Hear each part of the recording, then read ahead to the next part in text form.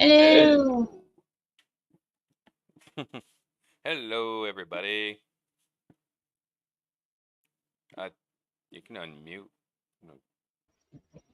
I can't unmute because your voice bounces into my headset. So, hello, we're going to get started, and we're going to say hello, and we're going to do an intro, and then we're going to bring on each of the contestants for The Price is Right, and after the intro, one at a time. So, yeah. What else was there? I think that's about it. So we'll get this rolling. We're not going to say too much because it'll be fun. That's for certain. So we'll catch you all here in a moment. You're listening to Radio Cosmos. Time to join Joe Cool and JJ Organics. Lucky winner of the Gemini Croquette Contest. Coming at you live from Floston, Paradise!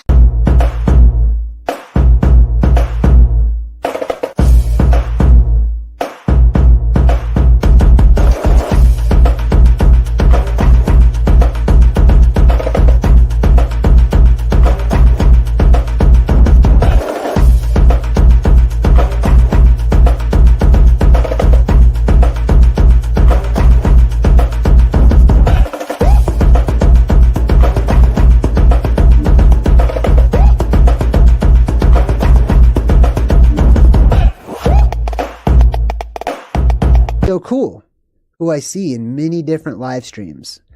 Joe Cool is a cool dude to have on all the live streams. This dude is there.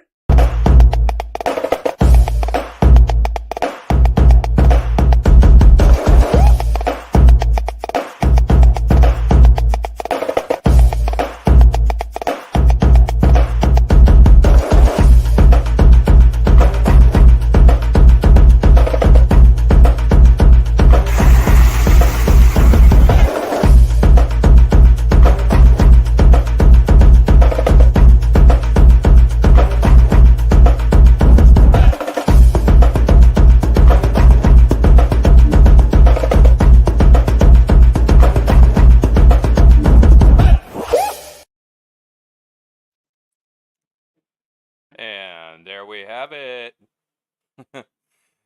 Hello, everybody. Welcome to this, I'm going to say, wonderful special presentation. And we do have some extra fine folks here to hop on the panel with us, some special guests here. And first off, we have from Mindful Exposures, Asra. Woo!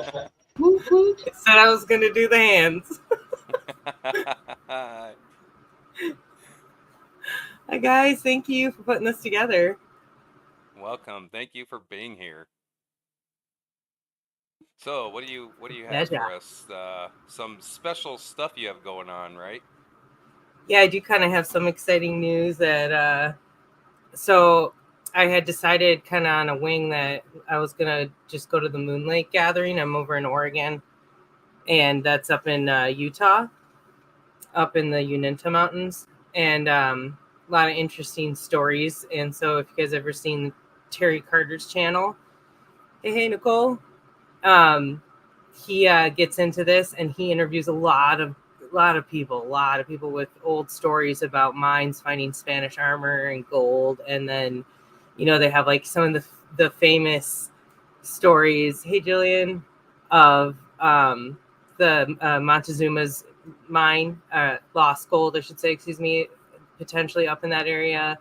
And so what happened was I ended up reaching out to Terry, and so he's super cool and connected, and we're going to meet up on there. So he's given me, you know, full permission to do some filming. And so I'm going to hopefully do some live, and then also have like a camera rolling at the same time. And then what happened was, in the process of trying to figure out where I was going to stay, I actually initially was like plotting out a road trip of going a little bit into Colorado and doing a little circle kind of where I'm going to end up being.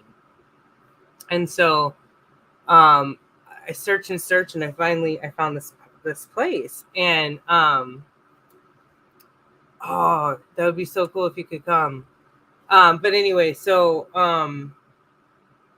sorry, I'm losing my train of thought. A little ADHD from the start. We were having a little fun there. Anyway, so I'm searching for a place, and I end up coming on this place, and it's just like the super cool setup. You know, it's a little bit primitive, but it's not going to be bad at all.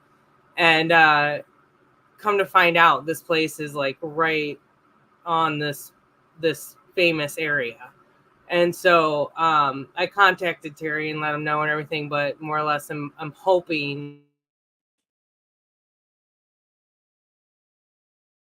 get access. And I can rent a four-wheeler, so I'm going to get on that and hopefully go all around this and maybe be able to show you guys some cool stuff. Or just if anything, you know, show the area because it's super cool.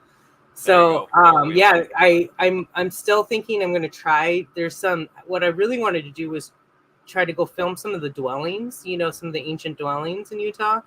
And so I'm still going to try to do a little bit of that, but I'm having a feeling I might end up spending my whole time.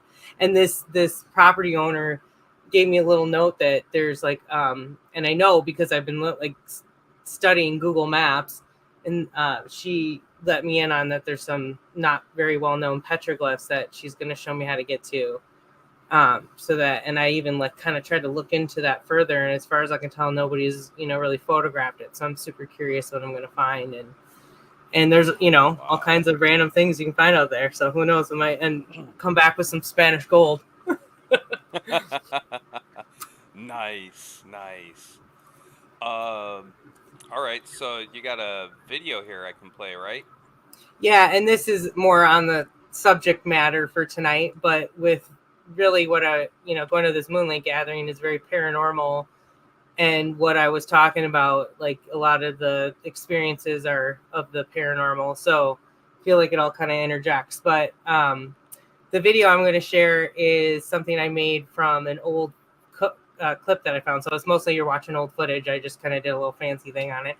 And it, I think, kind of explains sort of what I get at a lot about my opinion on, you know, who we are as beings, the biofield concept, 0 point energy, and this Carillion photography more or less kind of gets into it. So if you haven't already seen it on my channel, hopefully it's new to you, because I think it's pretty cool. Gets into the emotions and what that looks like. So anyway, thank you.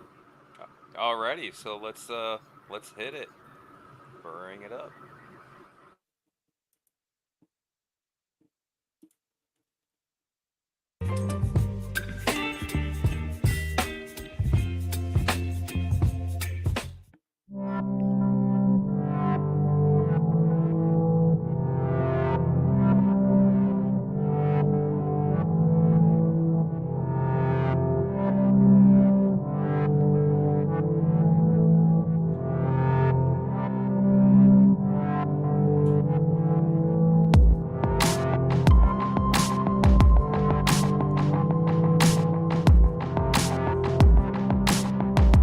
I hadn't gone. Sorry.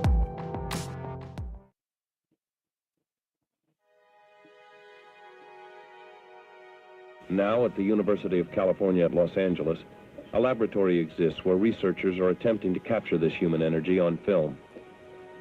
The process is called Carillion photography, named after Seymour and Valentina Carillion, Russian scientists who pioneered it in the 1930s.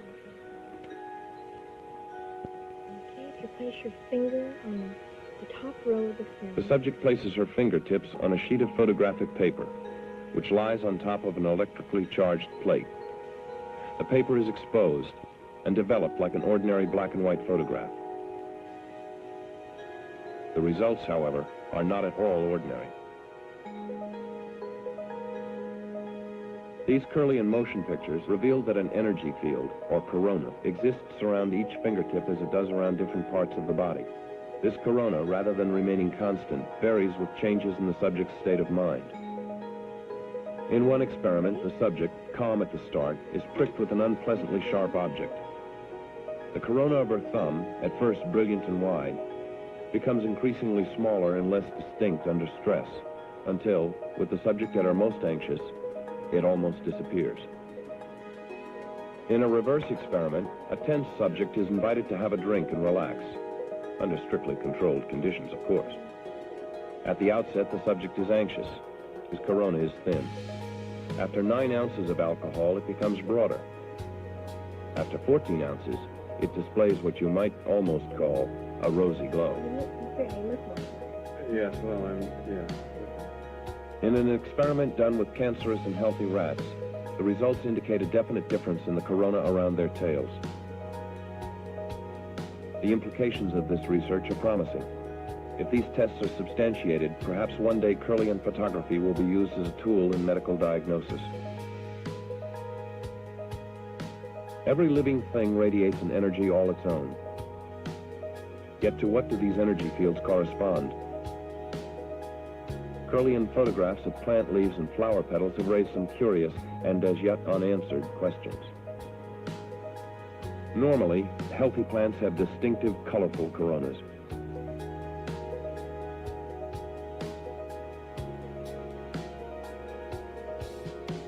On a few occasions, when part of a leaf has been cut off, a strange ghost afterimage appears.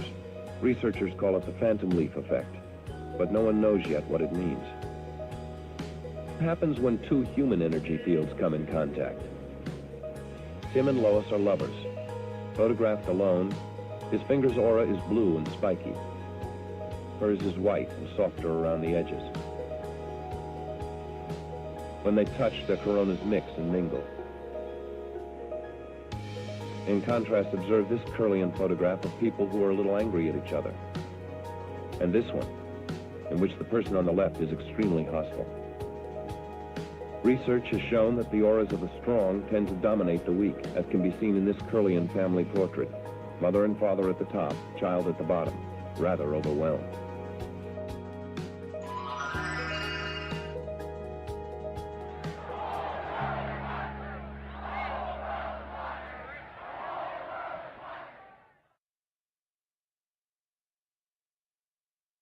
Wow. Thank you. I think that was Wow. yeah, good. And what my favorite part is, like, Kirlian photography has been definitely on the speculation table, but I thought that was sweet that came straight from UCLA. Like, I had never seen the video before. Something far back in my memory of what that video was talking about was familiar with the Corona, the beer. And that is, I'm like, uh-oh, Corona. Are you mentioning the word ish? I'm going, Corona, huh? Oh, okay. So Corona is like the aura? Is that what it's... Yeah, it's like pretty much what they were showing was like the biofield that comes off. That's, but yes, like, okay, so aura is a little different if you've heard of aura photography before, because aura photography actually gives off colors, and it's not necessarily like, it will show like how strong it is, but it won't, like, that was a little different. If it didn't give you color, it gave you like more of like a field. Like, you could literally see the difference between sort of a dulled out field versus a spiky energy field, right? Like I don't know how you would describe that exactly, because they didn't say like what state those people were in that, but I'm assuming like, they were clicking, their brain was clicking in that moment. Their energy was high. You know what I'm saying? That's really because they showed the example with the guy on alcohol, and that he was showing a less stressed energy field, but it was sort of dulled out, which was kind of interesting. Instead of spiky, right? Yeah, when the one, what did you say, the one participant was a little like tense and needed a drink or two? And then they talked about what was going on, and I'm like, there's the beer, Corona, and control environment. Just relax. It's okay. Pretend you're on the beach. That's right. It would be No, cool that to was see the difference, though, of like someone relaxing on a beach versus someone having like a drink in their apartment. You know, to see like what the aura look like, and do you get similar effects, or is it different? Yeah, So- because even controlled environments can still be stressful and not altogether technically controlled. They're still variables. Variables, I think it's the word. Yeah. That play a factor of the air quality alone. If somebody's actually more sensitive to the smell of air being stale, dead, or like they're used to having a slight aroma in the air, whether it's flowers or citrus. Flowers will give me a headache. Citrus is what I prefer, but also just Like not being in jasmine a- for you? Does jasmine smell like real jasmine when you come on it? Is it real strong? Because for me, it is. It's like overpowering, and it almost And smells like the fake chemical perfumes that I can't tolerate. Yep. Yeah, lavender also. Oh, really? No, I can tolerate that, but I can't do anything lavender. Is like the worst so far. it's interesting. I kind of thrive on lavender and peppermint. I sometimes people see me doing this, and I always think, "Oh man, do they think I'm snorting cocaine or something?" But I put peppermint oil right here. Yeah, I'll just take the bottle. I'm in the car, like real quick. You know? It's for my sinuses. It has. I swear. That's the way. But I've learned anyway. So yeah, Well, that's thanks for interesting. sharing. It's interesting to see. Yeah. What like it'd be cool to do more experiments. And I have looked into that type of photography, and I found more of the color style. There is a place in Portland, but there's not many of those. And I don't know. I was gonna inquire. I'm still gonna ask about it and see if I can do an interview or something. Maybe get in there. Right. That's why you like when I play with. I share some of the footage when I'm trying to get the moon mostly. But if the moon's not really, around, or it's hard to get, and I'm playing with the camera, I just angle it slightly with the sun, and the sun flare pops up. Because then afterwards, I'll even screenshot anything that looks cool with the, I guess I want to call it the aura of the sun coming through the camera lens, because it's just a red dot with the flare. The rainbow color spectrum comes through. Sometimes it looks like that blue beam alien ship. Yeah. Just playing around with whatever. Sometimes it looks like a jellyfish. It does. That's what I get at. And also I feel that I've taken some photos where it's like, you get your typical flare from where the sun's coming at, but then you sort of get this reflection flare. And I've had some really interesting shots that way. I feel like captured a few orbs too, and like nothing super crazy, but one of them was right next to this Native American roundhouse, so it's like I'm pretty sure that's what it was. It was pretty prominent. It wasn't a dust thing, The cameras do pick up things. When we used to live in Michigan before we moved here, we have a dash cam on our vehicle, and we always backed in because it was very narrow parking lot, small, narrow, so and very few street lamps. But our camera could actually pick up this activity around the street lamp kitty corner from our truck. And I'm mostly looking for, because I would download the footage and scan because we had nefarious activity going on. Mostly through the night, definitely after midnight, but not always. Up to 3 a.m, there would be orbs. I'll call them orbs. And it wasn't raindrops or dew dancing on the windshield. It wasn't bugs, because this is like 50 feet away. And our dash cam, it's like, it's not the best, but to pick up, floating things, and there was a pattern sometimes. Yeah. All And right. sometimes, All right, it was everybody. one time there was a creepy event where it looked like there should have been a deer there, but it was like a half face, and how it would just like would pop up, like it was staring at the camera, and then just like a switch, flip away, like that was it. Whoa, that's kind of creepy. I'm like, I wasn't trying to look for you. I was looking for those hoodlums hanging out in the woods, you know. 'Cause we lived up in the woods at the time. But I was never creeped out with where we lived, and I have been creeped out with some places that we lived.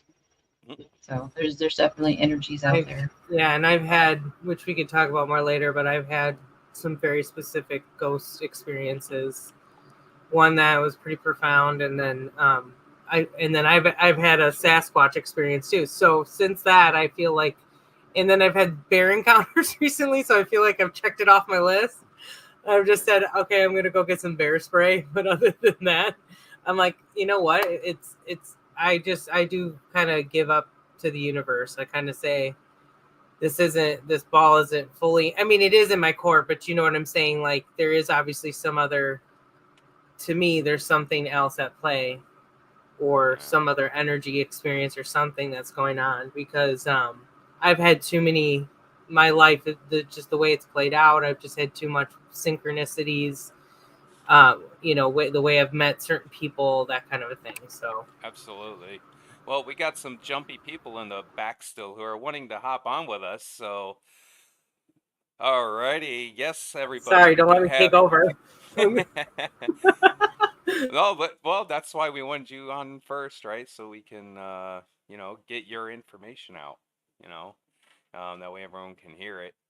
And so, who do we got here in the background? Special guest coming up next is MrSuperSideWinder. Hey there. Hey. We need to have a button that brings on, yay, the next contestant. Yay. Please calm down. All right. And we're not done, everybody. We're not done. We Gets got better. more. It gets better. Another special guest is Bexx, who is muted. What? She must be muted. Oh, I'm here. Yay. I shouldn't be here. I'm going to put just a sec. I am sorry. That was like super awkward tripping onto the stage, like, you know, do the whole, and now my hair's all, anyways, it's okay. It's brushed.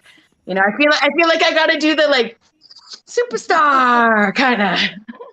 Is that too awkward? That's too old a reference. Sorry. No, not at all.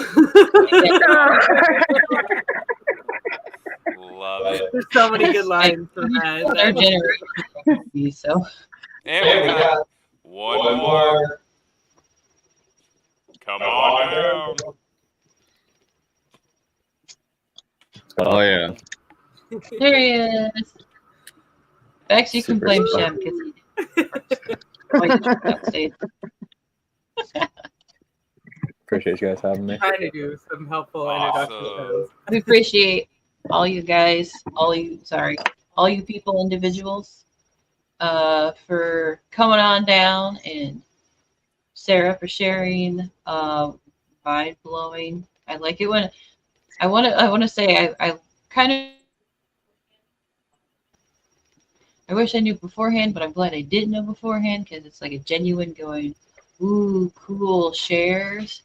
And then, which she didn't have to bring anything to class to share and tell, but much appreciated.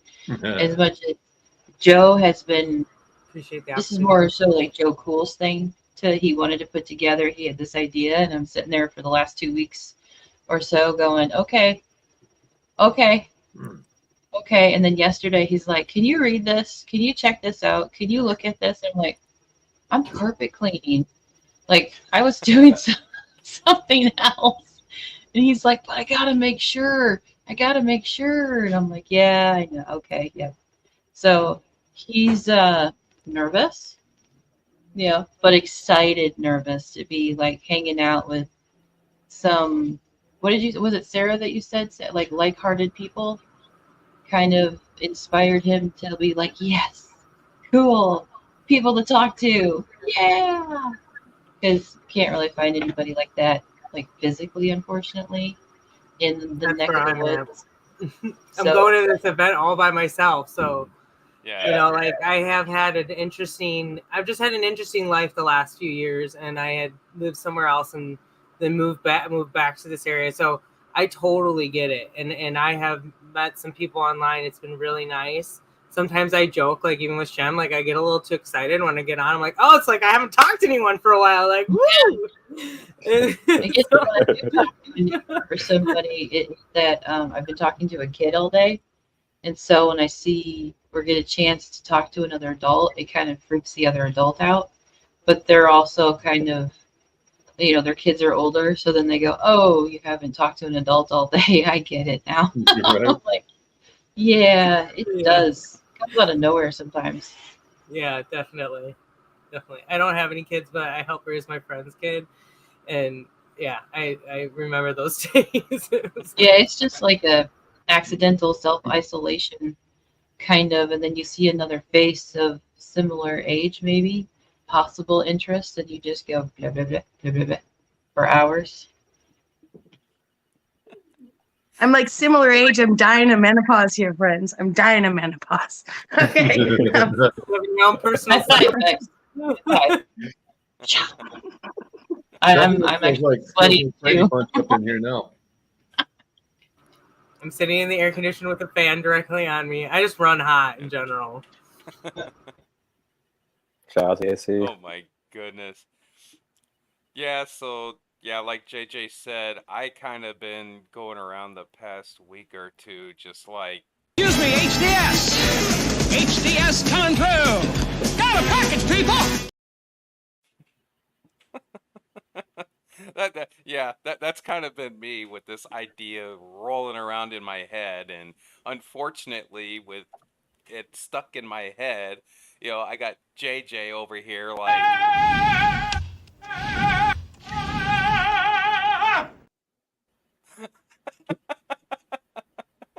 That's good.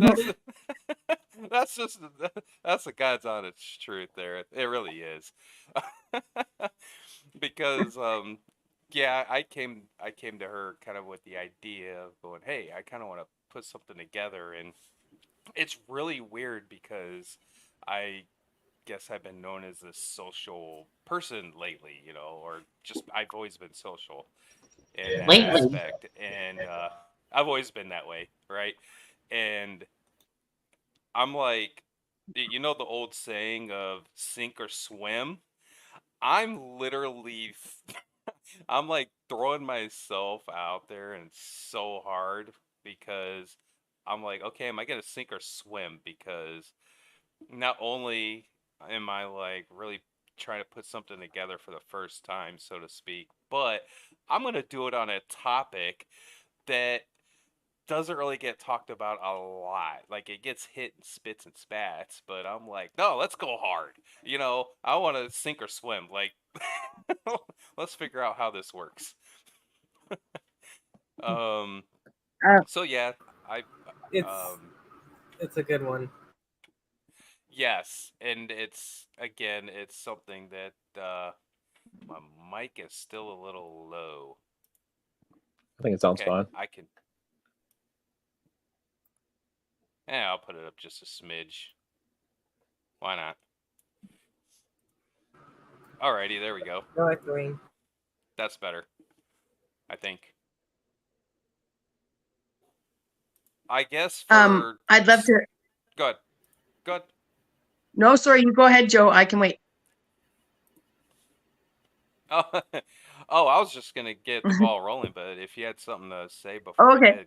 Well, I'd love to follow what you were saying, just because, like, it kind of ties into what we're doing here and sort of what Esra was just talking about, in that, you know, there's a frequency that we all put off. I do think that probably that they were measuring in emotion, probably resting is related to aura on some front. Like I would imagine that there, with the right tunage, I don't mean to infringe upon, anyways, I think that it might be related, but, I was saying to Phil recently from Amongst Us Are Predators that you and he have a very similar way of congregating people, right? Like that you're a real, like, I don't know, a magnet of community of some sort, like that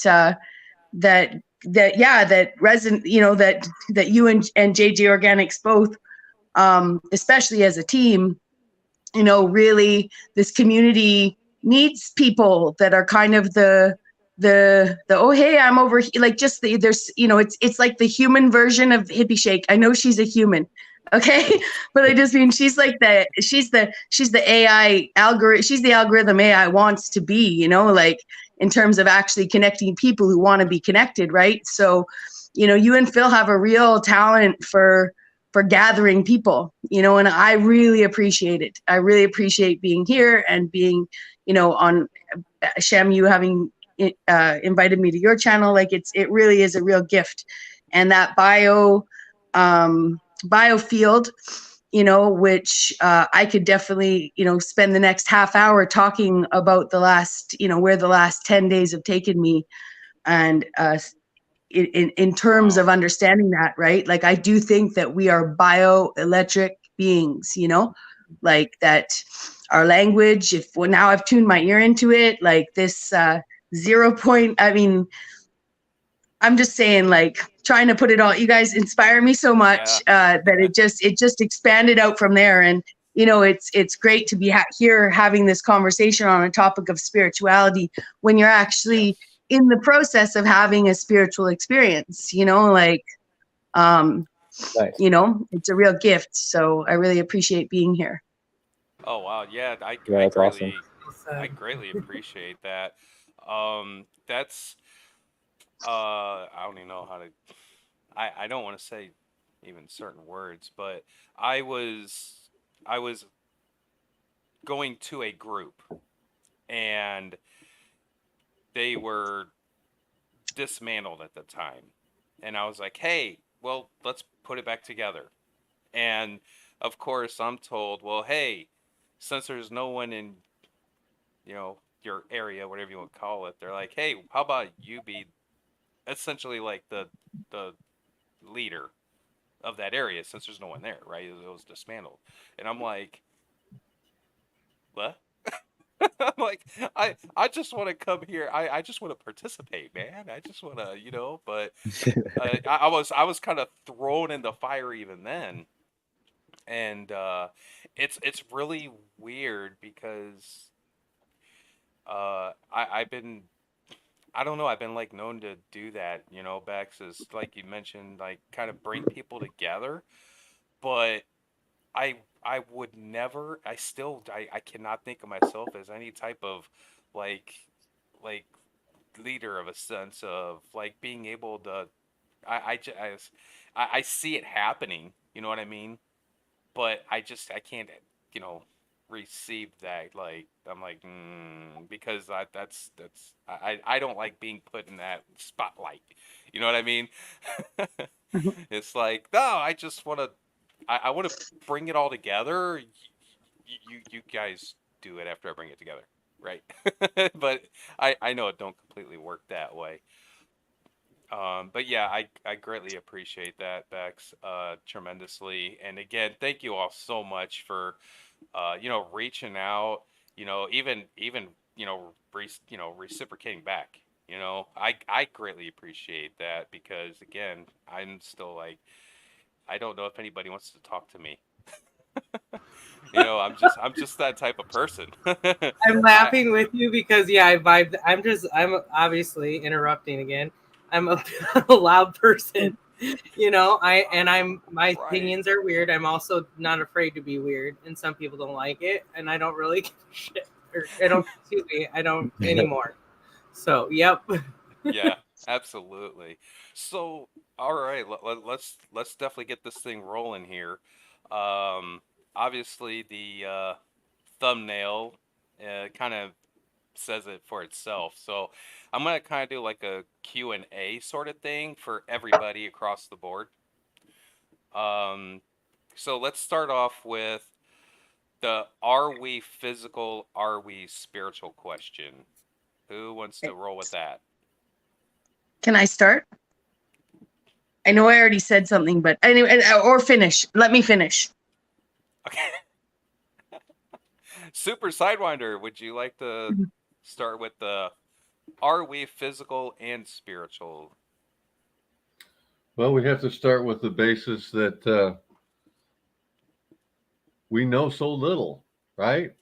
So, I mean, to say anything firm and determined, it's from my point of view only. So I can only speak for myself and hope that it's the same for everyone else, if that makes sense, right? For me, I'm a spiritual being, a light being created by the Most High God. To have this experience, to improve and test that being, temper, if you will, to show myself approved for the next life. So I don't think that I am this physical being. I think I'm in this physical being for the moment. Okay. So physical and spiritual. What do you think there, Shem? My perspective on reality, I don't really have anything set in stone, but I entertain various ideas. The one I lean the strongest towards is pretty pessimistic overall. I mean, it's nothing bright and shiny. I definitely think that we are physical beings. I don't think that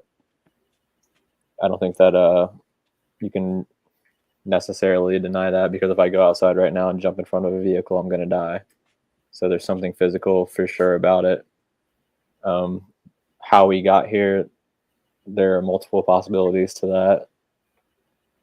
There are religious texts all throughout history that describe the creation of man, and a lot of the stories are very similar. So I think that's extremely interesting, especially when you think about the idea of the story of Babylon, where everyone used to speak the same language, apparently, and then we were spread across the earth and our languages were confused. And that's, to me, that kind of hints at why you have these cultures that are spread out all across the planet, have similar gods and similar origin stories, because there's probably some sort of truth to that in some way. I don't really want to get too deep into it right off the bat, but I do think that we are physical beings, and I think that there are various possibilities of why we think we have souls, or maybe as to what our souls could be. There you go.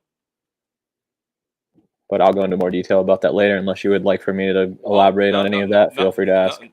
Not that works for now. Oh, it's going to get deeper as we go. That's the idea. Okay. Good. Ezra, right? Yeah. I'm more like both. We're obviously in this experience, but when I say physical, sometimes I do lean towards like the simulation concept. It's really, I don't know. I don't want to find out maybe too soon, because I feel like that's part of the fun right now, is like this mystery that we're entangling. But yeah, I think more so than ever, though, I definitely on the spiritual side of it, like I feel like I have a specific life path that's sort of been laid out for me more recently, and just certain experiences that I've had too. But that is part of what's like hard to discern, with what is this, a simulation or like a physical plane. So do you think it could be both? Yeah. I mean, how could it not be physical, in the sense that like Shem's saying, like, if I cut off my finger, I mean, there's like a whole, part to that. But what's interesting is like what we looked at is this aura and this like, phantom limb syndrome, like obviously there's something else. So. Right.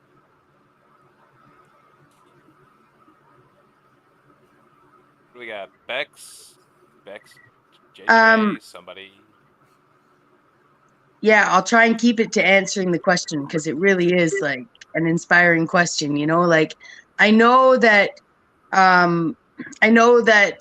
we all feel, and I shouldn't say we all, but from, you know, most people I talk to feel like there's something from before here that's important, right? And so I can support the idea that there's something in me that came here, that had something and existed somewhere prior to the date of my birth in 1972, right? So, you know, spiritual for sure.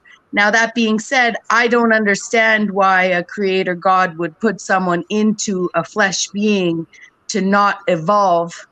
You know, I don't know why you would be from spirit to flesh, back to spirit. And I know it feels to most people like this realm is a bit of a punishment, and that's why they can justify it, you know, but I don't believe in the spiritual dip down into like a swimming pool dip down into like the flesh and back out. Like that just doesn't make any sense to me. And why it might not make sense to people and why we need to see the before like that or the after like the before might be because we were in eternity and now we're in a temporal magnetic field, right? So the past and the future were, you know, the past, and it's hard to determine when you try to put a sequence through something that's eternal. So my quick and short answer is definitely if we think we can stand up against these governments and be like, I'm a sovereign person on this sovereign land, you know, like I challenge people to spiritually to own their avatar as much as they do their spirit.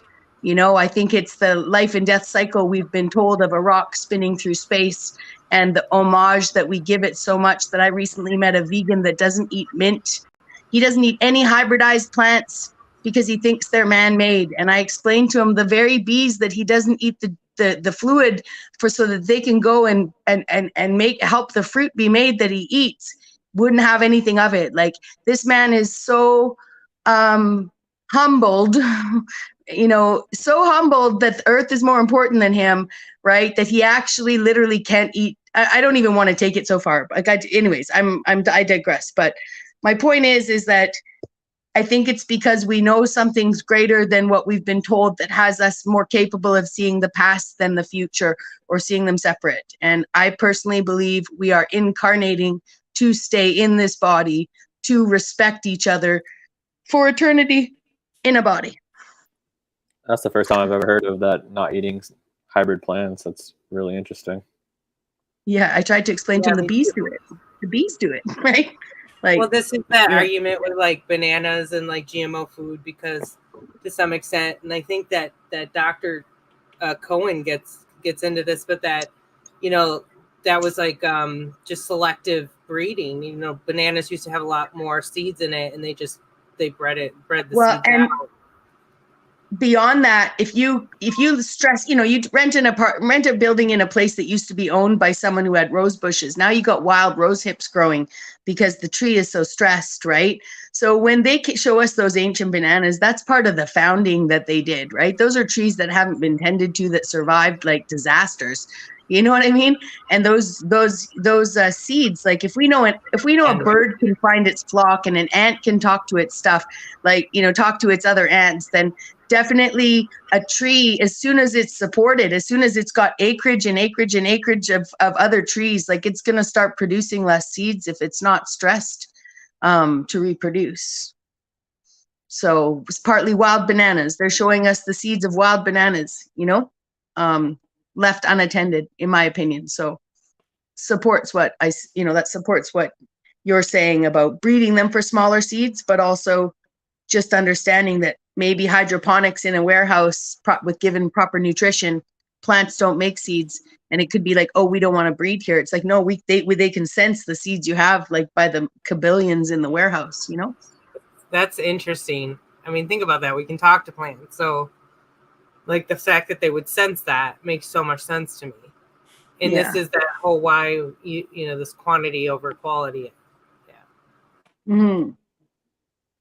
I have heard of that, but it also, for me, with food, of whether it's GMO'd or hybrids, as somebody was saying that it could be considered. Nicole was saying it could be considered a hybrid to GMOs. I'm sitting there going, something else is going on with the food and our environment as a whole, because I went from being able to eat strawberries, kiwis, bananas from being a kid to now I can't touch them. I can't even hold a jar with an ingredient of strawberries in it because my whole body will start to react. And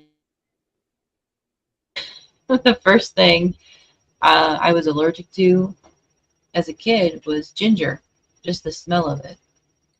And I would get headaches just smelling it. And it's an allspice, so it's in everything around the holidays.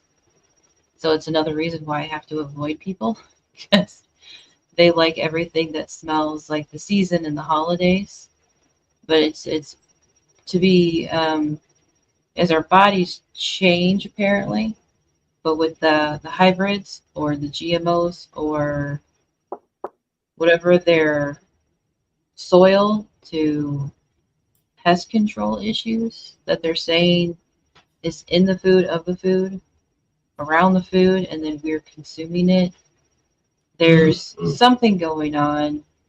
For, as I tell my husband, I tell Joe, I said, I feel like a canary in the coal mine, because there's so much every year that I can't eat, but my body is stressed out at the same time because it knows it needs something that's there that my body's like, you can't have it because they did something to it. They're hybrids mixing a lot of stuff that part of my body's like, it tasted fine, but I'm not okay.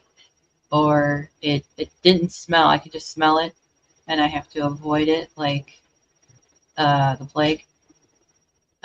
There's some places like we were just talking about with jasmine or lavender. For me, I grew up around lilac, so that is fine for me apparently, and very enjoyable. But they don't bottle and sell it anywhere that I can find. And lilac is more like a soft, pleasant smell to me. But and there's preferences. But the food, the seeds, the heirloom seeds, because I tell. The biggest thing is everybody has a green card to smoke the fun lettuce, the fun lettuce. And when I was pregnant with our son, I became very intolerant to it, and I started having reactions to as if I was ODing on something. And I had been to the hospital for the last, he's going to be 12 soon. For the last 12 years, I've been to the hospital for my body basically collapsing. And I was still conscious and breathing, but they treated me like I was ODing. So, and then some of the doctors and nurses knew what was going on because I said, swap me, I'll pee in a cup, I'll do whatever. I did not take anything. And so they come back just dumbfounded. Some of them were like, oh no, you're 1 in a million cases where you have to completely stay away from it. If somebody else is smoking it and I walk into a plume, I can have a reaction. It's kind of like an anaphylactic shock. My throat closes up. And if any of it got into my system, I become paranoid and then I crash like within a half hour. And I didn't have that problem growing up, and I didn't have that problem until whatever it was in the area, because I was living right outside Detroit. So this stuff in Michigan is everywhere. And being in Florida, it's everywhere down here too. But every once in a while, I'll walk into a plume because you can't see it. You just smell it. And you're like, I'm standing there going like, somebody has their great-great-grandpa's weed because it doesn't bother me. Like somebody's got the real, most organic shit and it doesn't bother me. And I can actually feel relaxed and okay in this plume, and I have no idea where it's coming from, and I almost want to be like a hound dog to track it down going, where did you get your stuff? Because you got the only stuff that's real. But everything else bothers me, where I feel like, what are they doing to the seeds of anything that they're growing and giving to people to say, here's your food, here's your substance to help you with your pain, and anxiety, just anything. And I'm like, that becomes such a battle that like it bothers me because my personal issues, because it'll trigger me to be like, grr, why do people have to do because I'm having such a negative reaction to it, but everybody else, they it's benefiting them. And then I have to tell myself that I'm just having a negative reaction to it. It's not the people, it's whatever they've done to it. But there's actually people, this is actually a known thing now, that people, because of the quality and because it's becoming so recreationally available, that they're having issues where people, it's more or less like a pesticide complication. A lot of people are getting stomach related issues, and obviously we know the stomach is the second brain, so you can only imagine what it's going to do to you. But yeah, it's actually like it's like there's a new study that was done, but they did link it, interestingly and thankfully, to the quality of the product. And they actually just had a recall in Oregon, and thankfully I don't get that kind. I'm very like conscious of what I get, where I get it from, and the organic substance. Because I mean, I'm not going to say that. I started to say, like, there's times where you can't always control what's in front of you or the circumstance. And instead of like obsessing or stressing about it, I had decided that I was just going to put a better intention behind it. But it doesn't mean that I still don't. I eat organic. Like I definitely strive to go, and I want to live that way. I want to live a more sustainable organic life. So that's just the name is, our first letters put together with organics. And I came up with that a while ago. And I said to put out the intention, the idea, the goal, what's that word of the year? Manifesting. Because even the fun story is meeting Joe Cool, Josh. We met on a free dating site, but to say 9 months before that, I wrote down what I wanted because I was tired of fighting for it and not finding it. But I was in a relationship for almost 2 years with somebody else who just didn't feel like he was ready to keep being in a relationship because he was between jobs. He was down and out. He didn't want to be a burden to me and to break up. And I'm like, but that relationships are help supportive. And he was like, I just need to be on my own. I just can't do it, whatever. So you can't fight with somebody who's, done. So I was like, okay. I was just like, the idea of writing it down, what I was looking for, what I wanted, and I put it in a drawer, and 9 months later, I met him. And then 9 months after that, we were getting married. And then 15 years later, he's sitting behind me. That's awesome. Congratulations. But that I've heard of that. You're not the only one who have done that. And for other things, too, is what I'm realizing. And trying to do myself, which I'm not doing great. And they say, like, the 3 successful things that a billionaire does, and not that I do not give a shit about being a billionaire, but successful. They're saying they read for 20 minutes and exercise for 45 and write a page of a journal down. And I part of that is I think you're putting your attention up. Sounds like they got a lot of free time. Yeah.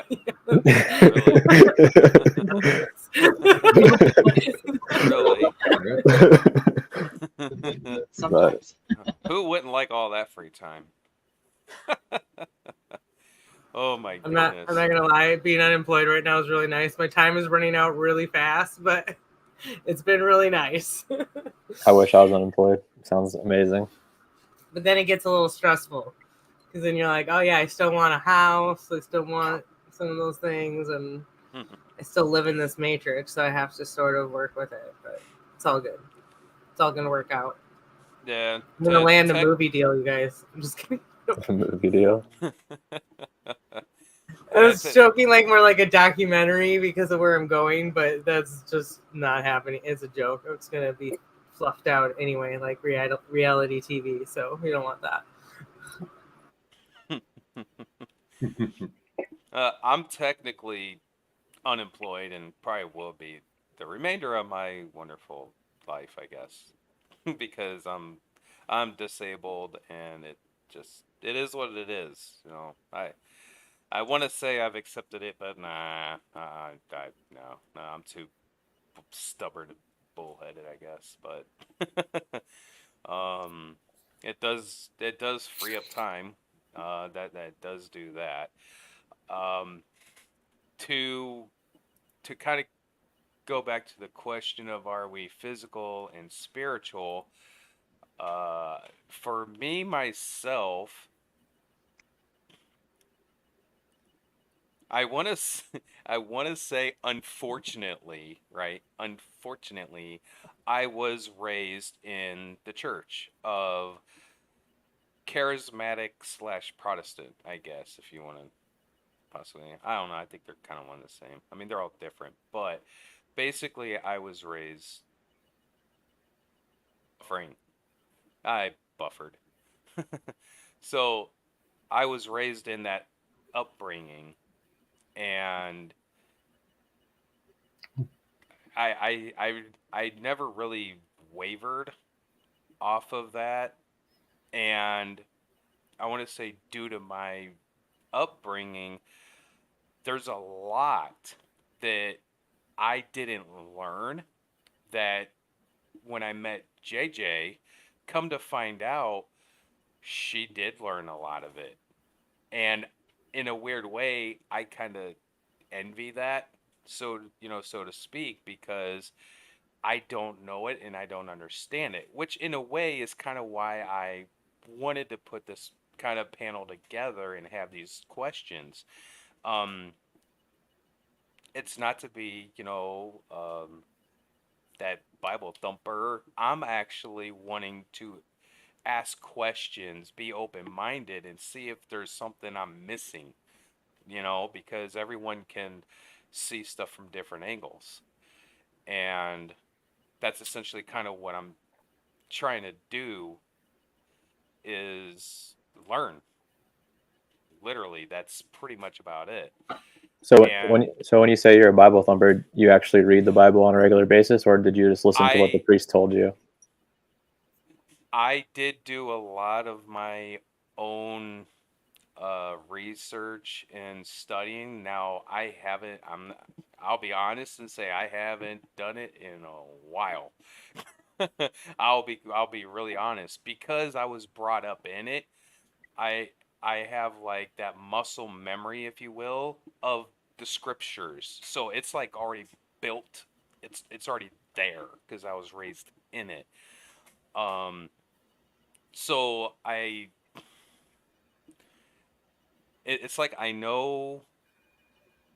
I can, like, kind of like Super Sidewinder said, I can only verify only what I've known and what I've learned, and basically through JJ, because as you can see under her tag, it says heathen, pagan, Gentile. So with that regard, she actually studied a little more of the astrology, astronomy, basically things that is a kid teenager in the church setting is told it's of the devil, right? You don't learn astrology, you don't learn astronomy, you don't learn all this stuff, about dragons and demons. Well, I mean, you do learn about demons. But you get the idea, right? This stuff is of the devil, so you don't want to. And getting older, I can understand for a kid and teenager if they're, not mentally able to handle it, right? I can see that being that way, but now I'm at the point to where it's like, the whole saying of what is it? Money is the root of all evil, right? I think a lot of people get that kind of twisted and go, because money in itself is an inanimate object. It can't be evil. It's the love of the money. intention. Yeah, exactly. It's the It's greed. the, yeah. It's the greed. It's the love of money that becomes the root of it. The money itself is an inanimate object. There's nothing. It's valueless. We give it value. So, and I'm understanding that, We right? idolize it. So, right. So, with that simplistic understanding of going, okay, if money itself isn't evil, it's the intention, it's the greed of it. What can I take that simple lesson and apply it to? And I was like, wait a minute. That's when JJ kind of came into play, and I'm like, so technically, astrology and astronomy and learning about our realm, as it were, it's not evil to learn about the realm around us. Now, the intentions and stuff that could be, put behind it at some point, sure, I guess I can go with that. But is it evil in and of itself, right off the bat? No, because it's like plausible deniability. If you don't know about it, one of those things. So, for me, I would say we are physical and spiritual, mainly due to my upbringing, and I've had my own personal. I'm buffering again. I buffered again. I have my own personal life experiences to where I can go, okay, we're definitely physical. We live, we breathe, we eat. Okay. And I definitely believe we are spiritual, like Bexx said, because there's something that it's hard to put into words, but there's just something there, right? It's like, okay, so honestly, I think Shem kind of hinted on it, which I was going to bring up next, is the whole why were we created? That's the next Q&A. Who wants to go with that? Why were we even created? or what were we created for? Why? What? I want to add really quick, because of my fun, I call mythological staring at the sky since I was however young. I think the cat fell off the table or something. Even was it last night or this morning? It was early this morning because I've been up for a while. Joe didn't know any of the stories regarding the Anunnaki / aliens from another world came here, and why they, Prometheus, that's the other one, created us. So I was generalizing that story, and he does have like a trigger response because of his upbringing. He's like, that is so stupid. Why? Because he was raised in the Bible teaching, like church, to understand your purpose with the personal relationship. And I just said, I'm just explaining it to you. This is the story. This is a very generalized, quick version of the story because we were kind of going over his notes. And he goes, I actually never looked into or know what the story is with the Anunnaki. And it's like, it's one of the things I fell onto right after, like, years ago, of talking about the discussion of what shape is the earth we live on, or this realm. And it's been a while since I looked at it, but I got the general idea of it. And sometimes I'll find other people, thankfully, on other channels talking about it. So it's always like a good review, and to see whether or not things have been added, or not really subtracted, but maybe added. So whoever jumps on that, Bexx, you look like you want to go first. Whoever jumps on that, if you happen to add that to it. I was just like, that'll be a fun little note for me to watch Joe over there squirm a little bit. I think what I hear from that is the need to understand. I think my understanding of having faith first begins with my understanding of purpose, right? Like no amount of information has ever been able to convince me that I am insignificant, right? And I think that's what this world is out to do, right? I know from my own feelings and my own relationship with the Creator, right, that I believe in, which I do actually want to say is more like a source code, probably from a cataclysmic event that actually did reduce everything down to a zero, right, that had already been set up with a fail-safe so that the information for everything is in a single cell of anything, which is absolutely miraculous and would obviously make it seem like, wow, that is the first and beginning of everything. But I feel like that's actually been that source, that most high, the most high creator God that I believe made everything. There's absolutely nothing in this realm that they did not make, right? Nothing. Right? So it's even if it's an action through an evil spawn of the hooty ha da ha, whatever, right? You know, that there's very intelligent design behind who we are. There's a running program in this realm to diminish the idea of that, you know, that insults the Creator, that actually from a single cell left over from fucking nothing made everything, you know, like potentially again. But I do know that my research into sort of theology and eschatology and that kind of stuff comes from a very backwards approach. I got lost in the dictionary for many months after not finishing a master's degree, and my job basically burned down. So I was in a place of destitution for the first time ever in my life, where I'd been saving for the future and paying for the past and getting nowhere, and suddenly I'm in this scenario where I'm like, fuck it, right? And I got lost in the words, right? Because in the beginning there was the word, right? And people think it was spoken. I don't know about that. I don't hear that anywhere in the words. I see that as data, you know? Then there was the light, right? Which then is like Li-Fi, which is what we're understanding. Wow, what's better than Wi-Fi? But this light fidelity, right? What does fidelity mean but faith? You know, like, so our system's been hacked, you know? So, you know, why were we created, right?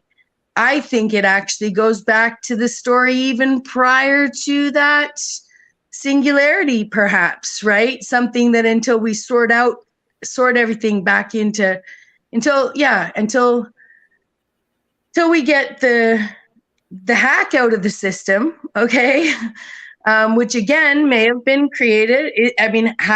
Everything's created for a purpose, right? Like, so evil is the reason why we're here to test them, right? If you're not evil, and I don't believe this. Oh, we gotta have good and evil in everybody. Like, no, actually, it's a source code thing, actually,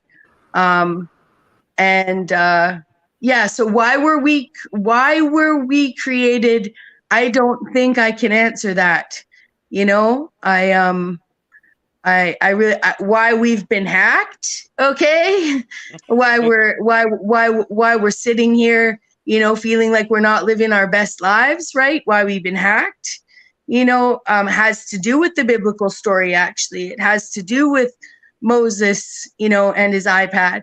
You know, like turning around to some invaders and being like, you know, we don't need to be told not to eat each other. We don't need to, kill each other, whatever the hell, you know, like I'm just saying, like there's a major, yeah. So my point, and I also wanted to add that through all of those things are true, like the astrology way to, you know, Harry Potter. Okay, J.K. Rowling has brought faith to people in a world that's told that's actually had an invader's story told overlapping our story. They've mocked and mimicked their way all the way through the entirety of this time program they're running on us, you know, and yeah, that's a test to them, actually, though. Just so have you ever heard the idea that we did this to ourselves? That we did this to ourselves to remember something? to remember like what we used to have. I heard that recently. Yeah, I have. Yes, I sorry, I was thinking how that fit into my system, right? I do. I think this we're taught to take responsibility for everything in this world. We're taught to feel guilty to frickin' run the water. You know, we're taught to feel less rights than a tree. You know, like we're so small, right? Then the only thing I can see in the opposite of it is being made in the image of an all-powerful, all-knowing source. That I think that we are remembering something. I do think there was. Yeah, I think eternity's been colonized. Yes. Oh. And we lost her. It got so excited it kicked her out. Like her energy. It was one- Your own energy went boom. They hacked you immediately. They hacked you. They're like, oh, boom. Like, out of here, man. She's elevated. She's out here. Are we able to ask some Am I questions, or do frozen? you want to keep Okay. it going? Wow. Pardon me? Are we able to ask questions? Or are you trying to keep it going, Joe? Cool. Yeah, I can. Yeah. Sorry. Oh, it Sorry. don't matter. You know, this is Okay. this is you know, just questioning and. Bexx, my first. I have two questions for you. The first one is why is it a problem that we would be insignificant? Like, how do you possibly view that in a negative way if we were to be insignificant? My spirit, since just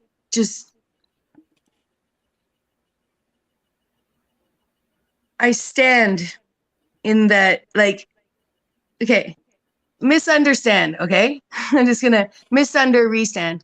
Okay, that's what they've done to our language. They restand, right? I know they say, oh, we stand under something, blah, blah, blah, but I'm just saying, like, I know from my bones, I know since I was an infant, I know since I've stood up to this system, like, I don't know, that's the faith that I have.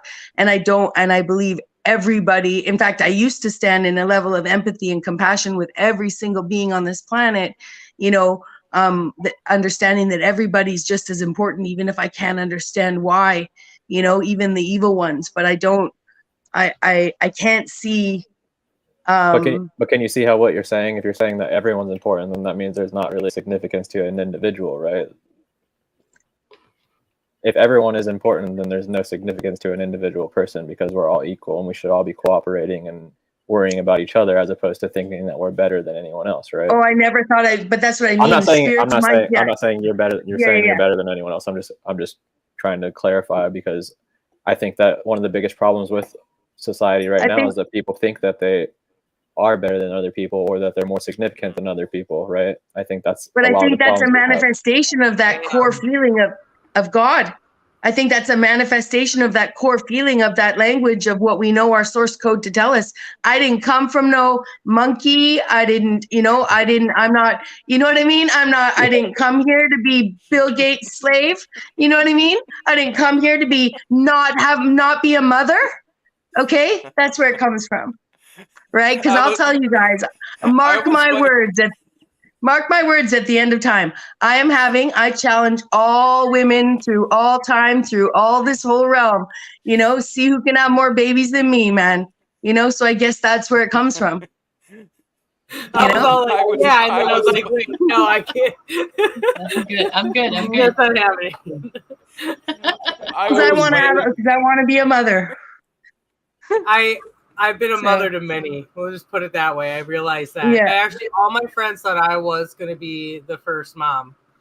And life just has its way of being the way it is. And I have been very thankful that I've had that ability to be the mom to a lot of people. Little kids, but also adults too. So. Me too. And this year's 2023 and me. I'm all 2023 and me. I'm just momming myself. Well, if you're not a mom already, I hope you get to be one. I was viewed growing up as to not have any kids. My sister babysat everybody's kids and then started barn and house sitting, dog sitting. And she's older than me a few years. And we don't talk, but she doesn't have any of her own biological kids because apparently she never wanted to have her own kids. She always joked about saying, oh, I don't mind watching and she's really good with kids. She has that natural motherly, It's, you know, but she's like, oh no, I want to give them back. I don't want them to stay. I want, So I like, hate and babysitting, for but I'm me, giving it's them just back. like, it's just like an acceptance thing. It's just like, it just is what it is. You know what I mean? But that's cool. And I think that, I feel like that's the whole concept of everybody having a role. You know, and what if we had a village? That person would be such a vital character. Yeah. In the village. Yeah. Although if we had I would find PTAs either that, way. Go ahead. I was just gonna say, if we had PTAs that insisted that not parents were on the PTA, I think that we wouldn't be in this situation that we're in. You know, I think that then you wouldn't have to worry about misrepresenting your child to stand up to the school board. Like, I'm a taxpayer, you know, like we could have electron microscopes in every school. I think there is something Did to I that. freeze There's up again? people who aren't parents do have some insight that is much needed to parental figures. It's just ego Yeah. gets in the way of allowing those people Yeah. to give their input. Well, a lot of us that recognize that, like, we're uncomfortable in this realm, just don't want to trap another soul here. And we realize if we have another child there, we've brought another soul in that's going to have to deal with whatever this is, right? Yeah, that's how I feel too, honestly. Yeah, A that's lot of where I'm That's times. how I felt after our second one. We have a boy and a girl, 13, and he will be 12. And after the medical involvement that resulted in our son having his diagnosis of autism, that I fall down that hole and see how horrible this world had become, where I was like, I regret not knowing more, not knowing better, almost like knowing more. But I had also spent like almost 10 years working as an aide in the classroom. And every so often I would hear the heartbreak of parents saying, I know this is all there is. They're going to be an adult, but they function as an infant or to preschooler, or never anything more than the mental capability of a 5th grader. They'll never live on their own. They'll never be able to take care of themselves, to be a full functioning adult, like independent. So there's this dead end, and there's this huge guilt, and there's this problematic situation when your child is disabled at any age, usually obviously out of your control. If you didn't know anything, whether it's a head injury from an accident, but even taking medication is like an accident. Because everything here is observer based, we look at it only from our point of view. Mm-hmm. And so while they're doing this to all of our children, we each independently feel like it's just happening to us. So we stay kind of quiet about it or whatever, but they're doing this to everybody. Yeah, it's not. Look at the numbers on just what you're talking about. And now the connection, right, with ADHD and autism. And Yeah, so now this is a rampant thing now. Those are not normal conditions. If you go back 100 years, that just plain did not exist. It might have existed. So that's the only other confusing part, because it could have just been misconstrued into that we're putting ourselves into a box. We're forcing ourselves to sit down and work in front of, a screen all day and say, be happy, when previously our environment was running around in the woods barefoot, like catching our food, and the whole, obviously, like, connection we had that way. So, yeah. Sorry. It's all good. The only reason I wanted to talk about that earlier when JJ was talking about her allergies, but I don't want to get this video taken down because we can't even talk about it. I know we were trying not to. we can't talk about this stuff. Like, we're not allowed to, unfortunately. If you do want to talk about it, form it into a question. You can say anything in the form of a question. I think there's keywords that they definitely take down off YouTube, unfortunately. Yeah, but we a should lot of personal struggle, because I wasn't born and raised in a church setting. I was kind of a free-for-all until I understood how to use the cable box, and then it was just MTV and of a lot of HBO movies to say I was too young to be watching what I was. Right. But I saw the adults struggling in my parents or my neighborhood, because art reflects life, life reflects art, what do you call music, movies, everything was still, there's a realness to it. Mm-hmm. And I would ask the big questions of why do we still struggle with trying to figure out how to feed starving children in other countries or our own? Why, or there's so many stress levels to being a parent, to raising a child in this world, and then you either see it, you grasp it, or you really grasp it when you have your own kids. But I saw it before because I was taking care of kids after school. The parents picked them up, dropped them off and picked them up. The kids were there for 12 hours every day. They're going to go home, do their homework, eat dinner, and go to bed. Yeah. Get up, brush their teeth, Start and over. out the door. And they're 12 hours of somebody else raising your kid. That struck me as a problem. Yeah, it is a problem. And there's certain things in the society I live in, the States. It's very different when I see how they live in Spain or Germany or China. I'm like, there's such differences, but there's still this, I want to say, over involvement of society to tell a family how to raise their kids. But then it's like that balance to go and say, how, and we're asking for guidance, but we're not asking for somebody to control us. And that obviously takes over even in what is the now of our physical and spiritual to the afterlife. Oh, there you go. Yeah. Text on the bottom. It all ends up connecting and spiraling into like a swirling vortex of when you talk about it without trying to talk about it, but talking about it. I'm going to mute myself. Okay. No. You made a great point. I mean, that kind of ties into my perspective on well, it's not my perspective because I don't know 100% for sure. It's just one of the many things I think about why we were created. Like, I guess basically, I think that one of the most likely possibilities as to why we were created was that basically there is a creator class of people, which is similar to the Anunnaki that you were talking about earlier, but I'm not going to call it the Anunnaki because that is also something I don't necessarily believe in. But basically, to these people, we are livestock. We are something that they created in order to serve them. There's a elite group of people who have the capabilities to create humans, and within the last 200, maybe 300 years, they created various types of people and then they give us these religions and they give us these ways of life and separate us around the planet to see which way is going to work the best for them to control us as best as possible. Why were they made? I don't know where they came from. I have no idea. And it's really weird because I feel like a lot of the religious texts are them explaining their backstory because they have my buddy Dr. Longo told me this. In order for black magic to work, they have to kind of tell you what they're doing. So my point of view for that argument,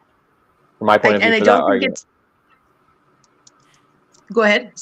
I just don't think it's consent, but yeah. Well, I mean, I'm not saying I believe this. I'm just saying. No. I just know usually with those people, they say they have to give us a bit of the truth because it's our consent. But you go on. You were saying that people believe that they have to give us a bit of the truth. Yeah. People consent to Islam. People consent to Christianity. People consent to Zoroastrianism. People consent for sure. Yeah. So I think there's tons of people consenting because that's what I'm saying is all these religious texts. That's why they're so similar because it's more than likely a group of people who are telling their family history, telling their backstory, and giving it to the public and letting them know what they're doing. Mm-hmm. That's why when you go to a movie or watch a TV show or read a book or go to a play or anything, you have the same symbols that you find in these religious texts being put into the characters in these movies because they tell the same story over and over again. But anyways, these people more than likely created us to serve them as a kind of livestock. So they do things like they have Christianity over here, they have Islam over here, they have Judaism up here, they have Zoroastrianism, they have Bali, they have all these are, yeah, they have all these different religions around the world to see which is going to work the best for them. An interesting thing about this is that if you go back even 100 years before today, and you look at the size of the people during World War I, none of us on this panel right now could fit into any of their uniforms because they're a much smaller type of people, right? If you go to a ship from World War II and try to visit it, you'll see that the inside of the ship is very small and very different to what would be comfortable for people like us to walk around in. So it's likely that some of these events in history were just them exterminating their last type of people that they were experimenting with, right? And I mean, a lot of this stuff is just pretty crazy to think about, but when you look at things like, you know, Timaeus by Plato, for example, there's a detailed breakdown of how humans were created, and they talk about different races before humans were created. Then if you look at, I don't know, something like the Bible, it talks about Adam and Eve and how the way that they were created, and then different versions of the Bible, like the book of Isaiah, talks about someone before Eve, like Lilith, which somehow relates to the Japanese creation myth where they have Izanami and Izanagi, which, like, there's just so many connections between all these different cultures throughout history. So it's like they got a little bit lazy because they just told the same story over and over again and divided us into these different little groups to see which way would work the best to control us, right? And then at the end of it, they decide which one works the best and they exterminate everyone else, right? I mean, I know it's really pessimistic and kind of insane and stupid, but well, it's not. it's not stupid at all. No, not really. And again, that's point of why I wanted to bring this topic and panel together. You know, because I want to say I kind of feel like I know Bexx has a different lens. I know Shem has a different lens. JJ does, because we mentioned her and my background. Everyone here pretty much has a different lens filter for looking at the world around us. And this is something that I feel it, like I mentioned, isn't talked about a lot, and for good reason, because 9 times out of 10, I want to say there's 3 major categories that generally, when are brought up, things get stupid, right? And normally religion is one of them, finances is another, and I'll just call it relationships, right? Generally those 3, it's like things go stupid because you know, most of the time people can't just be cordial and just talk. It's like, what is wrong with just getting together and just talking about it? You know, there's no reason to argue and bicker and go, no, I'm right. No, you're right. No, you're wrong. No, you're wrong. There's no right and wrong here because everyone has a different lens filter. There's no one right or wrong, because I think there's still a lot to get to. But at the very end of the day, I think what we're all going to realize is we have no clue. We have no idea how we got here, why. I just buffered again. and we don't know where we're going. And in all reality, that's what I feel is really going to come to a head as, you know, we get through it all, is we don't have a clue. And there's nothing wrong with that. And there's a point to that that I will get to coming up. But that's something that I try to strive to do, is just that, just be a welcoming, understanding, let everybody learn from each other, you know. And that's one reason why I reached out to Shem, because again, I knew he had a different lens, and I'm like, I want Shem's lens because I want to hear from his lens. That's just one of many. That's just one of many. I mean, right. The Bible is in my cycle of books I read every couple of months, is because I desperately want to find that comfort in knowing what reality is, right? So I read the Bible over and over again, because I just want to be able to be like, oh yeah, the Bible makes sense, and now my life is perfect because I believe in the Bible and it's easier. You know what I'm saying? Like, it sucks to not know, because you're always questioning yourself, and you're always questioning everything around you, and you just never feel really comfortable, I guess, in your own skin when you don't know. Like, I think sometimes some of these people who think that they know, like, I wonder, like, do they actually think they know, or are they just playing a role? Because if they actually think they know, that's pretty awesome. And I would strive to be like them, because then it seems like it'd be a lot easier. Well, I That's what it looks like. I feel like I think I know, to my own understanding, of course. And with regard to that, I will definitely come out and say, am I the word Christian, because I was brought up in the church, right? People are like, well, oh, you're a Christian. Oh, no, religion, Christian. No.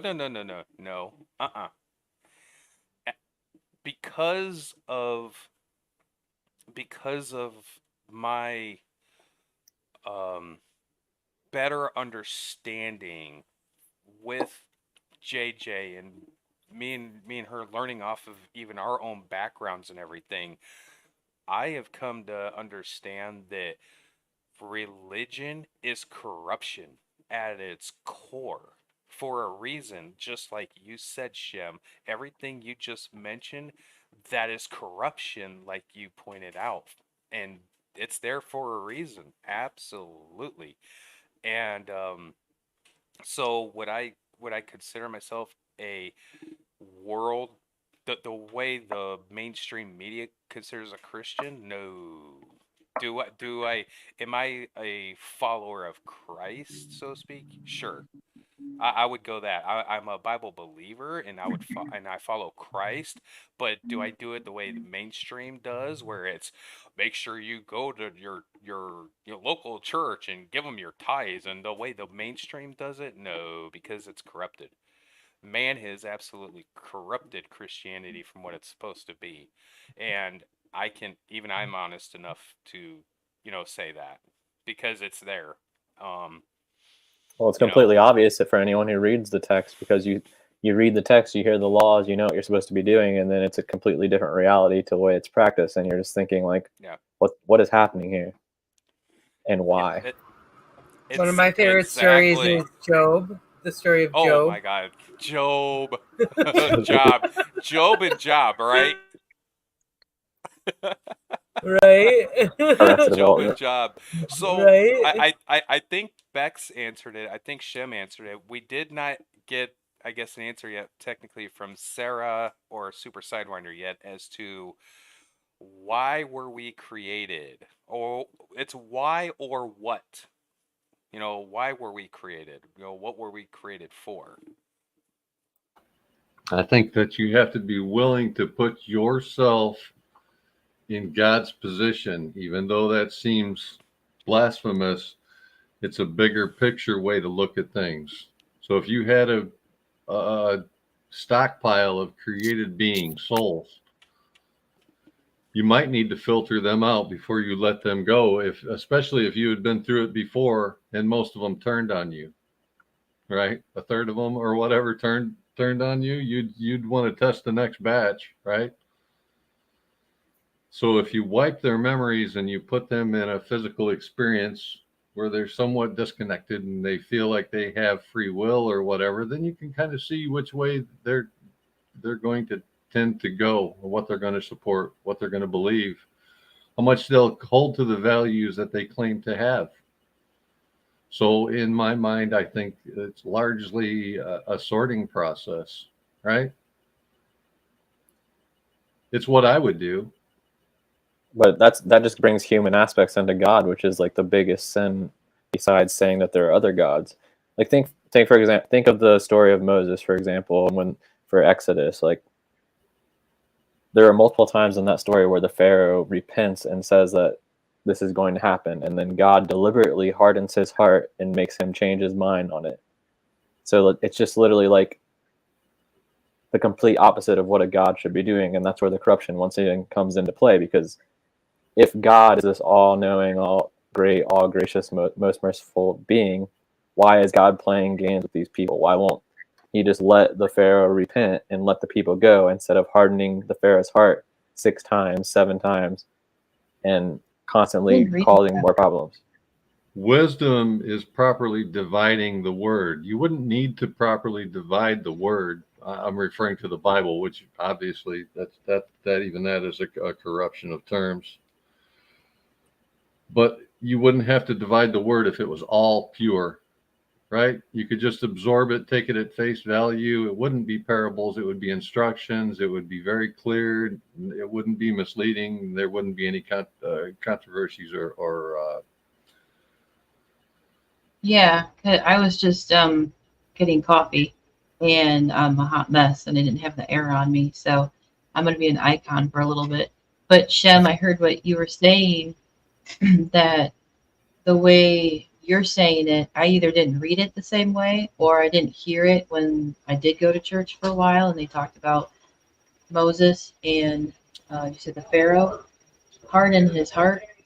God to, I'm getting it all mixed up because I'm hot flashing and drinking coffee. But I was like, when you said it that way, I'm like, I never heard it that way. I never heard it on reading it or hearing it. I never heard it that angle of saying, I do remember the words, God hardened his heart, but I thought it was, I actually remember thinking, I thought it was because his intention was still like condescending. But he really wasn't sure. So God still played a role in going, okay, I'm going to help you decide, good or bad. Here's what's happened if you're going to go against me. Like, not like how you brought it up, and now I got to go read it again. To have that perspective of going, there's sometimes more than one way to see it, hear it, and read it again. That's why I like Joe Cool. I challenged him for the last 15 years. But I'm like, but like how you just said, Shem, you said something that puts it into my head going, I need to go look at it again. Because we want to be thorough when I think about stuff as much as possible. And I do know that it takes time. It's been 15 years, 20 years that I'm 40. So if I've been on this kind of more of a journey of finding a faith, I looked at all the other ones and talked to certain people about that, whether it was Eastern, Middle Eastern, or New Age stuff, and the Bible related stuff. I don't like using the word Christian too much. I've never been okay with it. I could never understand why. So I would always refer to the Bible teachings. And then there's the different books, but I won't get into that. I like the Bible teachings because it was still confusing with the Old Testament to the New Testament. And learning that at least there was somewhat of a moral compass guideline that was there. That's what gravitated me towards it, that I didn't see in the other faiths, as to read a story and try and get some perspective on how to treat other people, why there's corruption, what is the corruption dealing with, like the fall of man or even the fallen angels. Like, the world we live in isn't just what you see right in front of you. There's more to it, and that can freak people out too, of what you can't see and what you don't know.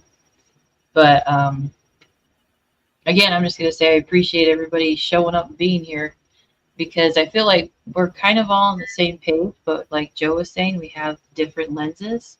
We still bring something else to the table.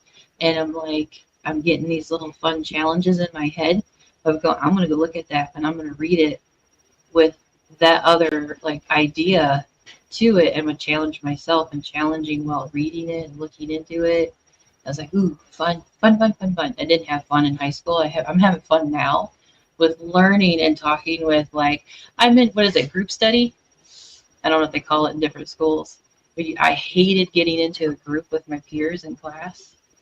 And now I'm like, yay, fun group. People that we're all like the same page. I think Sarah or Bexx was even saying we're quirky, we're weird, and I don't care. Like, yes, exactly. Well, yeah. if you want just like a mostly non-religious way of looking at the stories of Moses and everything we're talking about here, look up Antiquities of the Jews by Flavius Josephus. It's basically like the same stories from a historical context without as much of the religion pushed into it. But I think what you're talking about here and what I'm kind of mentioning is like that's the human input going into these scriptures, because the optimistic way of looking at it from my point of view is that there is something to the Bible, there is something to the Quran, there is something to these religious texts, because there is an actual God out there who does care for us. So maybe there are pieces that are straggling behind that are good, and then humans have added this extra stuff into it, like what I'm talking about with Moses. Exactly. Wait, the point was it Moses? Was it Moses' heart that was hardened? No, the Pharaoh's heart. The Pharaoh's heart was hardened multiple times after Moses asked for his people to be able to go and worship God. So basically, Asking for his people to what? Sorry. So the cliff note of it is Moses wanted to take the Jews from Egypt to go worship God, like 3 days journey away from Egypt, to be free to do this. And the Pharaoh gave him permission multiple times, but God deliberately made the Pharaoh change his mind, because who knows why? It just seemed very childish. It seems like something a God would not do. So that they couldn't go on the journey? Yeah. So eventually what causes them to be able to leave is that God kills the firstborn of every person in Egypt besides the Jews. So it's like this giant sacrifice, basically. It ties back to the whole mystery religion stuff that I've talked about a couple of times on my channel. But sacrificing of the firstborn. So all the firstborn in Egypt, whether you were a slave or royalty or whatever you were, if you lived in Egypt and you weren't one of the Israelites, your firstborn was killed on that night. And the Israelites had to do a certain ritual where they sacrificed, I think it was a ram, and then they had to put the blood on. Yeah, for Passover. It's still practiced to this day, or it's supposed to be, but obviously you have things like the Talmud and the Zohar who tell Jews to live by different rules than what are passed down to them by God. So that's why it gets really confusing with all these religions. But anyways, the Cliff Notes was after these plagues happened in Egypt, and then after the firstborns of Egypt were killed, the Pharaoh finally let Moses leave. But then even after that, God hardened his heart one more time and made the Pharaoh chase after Moses, and that's where you get the parting of the Red Sea, because for some reason God just wanted to kill all these people. And that's why I'm saying that should be a red flag to anyone who believes in God, because it's like that's a very human way of behaving. God is not supposed to be a human. And that's why I brought up Job, because he literally tortures the guy. Exactly, like the story of Job. It happens time and time again throughout the Bible and the Jewish Pentateuch. Yeah, I do. I haven't looked as much at Old Testament. I take a bit of everything from everywhere, and have spent a lot of time in the last few years listening to scripture, Christian scripture, and in a lot of channels, and really upping my game from just the words in the Bibles and the relationships and stuff like that. But I have a really good sort of handle on things, and I've just been recently looking at the Moses story. But I think it's important to sort of I think for me, I never really read the Bible much because I got stumped at Genesis 2 when they changed the name of God and they told the story again. I was like, so I sometimes for me, okay, so in that there's something to that first I want to say that I shook my head earlier. If I'm being, I'm just like, my heart goes when I hear the hell thing, and then David comes out with his soul sifter, and I'm like, right? So and I love the challenging questions. So I don't want anyone to ever this is just so exciting here, So I hope that people see where if I'm like, it's just my heart that's like, oh no, breaks for the I want that spiritual playfulness to be like, let's hang out like forever. I mean, not now, forever, and not all the time forever, but forever whenever it starts, right? Yeah, but I do think back to this Moses thing and back to what I'm learning, for instance, is in the Quran, Rebecca only has one son, and in the Jewish story, I don't know what her name is there. Pardon? The Talmud? But she has one child as well. And then in the Christian story, Rebecca has two children, from two different people, right? Which actually has, there's stories behind these stories that allow for religions, like, because two people who blend in a religion become brothers, for instance, right?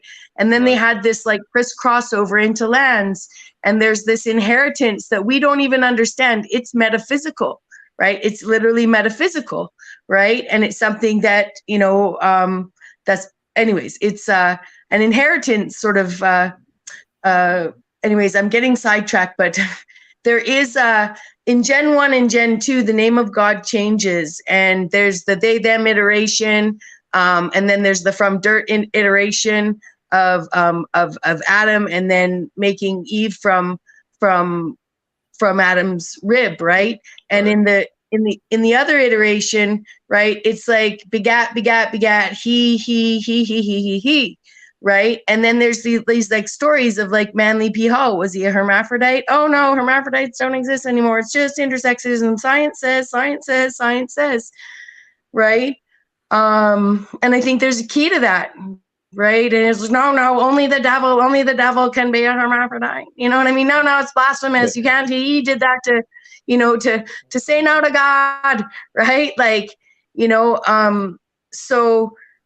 From what I understand is that the majority of those stories are actually an overlay onto the story of the mother and the father by the invading hackers to our system, you know, and I think it has to do with Enoch. I think that I think that it has to do with with some playing around with the metaphysics, biology, the source code, and hacking and making a situation where same looking beings, right, hermaphroditic beings, might have been actually punished from breeding for a while, or told they couldn't breed, or maybe even decided they would be discarded, and it hurt them, right? You know, and then we were made, and then their spirits were sad, and I don't know, but I'm just saying I'm not sure how that all works, but I do know there is that all of that story is an overlay of our story, and it is a full-on invasion story of, well, that's what I was going to say, of a species that needed our eggs. Have you ever read the dialogue? Have you ever read any of the dialogues of Plato before? No. Because what you're saying, it fits into his dialogues. He talks about the original race being basically male and female, and then they got split up over time. So like they're I don't know if that adds any extra weight to what you're saying, because for you to come up with that in your own brain, I don't know if you're influenced by other sources, though you could be, but just for you to come up with that in your own brain, it's kind of tying back to what I was saying at the beginning. That stuff like the dialogues of Plato and all these religious texts are talking about the creation of mankind and the evolution of different types of man over time for these people creating and trying different things. Because at one point, these people who are in control did create a type of person, according to Plato at least, of what you're describing, where it was both male and female and didn't need to reproduce it. Then they split them up, and you know, we got what we have today. But I don't know, it's just interesting. It's just interesting that you brought that up without ever reading any of Plato's work. That's really good, because then that becomes really quick the dark versus the light, the moon versus the sun, and the whole feminine and masculine component of that, our whole left and right brain. And we talk about how like injuries and emotions are related to left and right brain, and it's all about balance. Nipples on men and a shriveled up prostate gland, and the fact that XY swire XY, the fact that it can be done, that they can even carry children, the fact they can carry children with donor oocytes. You know, it's God, but it's, you know, but like, yeah. So it may very well be a war between multiple gods, right? It could. That makes me feel better than one god that's like, fuck you, I don't like you. You know. And all, well, and then that's like you were talking about, like Enoch, like that story of the brothers, which would make sense with like God and Egypt, more or less, like that separation and like just right, because it all connects. It's all like you know, Shem said. Well, and I can't. That's why I was gonna. That's what I was gonna. What? I'm buffering again. What were you gonna add? Cutting out. That's why I was gonna. Yeah, I buffered. That I was gonna ask Ezra, because I don't think she actually answered that question yet of what or why are we. It's okay. I actually enjoyed being towards the end because listening to everybody else, it kind of helped me put my thoughts together better. Like I think initially my answer was going to be just kind of simple, but it's still. I mean, I don't need to, because I feel like a lot of you guys have said very similar things that I would have said. But anyway, so and now I'm like totally forgetting what I was going to start with. Hey, we got time. This is what I do, like ADHD. Shoot. So I think the whole idea that okay, my kind of thing too is like coming into a human body, being put into that possibility, like maybe in being and if the idea of past lives, so we're being forced to sort of like relive this scenario over and over again, so we're like sort of trapped in this. And I don't know, because it's hard for me to say that for sure, but I mean I do correlate with how Egypt, like there's definite, and I think the Sumerians have this in their text of that DNA manipulation and creating other types of beings from animals or whatever, and different types of humans, and you know, and obviously like there's still that possibility of Nephilim and giants. Nephilim, can't even say it. Sorry, I am not fully remembering everything I was going to say, so I think you just give me a second on that. That's all right. I think Super Sidewinder, I think, was probably going to mention something. Kitty's distracting me. Yeah, I wanted to talk to Shem a little bit. Yeah, have at it. What's going on? So, Shem, if you had never seen a Bible of any form, any of its incarnations, how would you feel about the Creator, and would it be any different than how you feel about him now? Just kind of a short answer, because I got a lot more. Probably not too much different, but it's hard to tell because it's been influenced by so many outside sources. Okay, so when you look at like God hardening Pharaoh's heart, testing some of the things that you wouldn't do from a moral high ground as God himself, doesn't that kind of degrade like your feeling of God to think that he would do those things, or the Job story, or a million other examples? My point I just think that I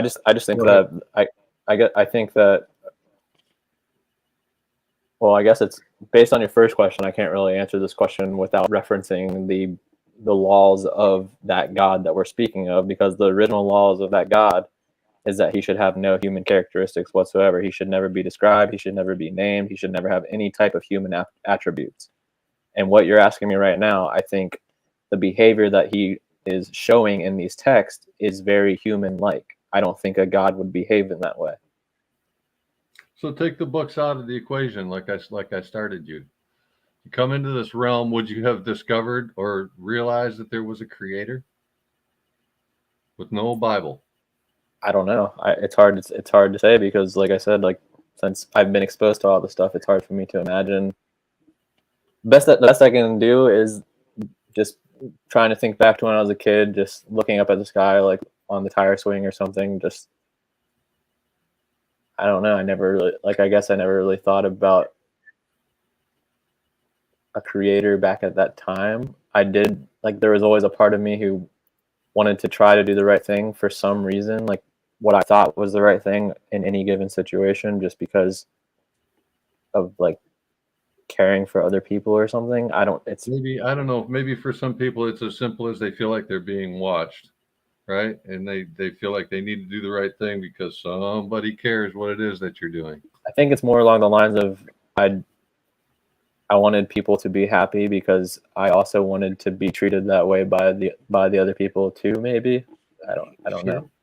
Sure, that's fair. So Because I don't think thinking of it from like a way of being punished is necessarily how I view it. Like I don't, you know what I'm saying? Like I'm not thinking of it as if, oh shit, like if I don't do this, he's watching me, I'm gonna get in trouble. I never thought about it like that. Well, maybe more that you would rather please your creator than to be looked down on, frowned upon, or judged by, right? Maybe that's part of it. Could be, I guess, but I don't think that the creator would need to be pleased by anyone. Wouldn't you? Don't you? I just want to interject with the no God in the Bible thing. Just blew my mind, Shem. So, What do you mean, like not being described with human attributes, or? Yeah, that the idea that all the lords in there are all people with their labs. They're all like Noah. They're all like, they're all, like, sorry to blame Noah there. But like that literally the feeling that you're talking about of wanting to do good, right? Like that's good. That's what makes me feel like I have purpose, right? Like that's what makes me feel like I have faith in some reason for being here, and that I want to look at everyone in the world and feel like they must have the same purpose no matter how they're being, like. Right. So. Yeah, but it's still roles, I see it. That's why I often reactionary. We're not just trying to feed our bodies and everybody else be damned, right? If I got to take your food to feed my body, that's like I don't have a moral compass for that, right? I'm going to take your food because it's just simple, man. I got to feed mine, right? No, But what morals makes you come at it from a higher standpoint, right? You recognize that you're doing harm to somebody if you take their food. I think that there's two arguments to that. I think one argument is if you can see yourself as being higher for taking the moral high ground, or you could also see yourself as being less than the other person for taking the moral high ground. Because from my point of view, if I have the option to eat or this guy has the option of eat, I'm going to give the food to this guy because I see myself as less and not as worthy as another person who I don't know anything about or what they've been through. Well, that's morality. That's completely contrary to logic. Because if you were just reacting from a logical standpoint, or even from just a survival instinct, like an insect, an insect would take another insect's food and not give it that higher thought. But you don't have. But you don't have to do that. No, you don't have to. That's what I'm saying. That's what makes us different, unique. We have a moral thing that overrides the instinct and the survival instinct. All of that, right? I agree. We do things because it seems right to us, and it seems wrong to us not to do the right thing. Mm-hmm. Most animals here don't have that. We're a higher form. Well, right? And my brother from the same mother, same father, does not have that. Well, that's a narcissist, and I think people can choose to disconnect from their moral fiber, right? Yep. And I think that's the sorting system that you're talking about. Right. So let's talk about the Bible for a minute, because we've all come on our own journeys to realize that the stories that we find in our Bible match up with like every other religion on many, many different levels. Sometimes like it's almost creepy, like we know where they got the story because here it is again. Oh, here it is again. Here it is again. The Bible has only been in its written format since they invented the printing press, going back to the 1600s, if we're to believe the numbers they give us. So before that, people had to come to faith without a book. And when they created a book, surely the evil powers that are trying to take over this world were influencing it even then. We're not talking about the time scale of one human lifetime. Whatever's trying to influence this world toward evil has been at this game an awful long time. Does everybody agree with that? I do. For sure. Okay. So if they corrupted the book by bastardizing a bunch of other stories that had higher thoughts and truth involved in them, well, that's how you sell a lie. You have to include pieces of truth to make someone believe lies. It works that way.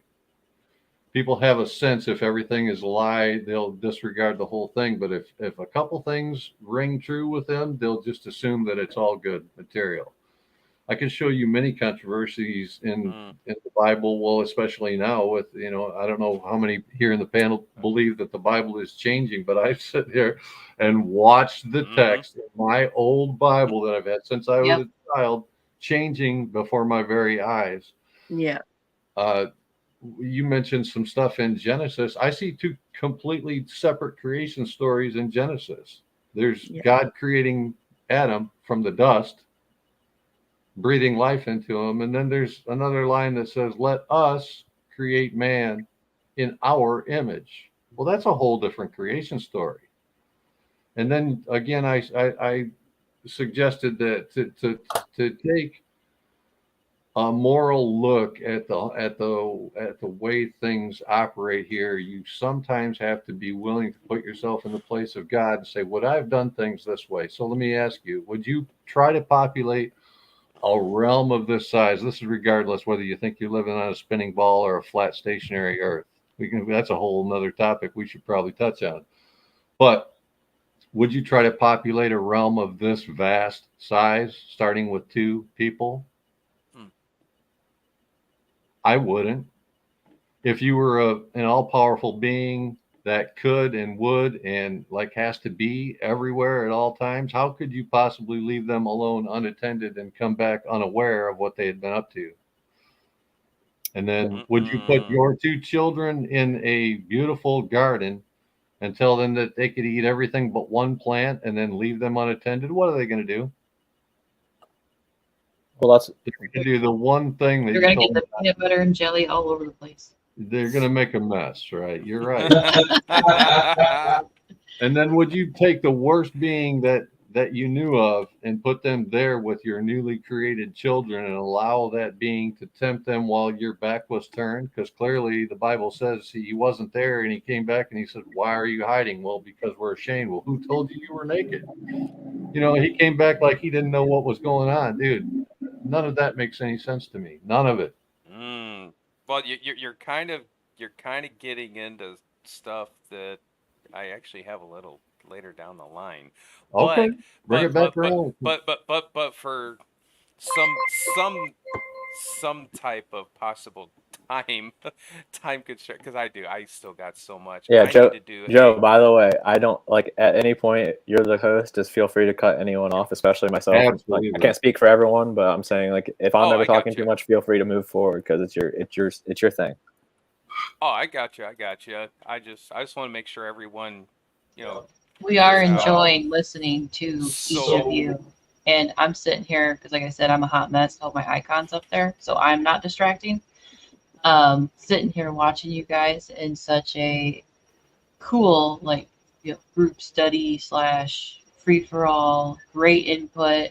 I appreciate what you just said, Mr. Super, putting an extra, I want to say, thinking thought perspective, like Shem did earlier, and what you said, because I haven't heard of it that way. To see and then go reread and think about it to see if there's any more questions or answers, because we usually have more questions than answers. As Joe said, different lenses, and I'm getting some personal, thought-provoking. What? I like that we have such a varied panel, so we're not just an echo chamber. We all feel the same way already. We've got people who think very differently. So long as we can hear each other out, we can all broaden our perspectives. Yep. Can I give one input about what he was saying about the Garden of Eden before we move on very quickly? Please. There's some debate that says that there are other creations besides Adam and Eve within the garden. Like, for example, one documented thing is Lilith, who was the original wife of Adam, but she obviously left the Garden of Eden because she didn't want to serve underneath Adam. Right. So there's more than 2 people in some sources, but obviously all the sources weren't included in the 1611 King James Bible, which is... I'm aware. Yep. But, okay, we can move on. I just wanted to quickly bring that up. I'm going to add most of my awareness is Hollywood created influence. I was going to say that before when Shem was talking about Moses and Bexx was asking about the storyline, was saying it just triggered my brain going, because I wasn't born and raised with a book of any faith. It was just a treat others as you wish to be treated and learn as you go of life. So I was like watching a lot of like whatever was on the cable box or movies. Like the Prince of Egypt is the Moses story or Joseph story. I forget which one of the Old Testament. But I was watching the was it 10 Commandments that they made the movie in like the 50s, I think it was. I watched that on AMC. I was hooked into this old vintage film. I'll say old, make people feel old. This vintage classic film of the 10 Commandments. There's the Hollywood version. There is a lot of, I'll say, truths based off of the book that it was based off of to give some insight, where most of my learning and teaching is very entertainment world, for me to go, oh, that reminds me of this movie or that show. And that's where I go from going a very heathen, pagan, Gentile, feeling like I am completely fine with my subtitles, to be sitting here going, because I was not raised in that any kind of environment. But I did have, eventually by high school, I went to a very predominantly Jewish school district, and I still at Chaldeans. So, and I didn't know what a Chaldean was until I was in 10th grade. I didn't know that there was such a heated discussion of biblical proportions to say that people didn't like each other because of a long story, like a long history storyline of history that was so rooted in not the McCoys of bucking head neighbors, like in the sticks of the U.S., but the history itself. Because even when they taught history, they didn't bring it up because half of the class was, I guess, Chaldeans and the Hebrew or Jewish people. And if you bring it up in class, it was on because they didn't like each other. But yeah, it's funny enough, they passed each other in the hallways. I mean, this was a school of like 5,000 students. It was a big school in Michigan. It's not Dearborn. And it's not, I think there's another place. It's not Dearborn. What's the other? Ann Arbor. It's not Ann Arbor. Just take, those are usually predominantly like known areas with certain cultures of religion. So I'm just going to say, no, not those places. But to still be like me, I'm this heathen, pagan, Gentile, I was able to make friends with everybody because it was almost like, because I didn't know anything. And SuperSideWinder was saying, kind of challenging Shem, if you didn't know the Bible or the God or anything. And I'm sitting there going, ooh, that's a good question for me. I didn't know anything growing up. Because even if I watched a cartoon, a movie or whatever, I didn't associate anything spiritual in a movie. Like I used to watch All Dogs Go to Heaven all the time. I never took that outside with me and stared at the sky and said, what's up in heaven? We had a lot of animals too, and they would pass on. I never asked where did they go. I just took it as they weren't here anymore. I'm sad. I cried for a few days. We lived kind of in the woods around farms. There was another animal that would always, within months, we had a new pet. We had another stray that just stuck around, or somehow we mostly cats would end up that way, but somehow we had another dog, we had another cat, we always had animals. It wasn't really a farm, but I never asked those like questions, like laying in the grass, staring up at the sky going, what's it all about? Until I became an angry teenager. Because life was getting hard and I was sitting there going, am I really here to get a job and pay bills? I'm pissed. I'm not having it. Because I didn't have those, I guess, challenges of life until a teenager, compared to if I was young. I wasn't given an indoctrination of any kind besides treat others as you want to be treated in a vague sense. Obviously, if you get caught, you're in trouble. I had a very similar upbringing, other than my parents had both had religious influences themselves, but they were definitely old hippies. And they wanted us to experience church, and they also encourage us to engage and then like make the decision ourselves. So we did actually do it for a while, and then we even went to Sunday school so that we were learning it. And really at that time, I do remember taking away, and I don't know if it was just because they sugarcoated it, but taking away, you know, the good from it, the moral story from it. And then later on in my life, I disconnected because we all made the decision, me and my brothers. And I think it was, you know, we were young. It was boring to us to some extent. And I think we all felt, and honestly, like, you know, I'm not trying to like say we're amazing people or anything, but we're just all generally like more empathetic than not, like all of us. And so my mom and my dad, I remember, always said, like, put yourself in other people's shoes. That was something like they would say to me all the time as a kid. And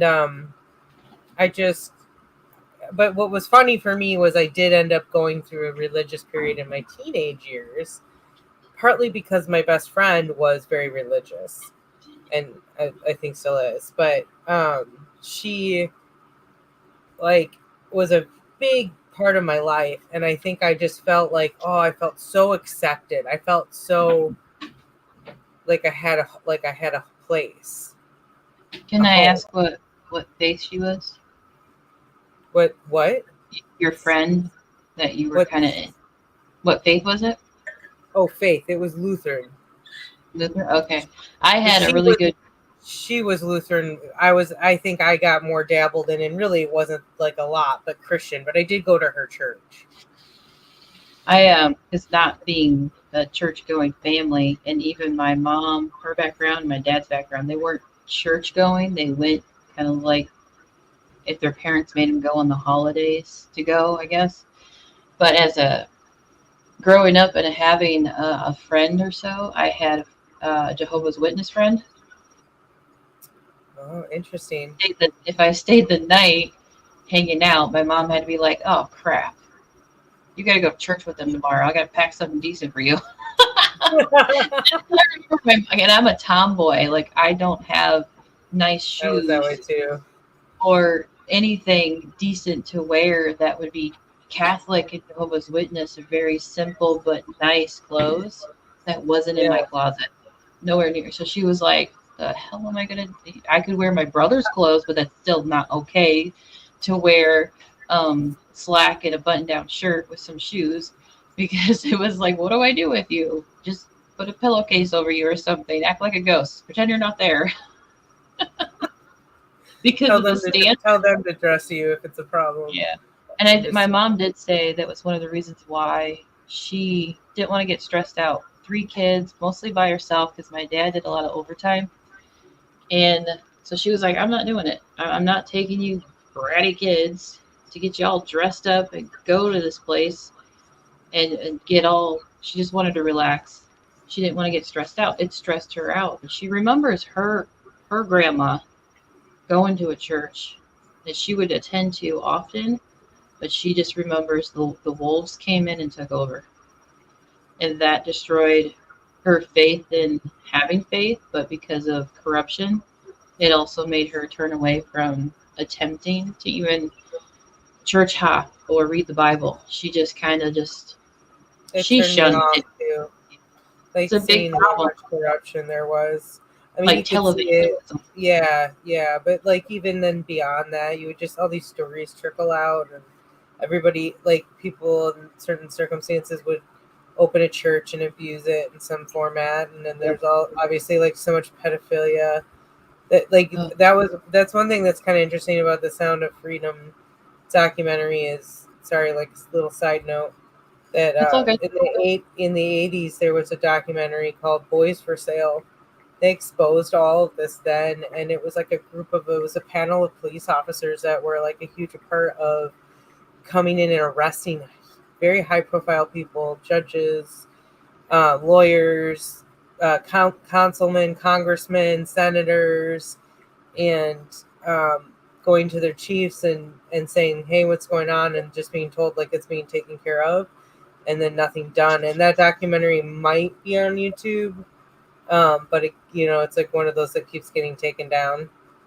Right. And it was taken off TV, and it didn't pop back up again until YouTube more or less. And sorry, that was kind of a side note, but yeah, I mean, like I started, that was the thing, like with her church, and like, so I was very like involved in my mind. I was very much, taken in by it for some reason, because I've always kind of actually been, even though I am kind of like on more on the spiritual side in ways, I'm also a bit of a skeptic, and I just was like fascinated with the idea of anything unknown though, so I would like push myself into those scenarios, and more or less that's what happened. I started learning. My dad was friends with, still is friends with a Buddhist monk, and so growing up with some of that, kind of knowledge and influence, and then I find out later, like my dad used to do tarot cards and stuff like that. He's such a cool guy, and I totally am like him a lot. My mom always says that too, and like the photography side of me. But anyway, so same. He that's cool.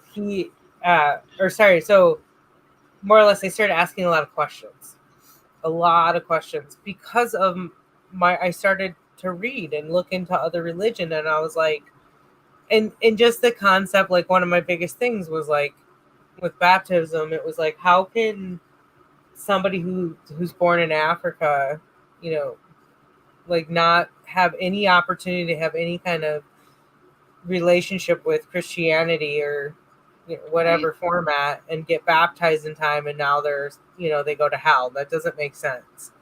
Like hell to me to this day still does not make sense at all.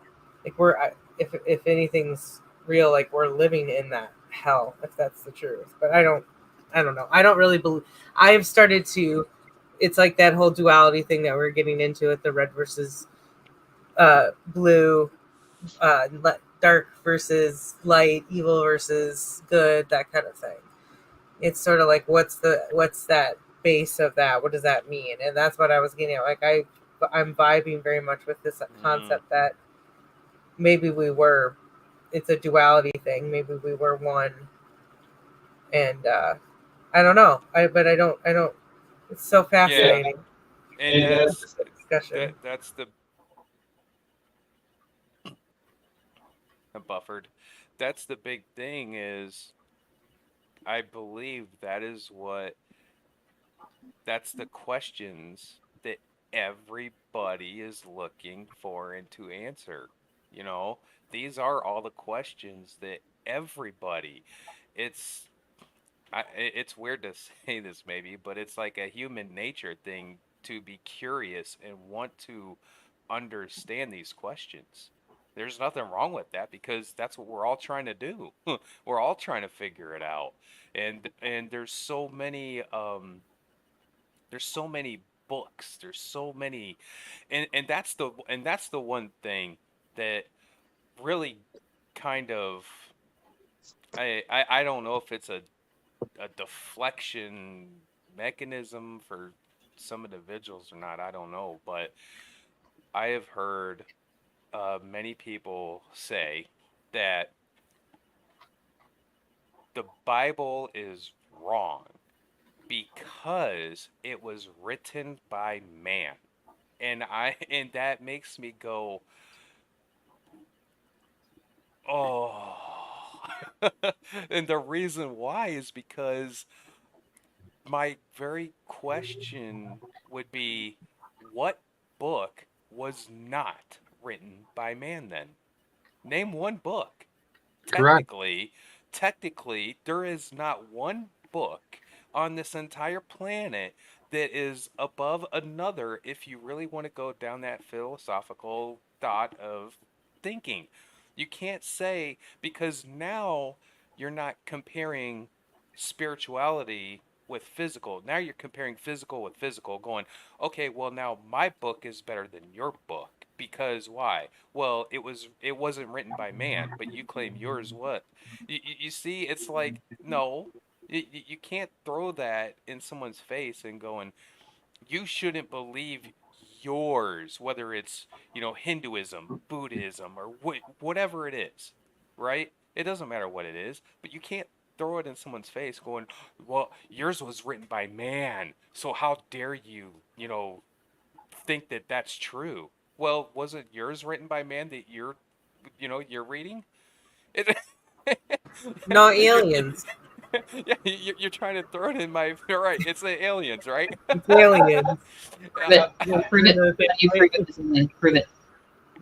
Prove it.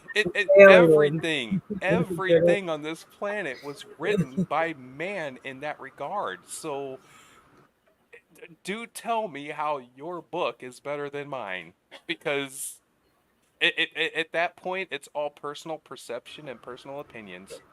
And it all feels like it's the same. So like some component of each other, like all just like telephone. Just like it went really bad at some point. No, I'm just kidding. So I'm gonna pull this up real quick. Go ahead, Bexx, and then I'm gonna pull this up. Yeah, I just wanted to say that I might have misrepresented my experience into religion a little bit, and I'll keep it as brief as I can. But I know that I was born into a science family, right? Like my dad's a doctor, my mom's a nurse, my dad's an egomaniac. Wow. I was in an incubator for the first 2 weeks of my life. So I've always felt like my spirit would have been like, who put a baby in a box, right? You put a fucking baby in a box. I'm fucking outie, man. I'm outie, right? You put my fucking baby in a box, right? Maybe it was 10 they put you outside. Yeah. So I feel like that's where that's where, like if I had some connection to what I feel like I know, to be true, about a God or something, it's from that place. But, to keep it brief, I was always looking for someone that was telling me what I knew was to be true. You know what I mean? Like some sort of like, I don't know. I was like I was already at 2 years old, going and being in a play with my best friend at her church, right? And and that was Anglican, and I was hung out with the Mormons. My best friend was Jehovah's Witness in high school. I went to the evangelical youth group mostly for sort of the socialization. Actually, some of it was just for the fact that my family environment was really bad, right? So divorce and blah blah blah. So some of it was just for socialization and that family. I always thought it was for that family feeling, right? Like that, even though I was a big family, but that connectedness, like that doing something together. Yeah, but I definitely was seeking that. But I also I feel I don't know when I thought, but I've always thought we were here pursuing enlightenment, right? Like even in elementary school, I was like, what the fuck? You just said this last year, right? Like how am I supposed to get there if we're doing this path, right? So I know for me, I moved churches not just because of friends, but I changed friends because the church wasn't saying, it was preaching too much fear, and there was a 58, 65-year-old woman in my building here. Maybe even around there.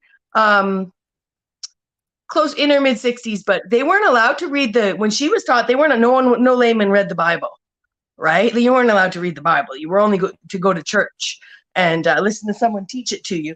But I just wanted to say that I always believed that all the faiths must have some piece that the other faith doesn't have, or else they would have achieved enlightenment by now. And the only reason the thing that supported that is when I found the word benighted, right? Which is to become unenlightened, so so I just think that there's something really that we're trying to unlock with these stories. I really agree that we're trying to remember something.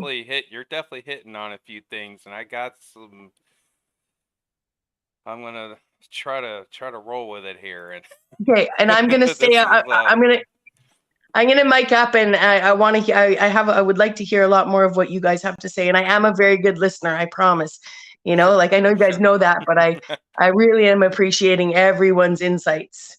Absolutely. So I do have some information I'm going to present. I did a kind of a brief little research thing here. Let me share screen. Awesome. Full screen, right? There we go. So we can all see this? Yeah. Yep. I Alrighty. don't know why I can't read. I don't know if it's. Oh, Do never you mind. like full Now I full can. screen? Gotcha now. Expand it? Is it expanded? You have to do that. I can't. No, now that I Full zoomed in, I can read it. So I think people should be able to read it. There you go. You have to do it. I can't. All right. JJ's helping me. There we go. I am not tech support. That's what. Okay, so I wrote this up, as you can tell. Because I asked the question, what are we created for? What I did essentially was get it kind of probably some of the bigger groups, I guess, if you want to word it that way, of an idea. First, I do have links here. I'll probably I'll post them in the description after the show for all this. So what are we created for? First, Islam says Allah has honored humans by creating them to be his vicegerents on earth. He gave us free will, which makes us higher than the angels. Well, a vicegerenta is a person exercising delegated power on behalf of a sovereign or ruler. So basically this is saying Allah has honored humans by creating them to be his person exercising delegated power on behalf of Allah on earth. Essentially. Next we have Allah never created anything in vain. Man was not created to eat, drink, and multiply alone. Allah created us to be tested, something Sidewinder said earlier. Okay. The essential purpose for which humankind was created is the worship of God. However, the Almighty is not in need of human worship. He did not create human beings out of a need on his part. So just a brief thing that I got from here is, okay, so he's not in need of human worship whatsoever. He created us to be tested, and we're also apparently his delegated power or sovereign on earth. I'm like, okay. That feels right. That rings true to me. Right. The only issue with that is that they also say that Allah subhanahu wa ta'ala is the main, controls every single aspect of reality, the same way that we're talking about with Christianity earlier, where he decides every single thing, every negative decision, every positive decision, everything was already pre-planned. So it doesn't make any sense, because it's kind of a paradox. If we have free will, then how does he control every choice? Exactly, he can't with free will. Which exactly we're gonna hopefully mold it all together soon. Okay, in Greek mythology, so why was Prometheus and Epimetheus given the task to even make humans? So the creation of man by Prometheus is Prometheus and Epimetheus were spared imprisonment in Tartarus because they had not fought with their fellow Titans during the war with Olympians. So they were given the task of creating man. That just makes me go, so because, wait, you were spared imprisonment because they had not fought with their fellow Titans. So because they didn't fight with their fellow Titans, they were given the task of creating man. That to me, it just, I don't know. It just goes, huh? It's like, so it's like you didn't fight with your fellow Titans, so you go create man. Like what? I don't understand. It's kind of I it's supposed to be a reward for them because it was the Titans versus the new gods, and the Titans ended up losing, and these Titans did not join forces with their Titan brethren, and they stayed out of the fight. So the new rulers, the new gods, rewarded them by giving them this task. in creating man. Okay. So Prometheus shaped man out of mud, and Athena breathed the life into the clay figure. That's the link. So Prometheus decided to make man stand upright as the gods did and give them fire. Prometheus loved man more than the Olympians, who had banished most of his family to Tartarus. So when Zeus decreed that man must present a portion of each animal they sacrificed to the gods, Prometheus decided to trick Zeus. Interesting. The Greeks believed in gods and goddesses who, they thought, had control over every part of people's lives. So, no free will again?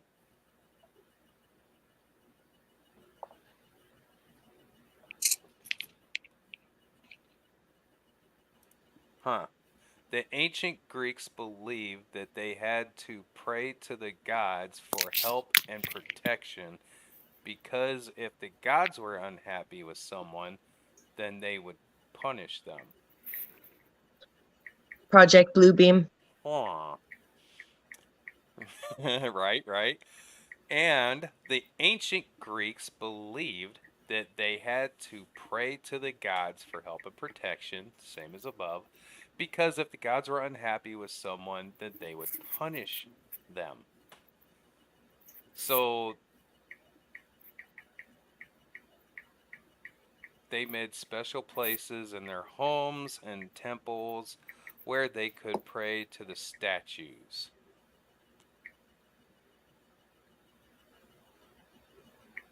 So,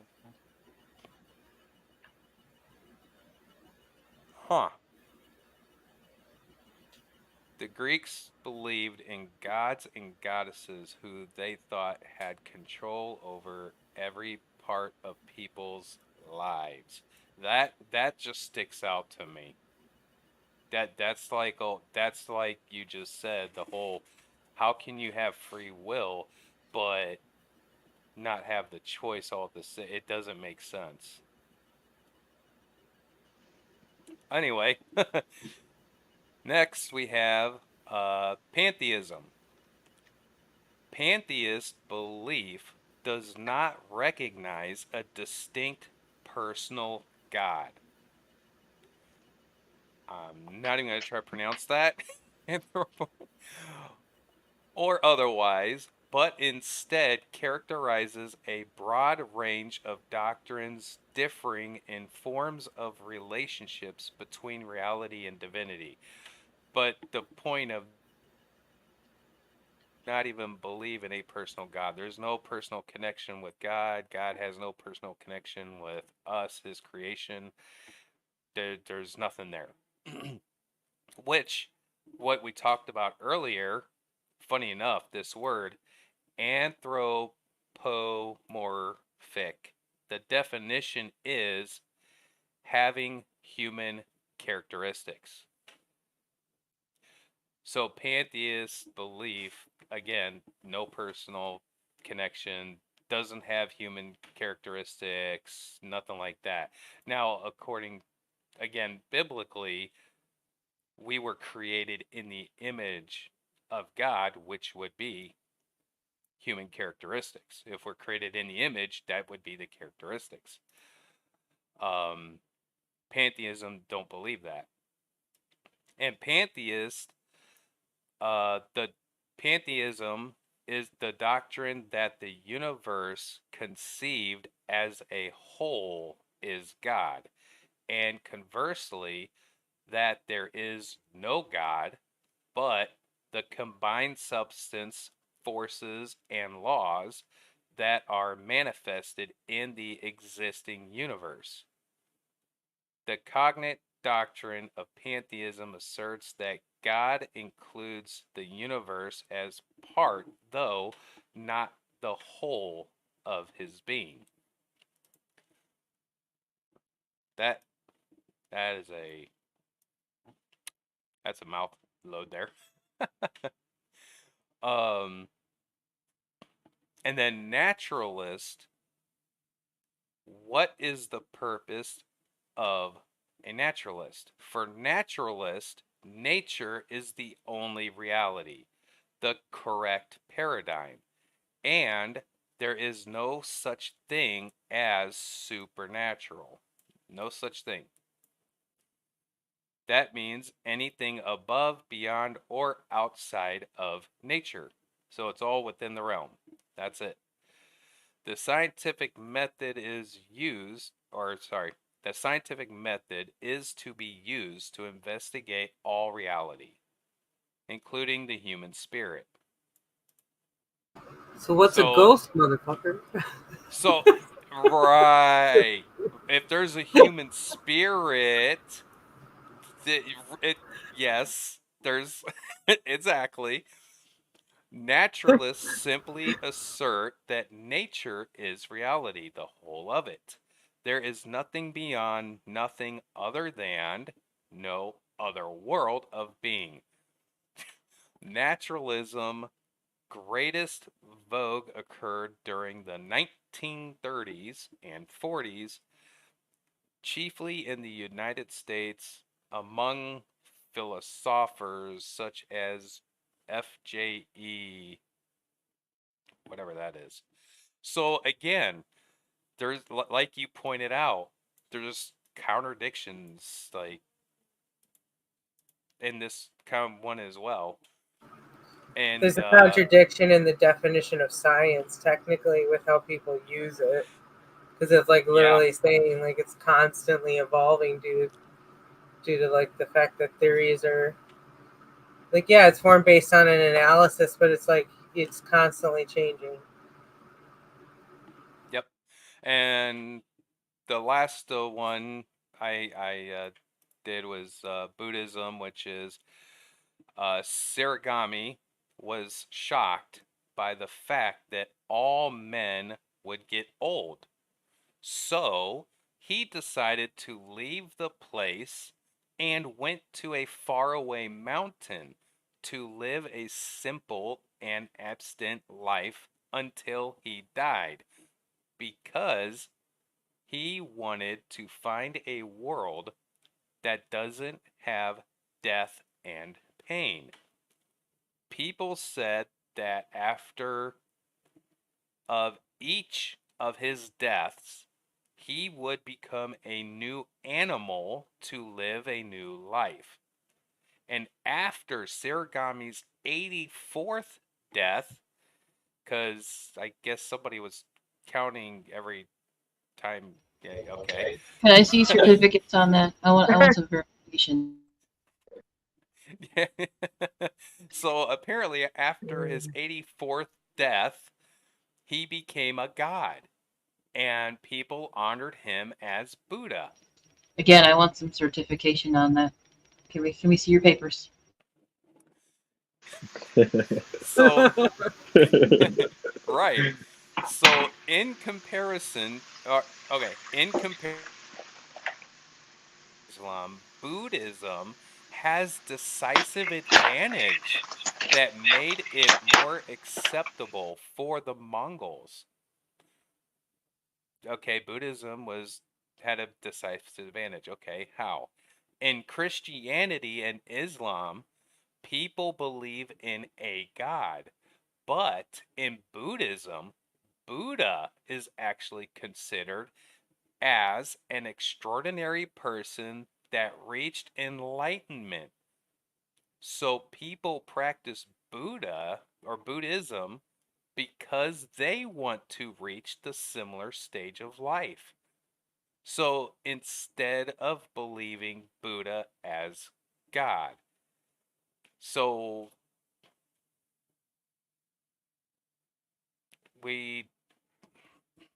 wow. We need a authenticity notarized verification paperworks across the board to prove it, not just these, but even like Christianity. When I start comparing in my head, when he was reading it earlier today, I was joking and going, can you prove that? Can you prove that? And I'm even questioning the fact of, I read the Bible and I took that as proof, but can you like prove it? I'm questioning what I seem to stand on mostly is Bible teachings. And if I ask that towards any other faith, I'm asking it also against what I stand on. What is that proof? And it generally comes down to, I guess, how I'm feeling about it. To me, I feel really good standing on the Bible teachings, and other people will take Buddhism and Hindu and the other options that are there, whether they were created 100 years ago or thousands of years ago. There's similarities in it, but there are some things in the biblical teachings that to me stand out a little more concrete of answers to questions that I had when I was an angry teenager going, am I really here just to get a job and pay bills?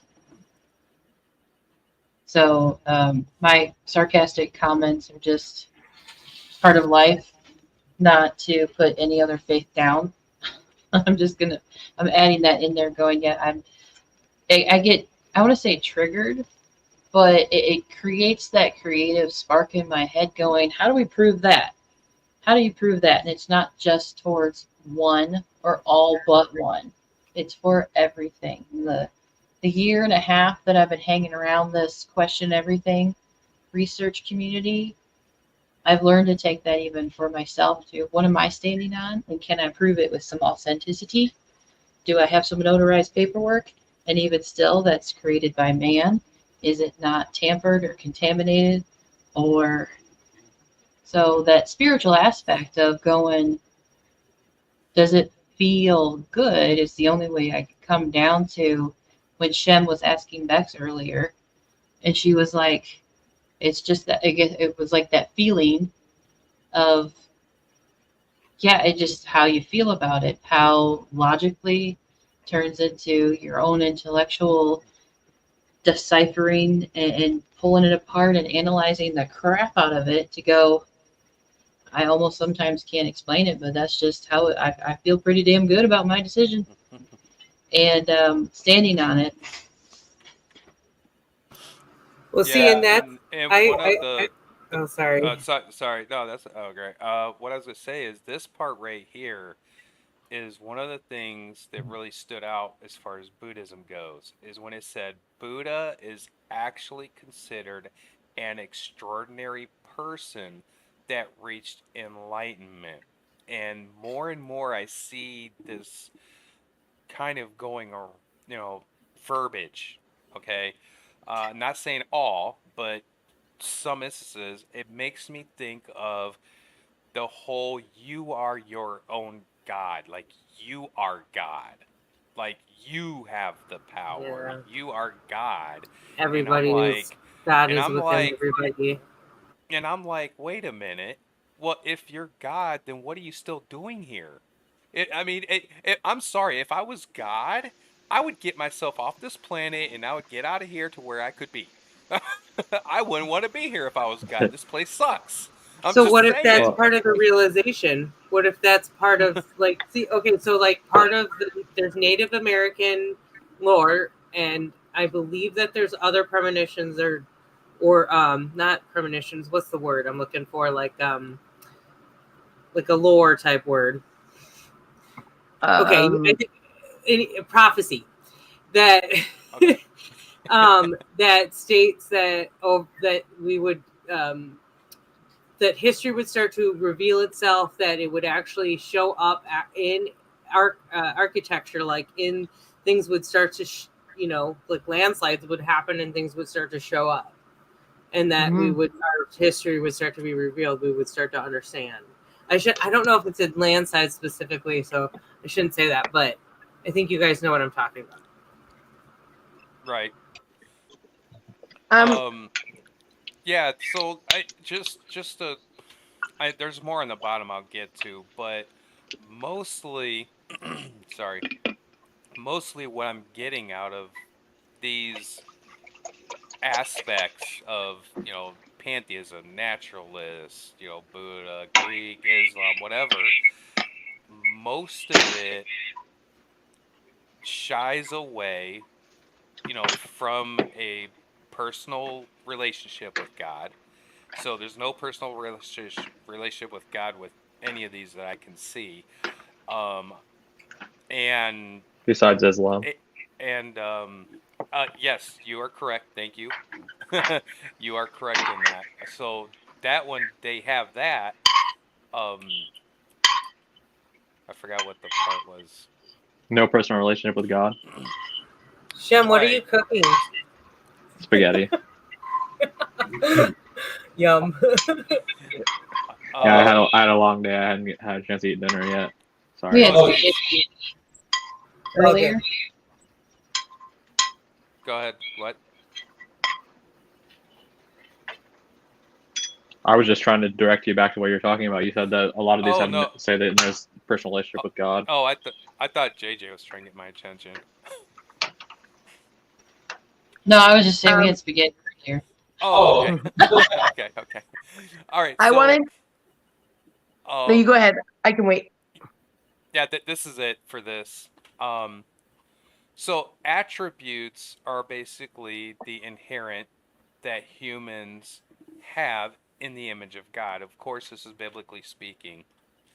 So attributes definition is a quality or feature regarded as a characteristic or inherent part of someone or something. So yeah, attributes is, being made in the image of God. And something that happens, okay, so what I'm trying to get at is we as humans, okay, just in our daily lives, there are certain things that we find, such as cause and effect. Everybody knows this, if you do this, generally then this happens. If you walk in front of a vehicle, you're gonna get ran over. If you you throw a ball at your TV, it's probably gonna break. So there is a kind of a cause and effect there, which goes back to actually I'm gonna touch on that in a second. Babe, you just can't let it go, can you? She She was 5 and they were playing ball in the house. And it hit the TV. And we didn't know for a whole day because this was years ago. I turned the TV on and I'm like, I think 2 forces collided. That was pretty good. And he's like, it's the only TV we have. Because they were like 5 and he was 2 or 3. Money doesn't grow on trees, and you can't quite teach that to kids. But also, he was like, "Well, we struggle as parents, going not too much TV, and they need to be active, and then 2 forces collide of not too much TV, and they need to be active." Bye bye TV. So we have so something that humans have is cause and effect. Another thing that humans have is a strive for personal connection with other humans. Now, I'm not saying the panel tonight and everybody in chat or even just watching, we know you're there because we long for connection. Indeed. Yes. Yes, every human longs for a personal connection with other humans. It's just there. It's just built in us. We want connection. We thrive off it, really. Now, don't get me wrong. I'm not going into personalities and stuff like that where some don't. I get it. But for the most part, humans, we do long. We long for a relationship with another human. Next, we have something that Sidewinder touched on earlier, which is tough love. And a tough love definition is the promotion of a person's welfare, especially that of a criminal, enforcing certain constraints on them or requiring them to take responsibility for their actions. This is something that most all parents have with their children. They want to raise their children up the best way they can. I'm just saying, generally speaking, we want to raise them up, and we have to give them some tough love sometimes and go, okay, I'm going to put some restraints on you. I'm going to, because you're showing them that tough love. So that's something that's built in us, right? Physical restraints? Um, Velcro or No. buckle straps? I'm like, No. limitations and boundaries. It's limitations and boundaries, yes. So the next thing is responsibility. So, yeah, sorry. It's requiring them to take responsibility for their actions. Okay, so what's responsibility? Well, the responsibility is the state or fact of being accountable or to blame for something. Okay, so what's accountable? So being accountable is a person or organization required or expected to justify the actions or decisions responsible that they did, which goes back to cause and effect. Generally, if this happens, then this happens. Well, depending on what happens, well, sometimes tough love is needed to cause responsibility and accountability for one's actions. Or denial. Yeah, well, they can be in denial all they want, but this is humanity, right? So I'm just trying to point out some of the characteristics that we as humans have. You can take God out of it, no matter the God. We as just human beings, we live with cause and effect. We strive for personal connection with other humans. We will give tough love where it's needed because, cause and effect deems responsibility and accountability for one's actions.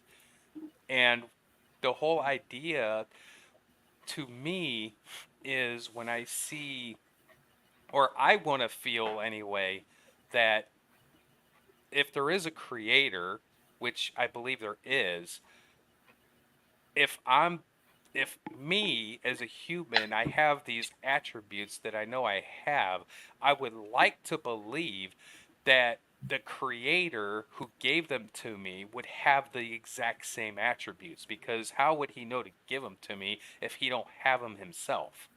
I'm just, again, I'm not, I'm just trying to think and go, it would make sense to me for the creator to have these exact same characteristics that I have. So when I look at different areas of other books, and they're like, well, I don't believe in, I either don't believe in God at all, or I believe that I'm my own God, and there is no personal connection to the God above.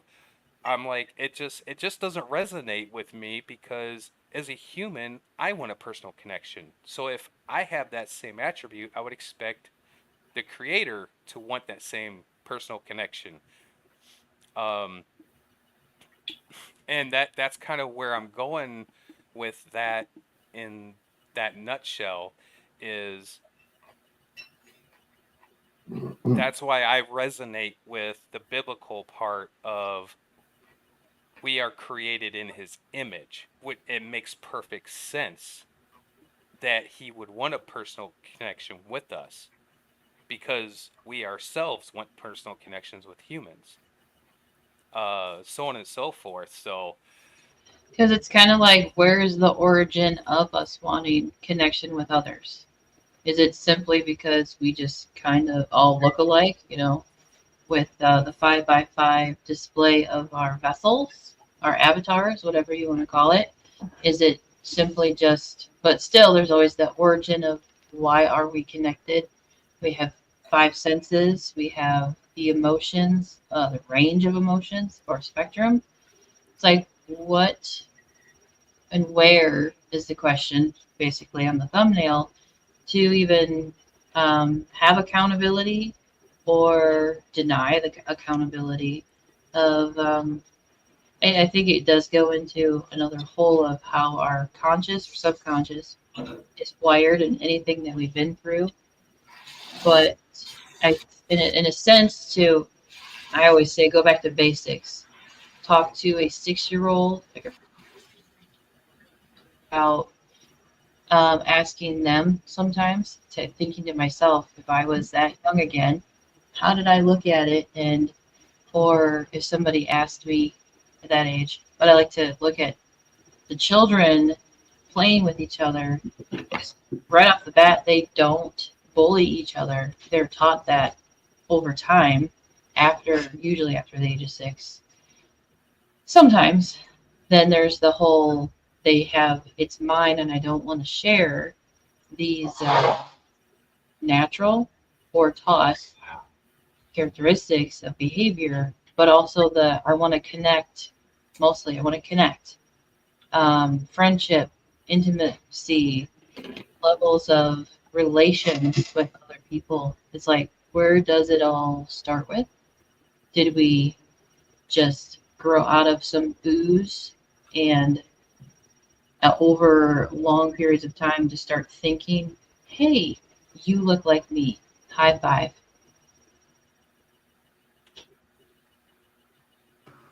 That was hilarious. High five. Right back at you. Or fist bump. or or whatever, the connection of have you ever walked through a grocery store, mostly a grocery store, and you see at least I want to say a family, they have the one, like the baby, the young toddler in the cart, looking all, if it's not sleeping, looking all around, and they look at you and they either look terrified, confused, or they smile. Yeah. My Most thing of is, the time, I'm they're really smiling. Usually, actually, yeah, I get the so I do identify as an empath. I mean, I'm not taking that word like lightly or flightily. And like part of what I was getting into is like I kind of went into more of a skeptic type lifestyle, but I ended up having just like one too many weird experiences, and then synchronicities, personal synchronicities, and then also I would like get that 11:11 all the freaking time, and then it just like now it's just ridiculous. And it's like the thing is like, I mean, I'm not staring at it for time. It just happens to be that I look real quick. So it's like, anyway, not that I have to justify that, but right?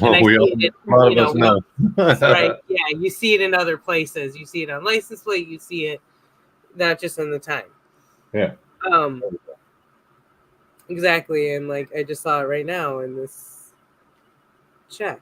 Okay. Anyway, and So I forgot what I was talking about again. Oh, that's all right.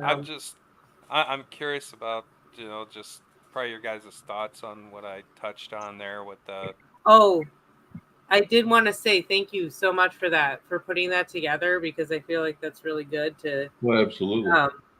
We don't probably do that enough anyway, like talk out that. So I appreciate you putting that together, and I really liked your attribute section. You are welcome. I'd There like was to. a effort. I had to tell him. I said, "You have to source those things." Honestly, Shem, are you listening?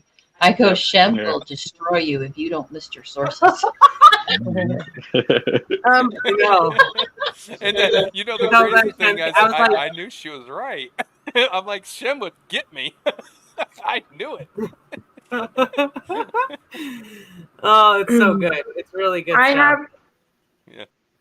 I have thoughts on the made in the image. I really appreciate you guys bringing it back to sort of what you did, same thing Shem did earlier, and also the parent analogy of David, that sort of challenging, like, how can I be in his image if he doesn't have my attributes? Doesn't make any sense, right? Like, the only thing is like, all this blasphemy to put yourself in their shoes and all this stuff. We've been taught these tricks of like, I always thought that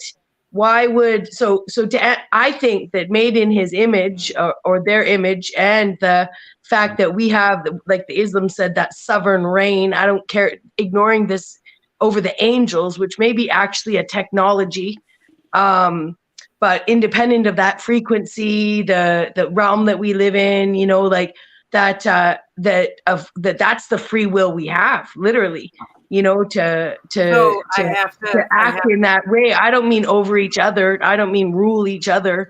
You know, I don't mean like godly forces. I mean like, you know, and then back to this parent thing, I just want to say, like, why would a parent make something, leave it with no instruction book, right? And also, why would a parent make something that didn't understand itself and then expected it to worship it and then made it in its image, but it wasn't better than it? Like, don't you hope your children will be better than you?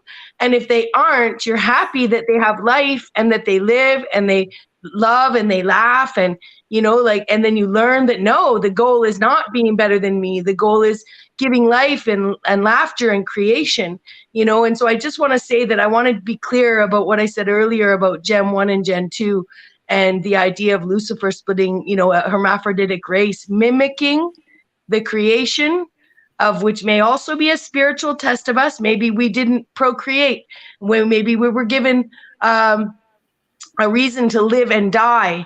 And with life and death, we were given a story of one of us, you know, one of us to be the first to die, right? And that genetic information was something that gave this other creation, right? Which we can just be another of God's creations, or maybe one of God's creations decided to be as smart as God and was like, you know what, buddy?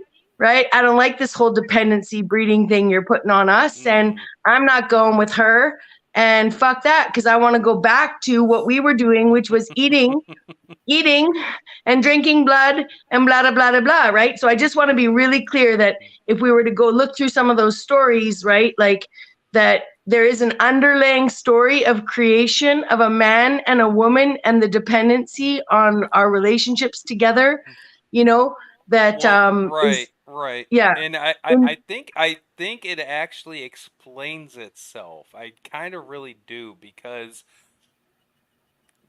all right, if we want to go with the basics of going, okay, most people know the story of the Garden of Eden, again, the basic form of Adam, Eve, apple, snake, right? Everyone kind of knows the basic. So the question, I think you might not the question, but I think what you're getting at, which I will 100% agree, is, were humans, Adam and Eve, were they unintelligent before they had the apple? Because most people refer to that tree as what? The tree of knowledge of good and evil. I'm actually, I just want to say, I'm like, yeah. Was Adam and Eve intelligent before they ever had the apple to begin with? I'm actually saying that Eve, yeah, but I am also saying that Eve is not my mother. Eve is not related to me. Eve is made from a man's rib, right? Eve needed eggs to make Seth. Eve needed eggs from the donor to make Seth, because Eve was created from a man's rib, right? So again, there is a story about a mother, and so the story of Adam and Eve, to me, is not a story of the loving creation people that we are, but just the egg that we donated to the process. So I don't know how so the question, so you're right. So were they intelligent? I don't know. I think we've always, I would assume they were, you know. I would too. I'm just going off of the very basic, you know. Yeah. So like the idea was, does it overlap with the 8? Yeah. Yeah. I would say that they were intelligent. They obviously had free will to roam and do as they please. Otherwise, you know, they wouldn't grab the apple, so to speak. So they had free will and they were intelligent. So the knowledge of good and evil, as it were, that didn't come till after the apple, but they were already intelligent beforehand and had free will, I would assume. Yeah, I think so. Well, let's just say it's a really good version of bad homeschooling, because they weren't allowed to socialize outside of a box. So that knowledge of good and evil, they didn't know what manipulation was. I think is an evil intent to get you to do something you normally wouldn't do because, yeah, you were given instructions, but you didn't know why. So curiosity of it and being manipulated got entwined is this really bad homeschooling, right?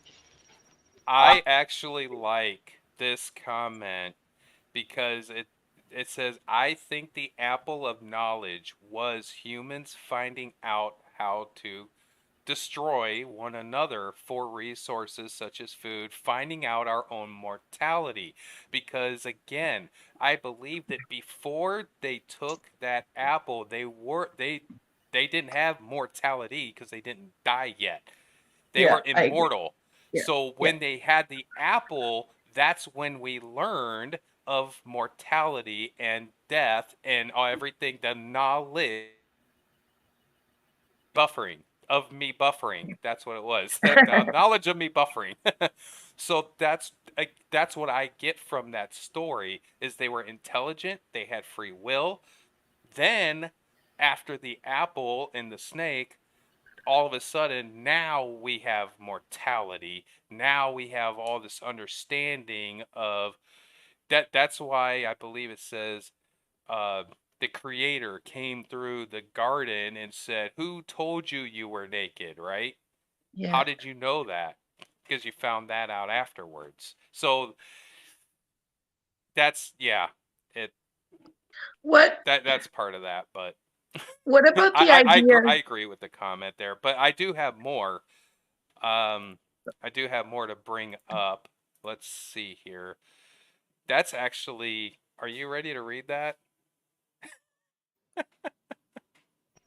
You have to mute your mic this time. I can do that. So I will talk first. I will talk first before I go muted. So this, what we're about to pull up, is an essay I did because I did go to a university for becoming a counselor of sorts, and I did. I'll just kind of leave it at that. I went to a university. I went there for a reason, basically to help others. That was my goal. My goal was to become a counselor and help others. And this was, 10, 11 years ago, I believe, give or take. So this is a 10, 11 year ago essay that I wrote personally. No, it wasn't published. No, it was nothing like that. It's my personal opinion. It's my essay that I wrote. And I'm just wanted to go over it and see if anything's changed, essentially. So JJ is going to read the essay itself, and then when she gets to specific Bible verses, I will read the Bible verse because I have that pulled up. So I will mute myself, and there you go. Are you able to unmute me and mute?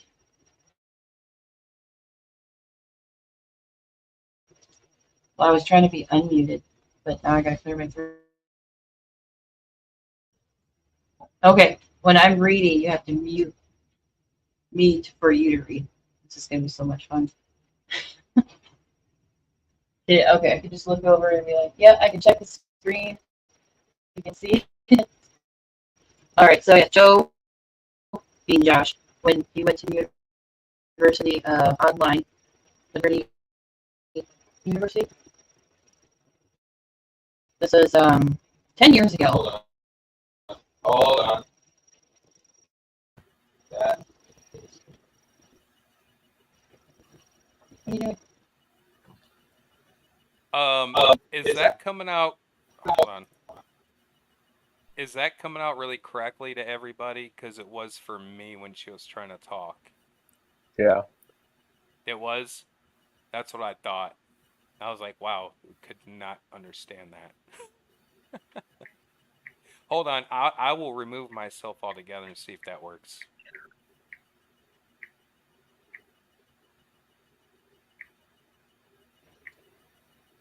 Check 1, 2. Check, check.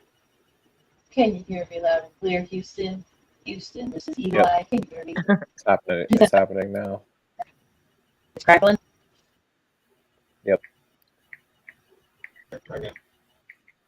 What if you don't share screen? All right. Let me just take that out. Check 1, 2. Check Still 1, happening. 2. Emma. Now it's not Crackling. happening. Is that crackling? Now I hear Shem crackling. Uh-oh.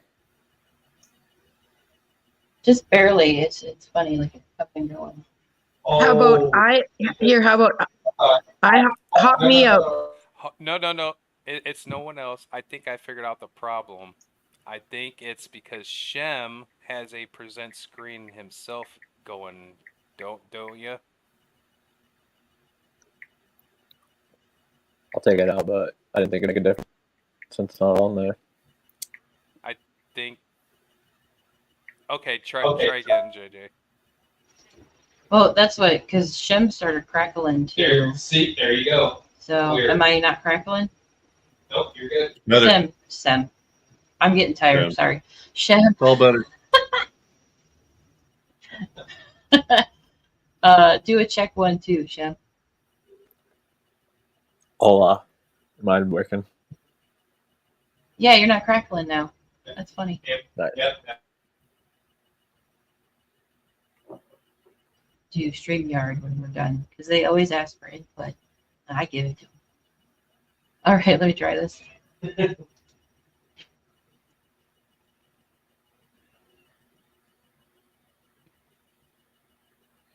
Check 1, 2. Worldview in process. Can you hear me loud and clear, Houston? Still good. Still good? Good. No crackling? Popping? All good. No Like it's crackles. hot. All right. So Joe Poole wrote this essay assignment,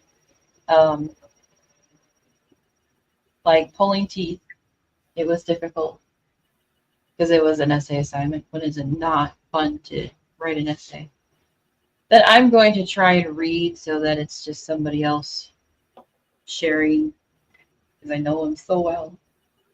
A worldview, which even at the time I was like, I'd never heard of that. So by definition, to me speaking on behalf of Joe, a person's perspective, perception, I'm going to do really good right now, perception of the realistic world around us to gain one's worldview through logic and reasoning. We have personal experiences along with nature and nurture. Are you doing good so far? Yeah. Babe, I'm going to turn around and look at you to check in if I'm doing good so far, because you're right there. Okay. Yeah. You're good. With a twisted. Oh my God. Maybe we should have did this 2 hours ago. With a Christian's worldview, we believe that God created not only the earth, but the heavens as well, according to Genesis 1. Just take it from there. Yeah. That's been Mandela affected. Now it reads heaven, not heavens.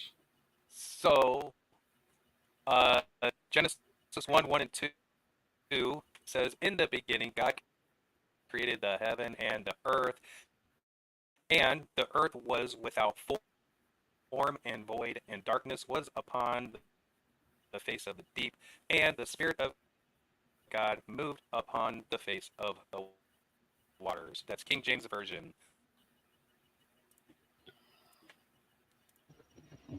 Am I back? Yeah.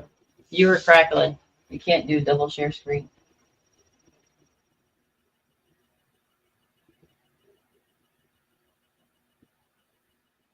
So I'm probably just going to have to read it. Just and read it. We can reference the whatever later, I guess. So so Genesis with the crackle, pop it like it's hot reference. And then also a Christian believes in God creating human race, being made in his image, as well as it says in Genesis 1, 26 through 7. There are other theories to this idea of a worldview, such as naturalism and pantheism. Naturalism is where God cannot be found and does not exist. Pantheism says there is a God, but has no personal connection with human life. Whereas Christians believe that God created us to be the overseers of the earth, stated in Genesis 1:28, and have divine authority, Acts 17:29. Naturalists, along with pantheism, do not go together with that belief system. The naturalist theory believe through evolution we are part of the animal kingdom.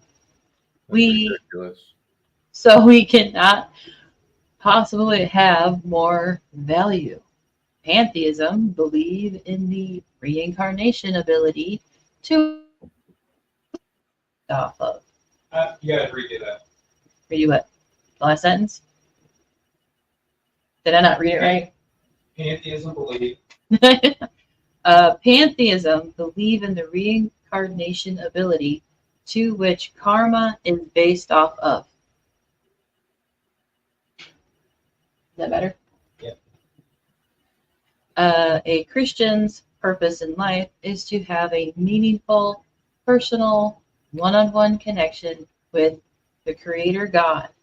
Acts 11:23. As he first looked for us, stated in Genesis 3:9. As he first looked for us. That throws me off. I'm like, I don't really remember it. In pantheism, man's purpose is to end the cycle of reincarnation so that the soul can achieve the state of nirvana. Wider Gutzer, page 69, reference source. It was his college book. We don't have it anymore. Buddhism can see that suffering is a real deal and problem within life itself, and their outlook is then to stop the desires in life that cause the sufferings. Christians rely on the Holy Word of God as a source, or as the source to living an ethical, moral lifestyle that helps us to determine what is right, what is the right way to live, and the wrong. I think you meant to finish the sentence. Matthew 7:13, Proverbs 4:23-25.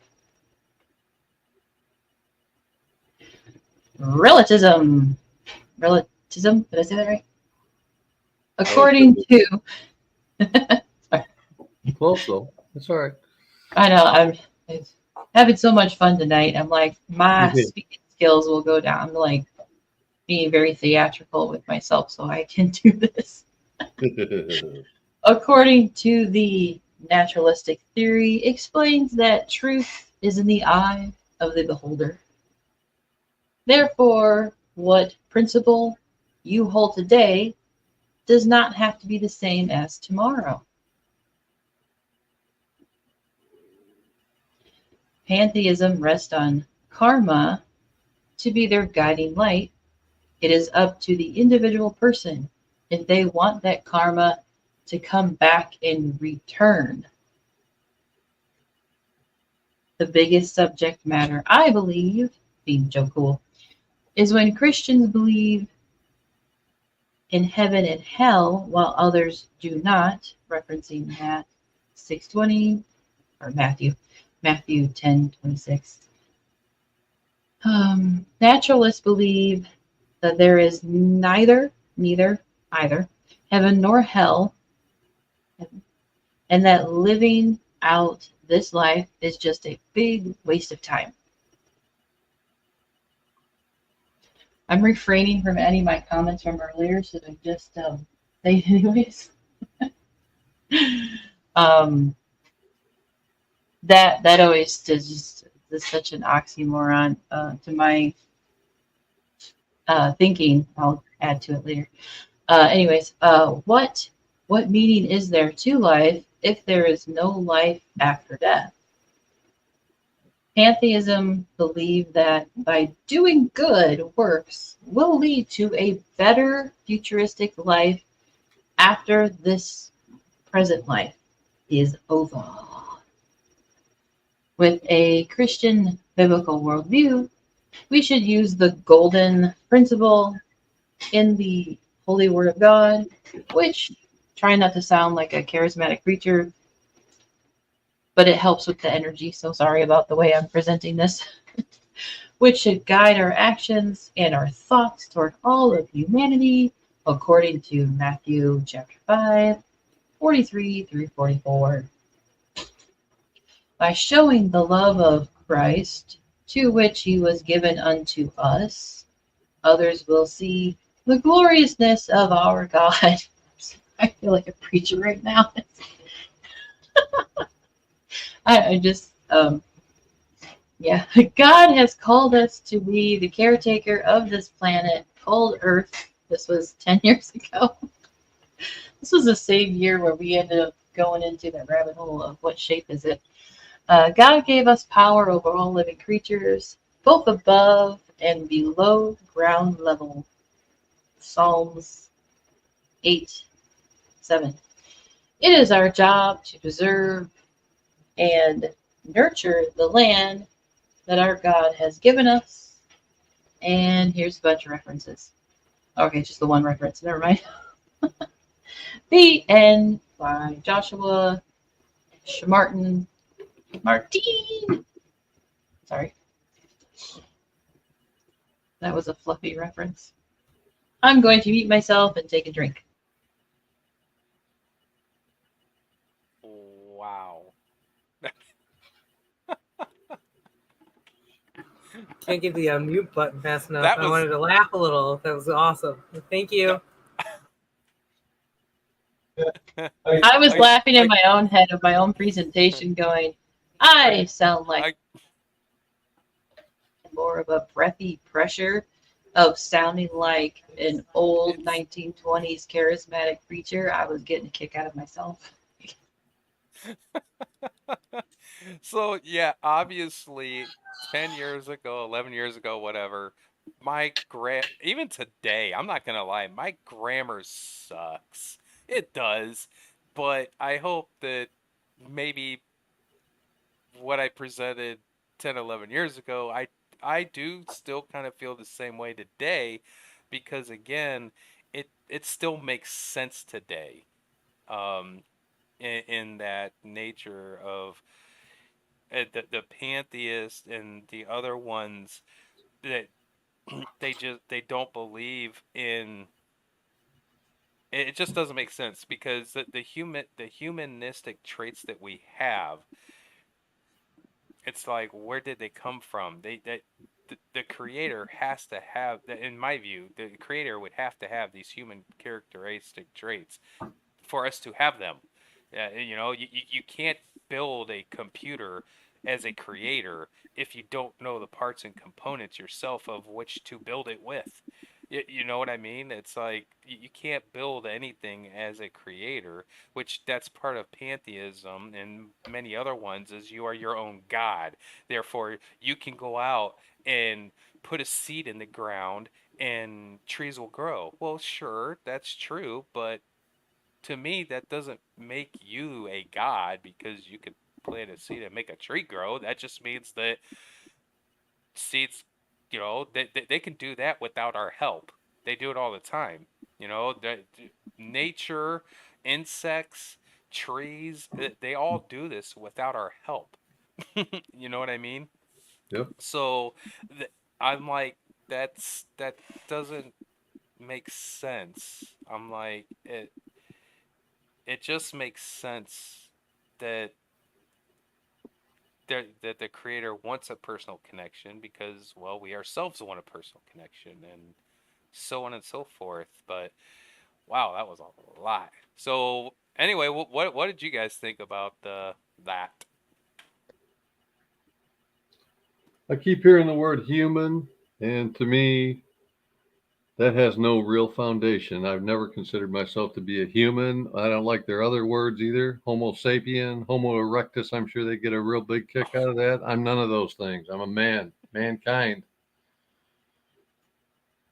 The word human is not in the Bible either. So wherever that word came from, I consider its source corrupt.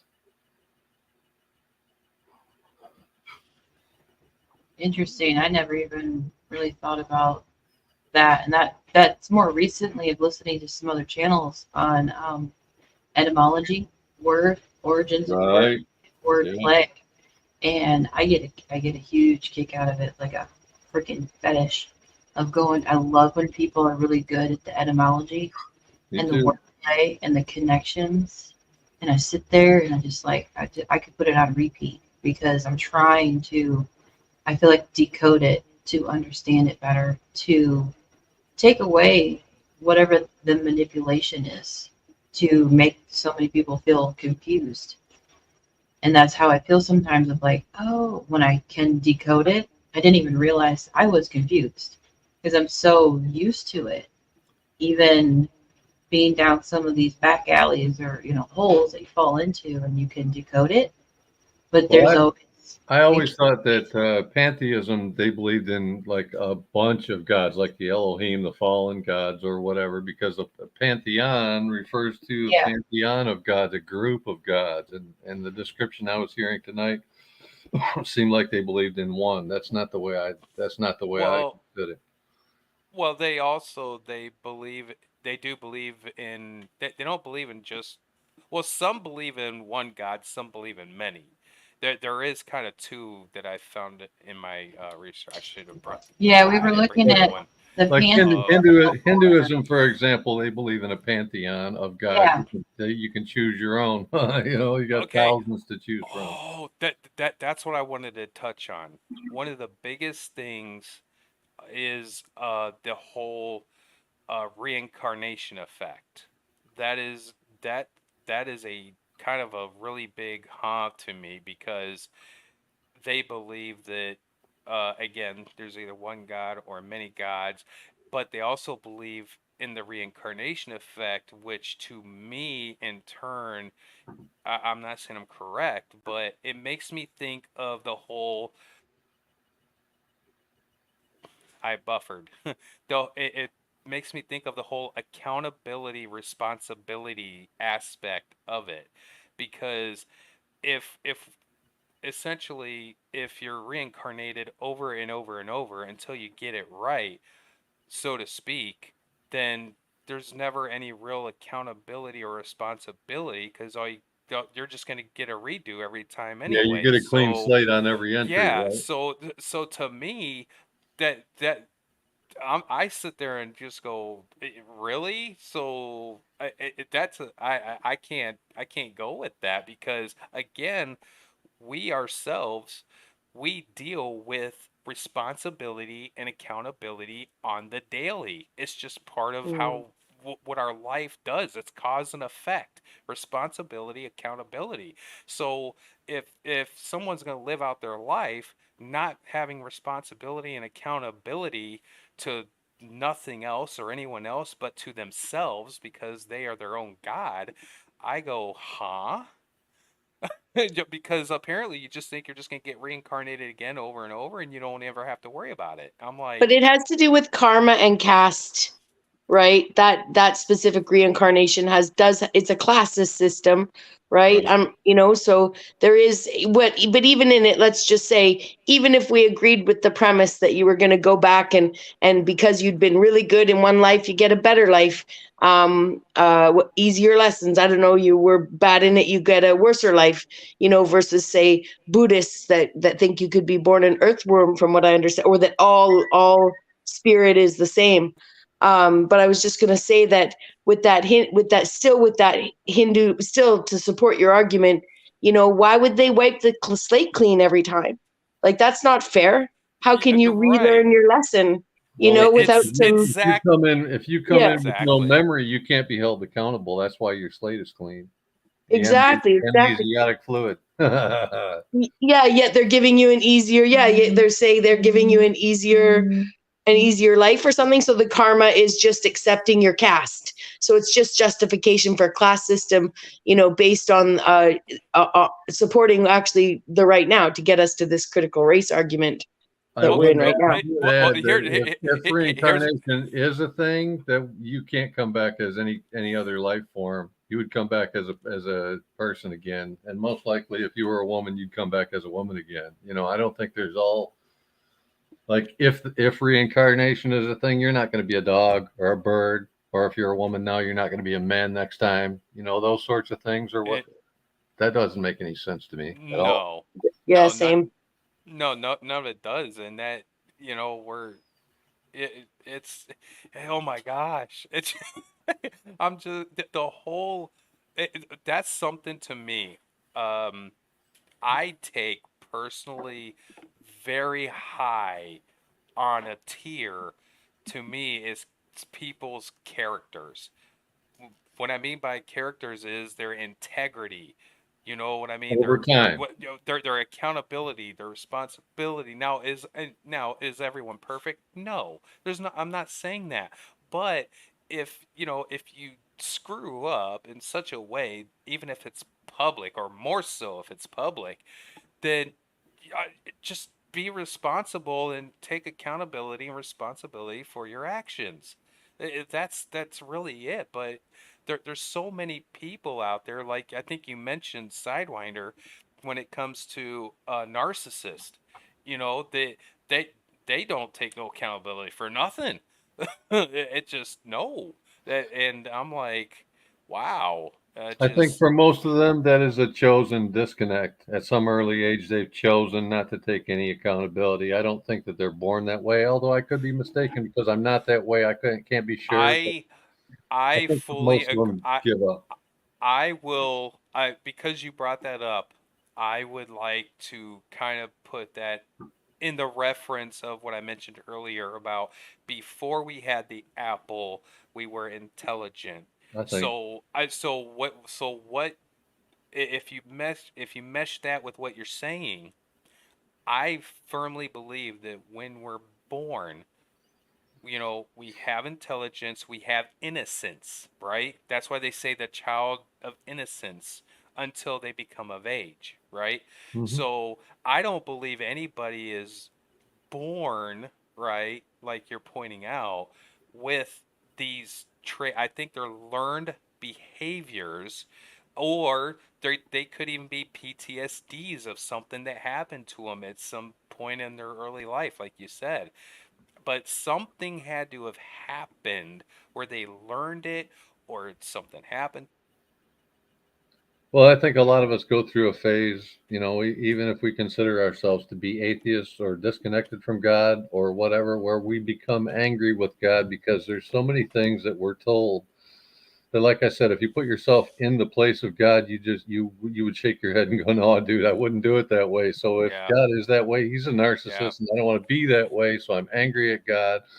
Or if you lose somebody that's close to you, it's easy to say, well, why does God let bad things happen to good people? And again, it turns into an anger with God. We touched on and that. A lot of atheists will tell you, when you dig deep enough and you probe, sometimes you got to get them a little bit angry before they finally admit it. But why are you angry with God? Keep throwing that at them, and finally they'll tell you. Yes.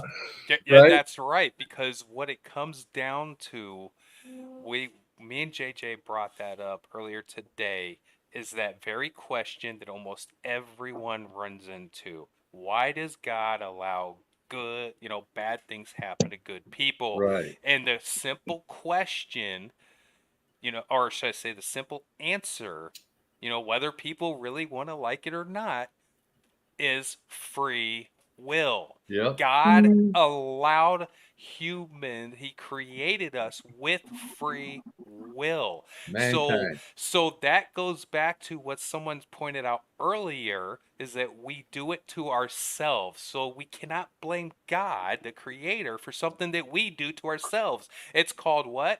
Accountability and responsibility. That's the whole point. Like you There's cannot. a big difference have to between be not accountable, believing, right? not believing in God, or not believing there's a creator, and being angry with God. We have to recognize the difference between the two. And which are you choosing? Are you angry Which with is- him, or do you deny that he exists?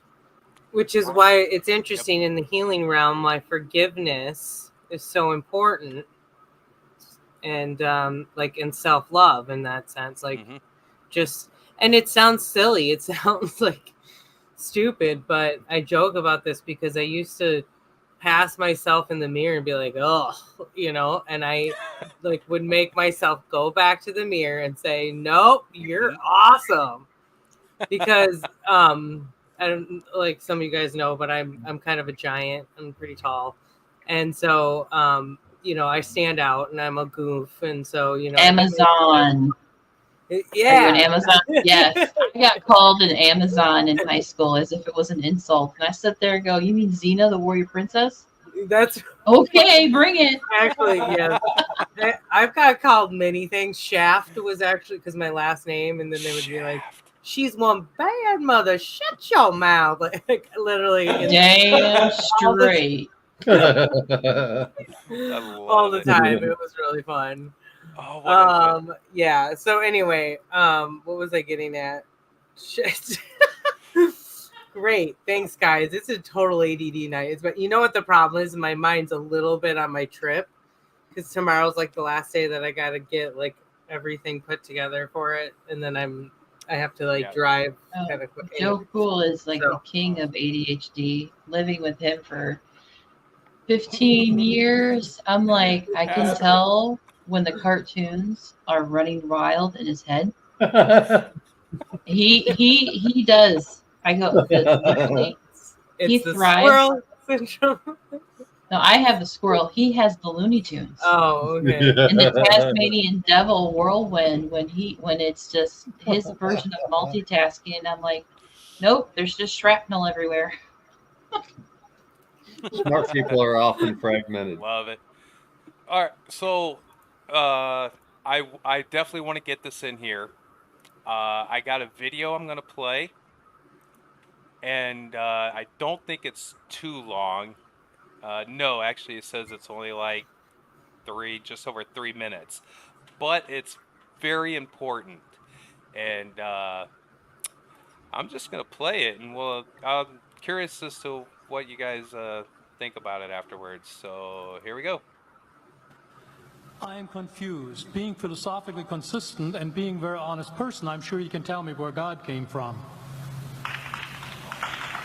And in addition, once you've told me where God comes from, please try to clarify how you can figure that a spiritual force can have an impact on a material universe to create it.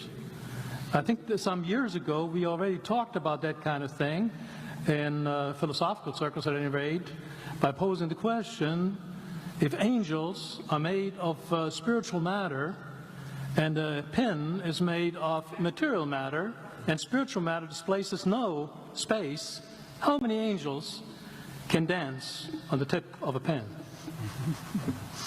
I have a sense of sort of reversal experience here, but please do, go ahead. You got 5 minutes. Now, I just want to know which question. That's all right. You may take the rest of the minute. We're supposed to do one question at a time. Which one would you like? That was part of the format for the debate. So which I want you to fill in the story of the rest of the beginning of the universe. God, spiritual matter, impact on material matter. Okay. So 2 questions. All right. Go ahead. All right, your question, where did God come from, assumes that you're thinking of the wrong, obviously it displays that you're thinking of the wrong God, because the God of the Bible is not affected by time, space, or matter. If he's affected by time, space, or matter, he's not God. Time, space, and matter is what we call a continuum. All of them have to come into existence at the same instant, because if there were matter but no space, where would you put it? If there were matter and space but no time, when would you put it? You cannot have time, space, or matter independently. They have to come into existence simultaneously. The Bible answers that in 10 words. In the beginning, there's time. God created the heaven, there's space, and the earth. there's matter. So you have time, space, matter created a trinity of trinities there. Just, you know, time is past, present, future. Space has length, width, height. Matter has solid, liquid, gas. You have a trinity of trinities created instantaneously, and the God who created them has to be outside of them.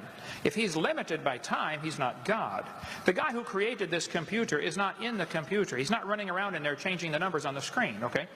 The God who created this universe is outside of the universe. He's above it, beyond it, in it, through it. He's unaffected by it.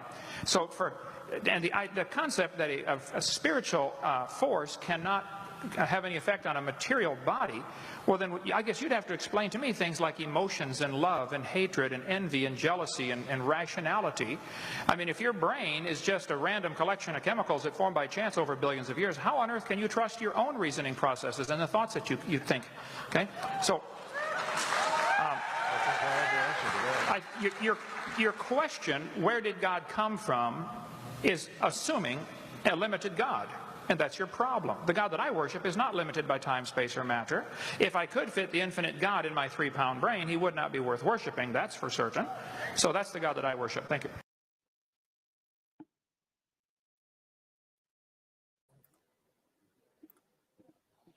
And so, what do you guys think of that? Because I know Esra is going to have to get going here shortly, guys. So, actually, Esra, you go first. So, you got to take off. That was good. No, it's okay. I don't actually have too much to say because I feel like, I don't know, I'm going to apologize on that one. Oh, that's okay. I feel like I've already kind of said my piece on it. Right. And I'm going to let other people take the reign on it. So I apologize, and I'm going to say I'm getting a little tired too. I actually am like, I feel really kind of silly, but I'm normally like a 9 o'clock to 5 a.m. kind of person, sometimes even earlier. So you guys have passed my bedtime. I have to wake up in like, what? It's 2:25. I have to wake up at 7:30 a.m. So yeah, I wake up not too long from now. Right. All right, think Esther, well, thanks for thank you so much. And we'll try to drop you all off one at a time so it's not like a big boom. Thank you so much. I'm sorry for an uneventful takeoff, but I really appreciate it. It's a really good conversation. It's been awesome. Yeah. This could be a cliffhanger. Nice See to meet you. next week. The reason I'm actually not saying anything is because I'm saving it. There. I just shot myself in the foot on that one. So I gotcha. You know what? We just might do the same panel maybe in a few weeks from now, maybe, if you're all up it's for super it. Fun. Yeah, and I'll be having some talks myself, so you guys will want you on my channel. So absolutely. I haven't done my own live yet. All right, thank you so much. Appreciate you guys. You have a wonderful night. Awesome. Thanks. Bye. Have a good night, Esther. She's all cool. right. All right, Shem, you want to possibly touch on that last video? Because I know you got to get going too, right? Yeah, here in a minute. I just think that, I don't know. I'm not trying to be argumentative or anything like that, but it just seems like everything he was saying goes against a lot of the points that everyone was making here tonight. If God is God, there should be no human characteristics attributed to God. He's above everything else. He's above all of us. We're nothing like him. We could never be anything like him. If you go back to the original story in the Garden of Eden of the reason why humanity fell, it's because they ate of the fruit to become like God. That was what they were trying to do. That's what the serpent said to them. If you eat of this fruit, you will become like God. So that's the whole problem, is that people think that they're like God. People think that they can even equate themselves to God in any way, shape, or form. And that's the problem with our world right now, in my opinion. And even before that, when Satan got the angels to fall down to earth, which is the air, with him, he promised that they could be worshipped like God. He thought he was on an equal playing field with God. So it's the same lie over and over again that we've been fed from the beginning of time, if you look at it from a biblical context. So like I said before, I don't know the answer to anything. I don't believe any specific thing. I look at things from multiple perspectives, but if we're talking in this context, that's how I feel about it. And I think that guy hit on some great points in his speech. Yeah, I think he was just trying to, because the gentleman on the table obviously was like, where did God come from? And I think he was just trying to point out that, well, God's not limited to time, space, and matter. So he's just there. So we in this realm, we are limited by time, space, and matter because he created us, or this realm, everything around us. I think that's all he was really trying to get at. I might have to listen to it again if you got something different out of it like that. So, but again, that's why we have different perceptions, and there's nothing wrong with that. Yeah, I mean, I noticed that you can definitely see it from the point of view you're going from too, but it's probably just my prejudice and my preconceived notions of what it should be that made me think of it in that way. Because I think it's ridiculous to think that humans could be anything like God, or that God would need humans in any way, shape, or form. I'll agree that I do not believe the Creator needs us whatsoever. That makes no sense. But would he want to have a personal connection? That would make sense. But yeah, there was a lot to unpack and still to unpack, So yeah, I have points going back really far.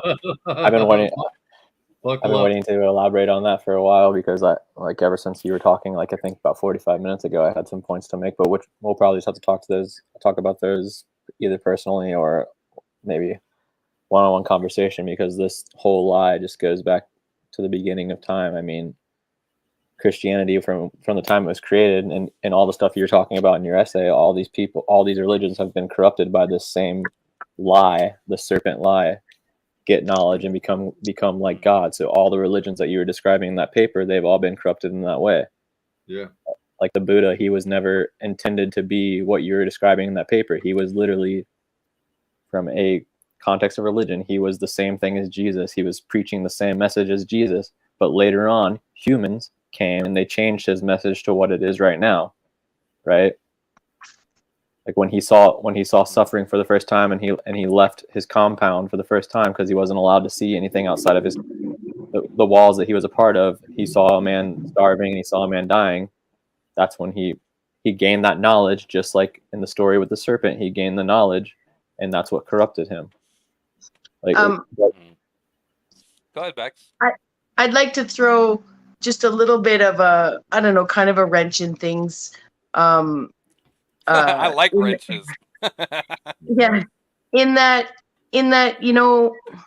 this overlap of evolution and out of Africa kind of plays and from nature, that they just presented right there. Joe Cool just presented that naturalism is a religious belief as well, right? And our science has elevated it to be fact, and even pushed evolution and all that jazz, right? So what I'm trying to say is that what if we had that technology that sort of truther community is leaning towards, that at least, how are these buildings built, right? Like this Garden of Eden, email may have been something electronic, right? Like we may have been a kind of technology that was so great that one bad guy, stood in front of one of these iterations of creation after being, say, discarded, and was like, hey, here's some technology and some medicine,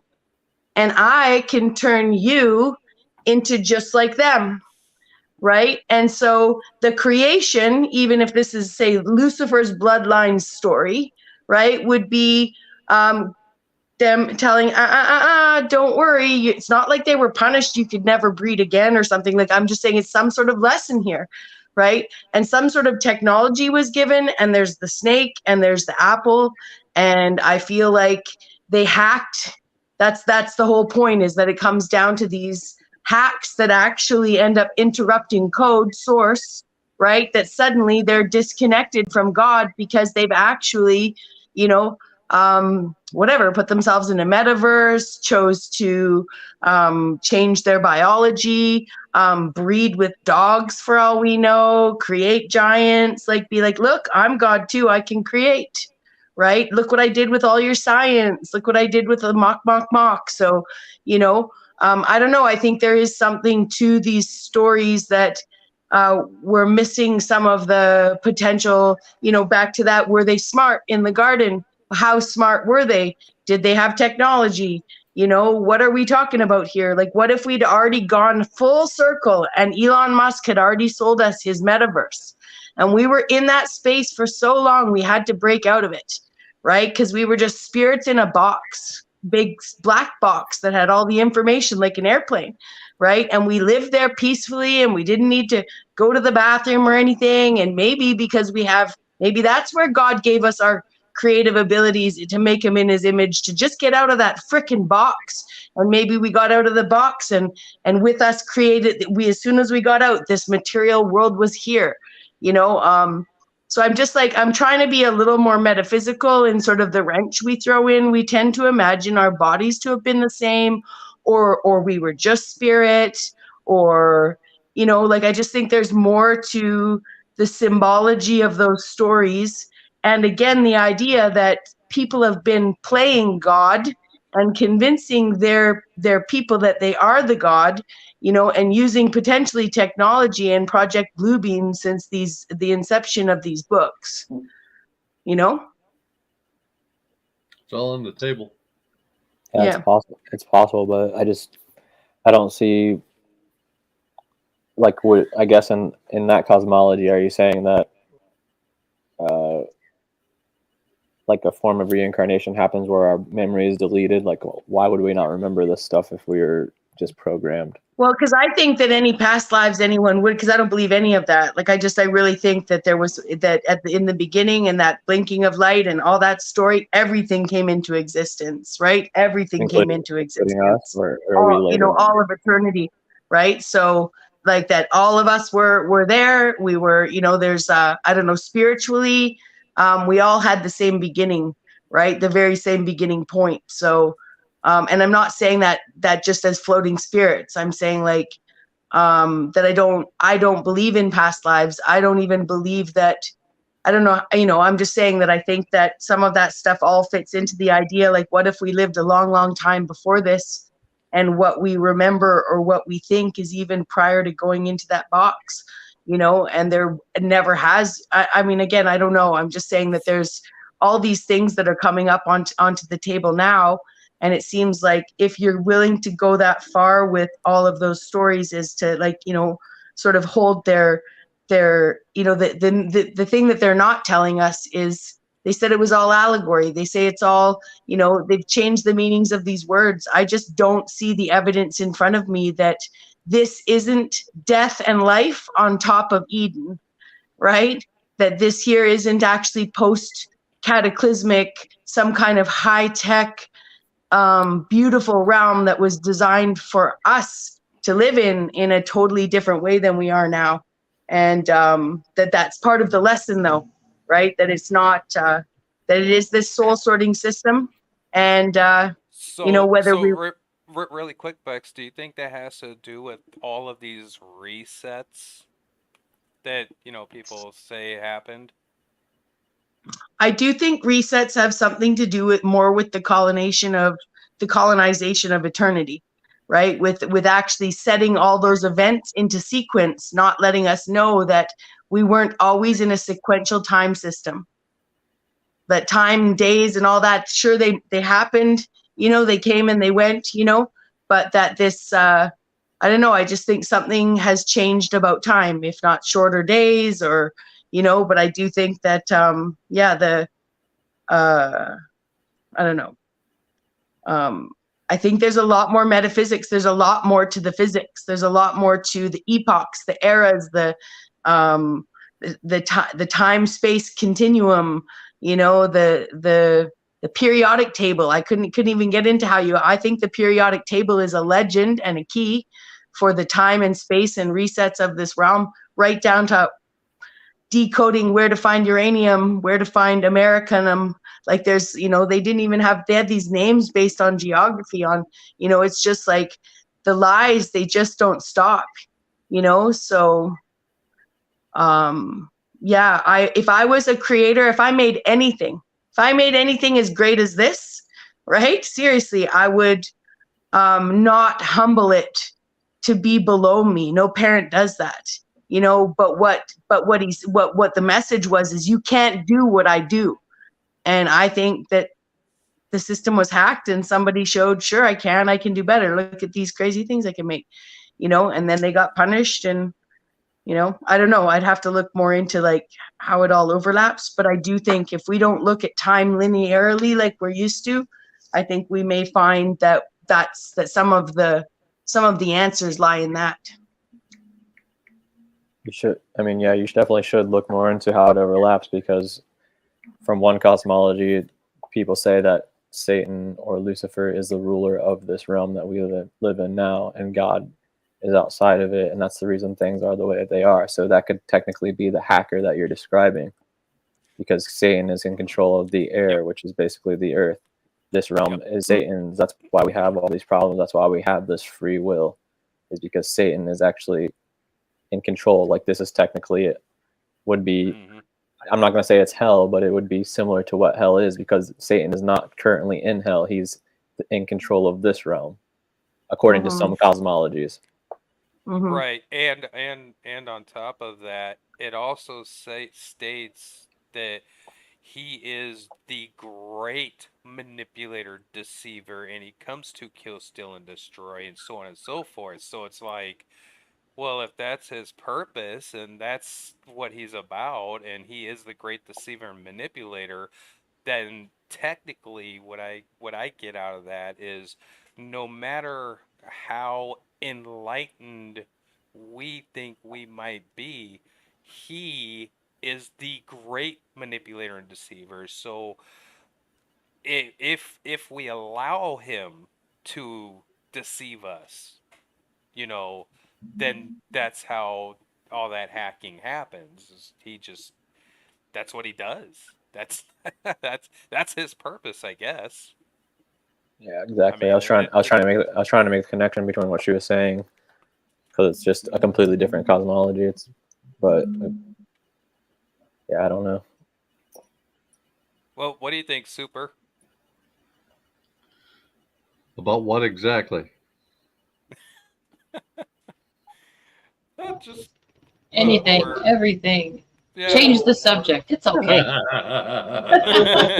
No, I was sitting here going, I felt like I was finally understanding more of Bexx's angle of sometimes it's in there, but it takes a while.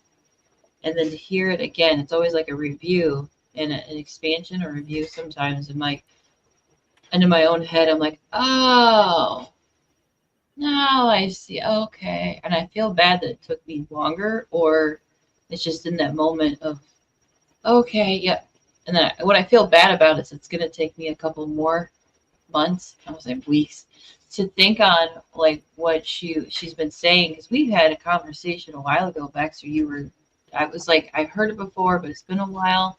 But the way you talk about it, it's like a good refresh of hearing it, to not just like when you listen to a video, read a book, it's like one way.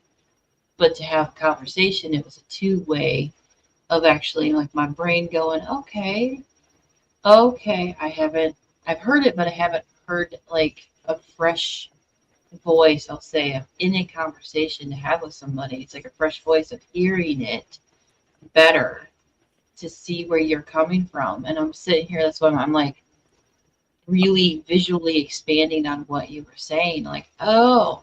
So my brain's got like fireworks going off of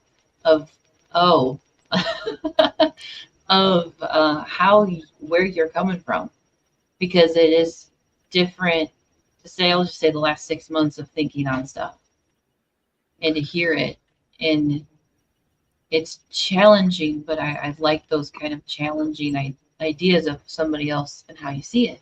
I guess there is one thing I would like to say, and that is that no sophisticated system ever comes about without being thought first.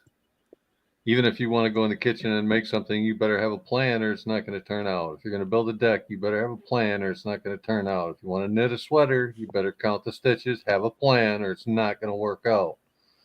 So the idea of us crawling out of muck and ooze that happened by chance is so ludicrous as to be laughable. We had to be designed, planned, built.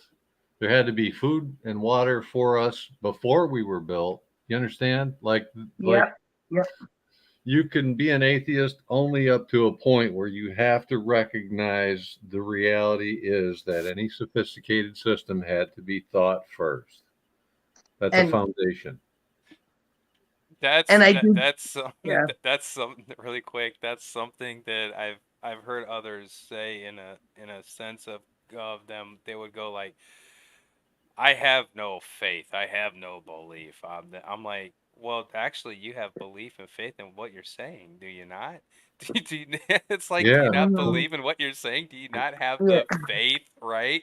That what you're saying? So you have faith. Everybody has faith and belief.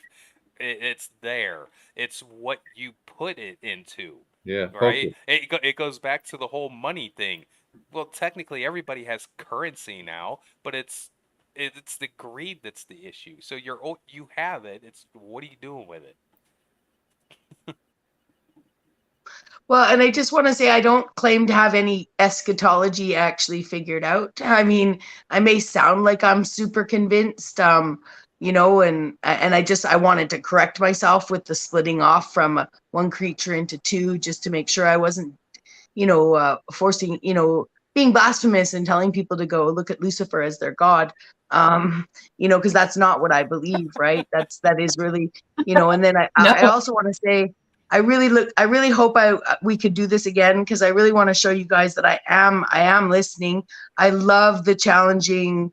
I love the history that you bring, Shem. I love the knowledge of the Bible that you and David and everyone brings. Like I really love the that you would welcome me here with such a abstract understanding, you know, because I'm not someone who I have deep dived into a lot of this. Like, I know I didn't convey that tonight, but I have been way down tons of faith rabbit holes, reading all sorts of stuff, but start to finish isn't my way, right? You know? You conveyed. You to me, I want to say, if I'm like this outsider that's still kind of like this baby, I hate saying baby in Christ type of mode of saying I'm still so new, I want to say new and young to the mindset of my indoctrination would be entertainment. If we all come from a background of having been instructed and taught by something, I was a put her in front of the TV so she's out of my way child.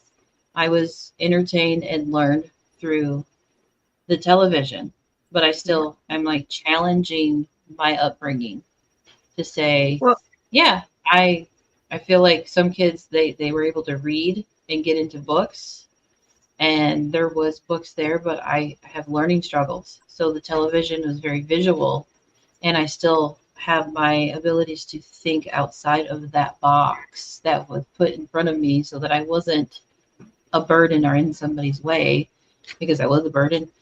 And I still learned from it because I wasn't just watching one program. I was watching multiple programs. It's just like having multiple genres of music and books on a shelf. The television or internet is still a learning tool and to help you think and expand, but you still brought more to the table than I expected, Bexx, and I appreciate that. Even Shem and Sarah, no, Esra. And Super, I call him Super.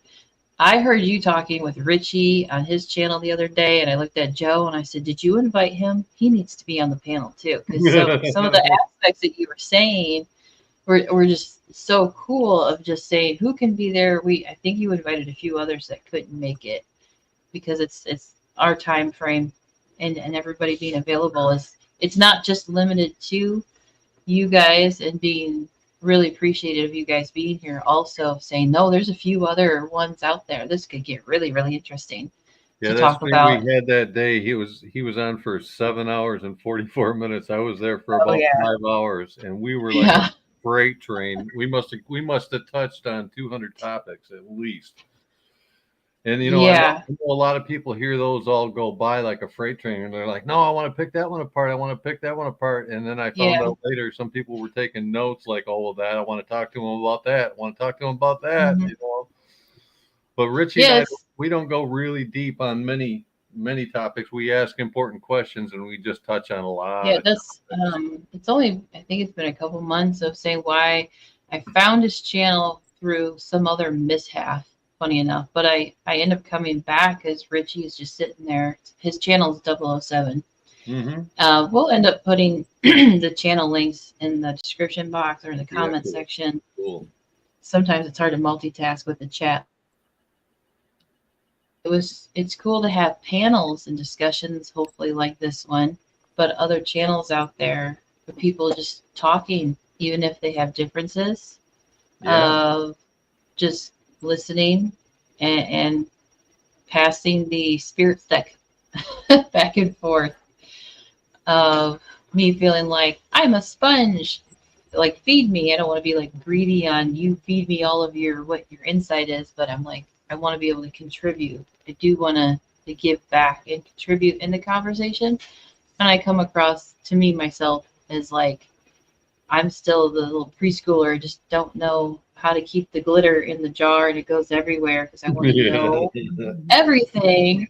We But all it's have pieces, and they're all important. yeah, We do. Mm-hmm. And Mm-hmm. sometimes we have to draw them out to say it might be a topic we don't want to really discuss, or we don't right. realize how that's going to be important to somebody else or whatever. So if you can kind of just let loose and be yourself, and some of the forbidden topics, I swear you can talk about them. You just have to phrase them in a question. You have to be smarter than the Right. AI, and you can get And away that's with like anything, right? something I mean, I to don't want to prove it here on your stream, but I have proven it. So yeah, and it's something to learn as how saying are we going to expand our minds if they tell us that we can't talk about another 100 topics they add to the list tomorrow, right? Mm. I'm sure they're the ones that are part of the keys to unlocking exactly what we're supposed to unlock too, because they're the ones they're telling us not to talk about. Exactly. You know? Yeah, that is exactly why I felt I felt the need to really pull something together like this, because that this just it's not that it's not talked about, it's not really talked about, you know what I mean? Because like I mentioned earlier, you get some people who are, no, you're right, no, you're wrong, or they're rough around the edges, Yeah, and it gets childish, right? they're too focused on what they know instead of being open-minded and going, hey, but like I mentioned, I think earlier, is the whole purpose, or a huge purpose of this, because again, the thumbnail, right, was,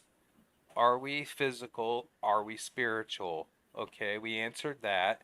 And then the big question is, where do we go from here? Meaning, the afterlife.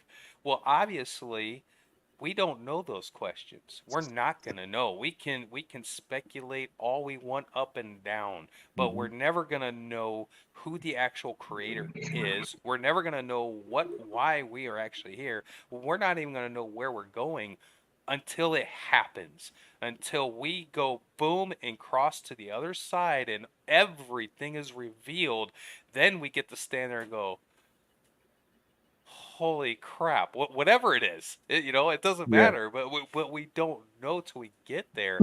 But at least there's breadcrumbs that I think Shem and all of us are really trying to do, is sift through the corruption of all of it and go, okay, there's pieces here, let's take this from here, take that from there, put it together and go, ooh, I'm kind of seeing a possibility of some answers, you know, and Joe, you have to consider that most of us, as we get wiser, and the ones of us that are digging the hardest to get these answers, and we're willing to go into uncomfortable gatherings to get pieces from people that we normally wouldn't talk to, right? Those sorts of things. We have to ask the question, if you had always been an aware, etheric being, living in spirit form only, able to travel at the speed of thought, no restraints, less rules or no rules, however that works, right?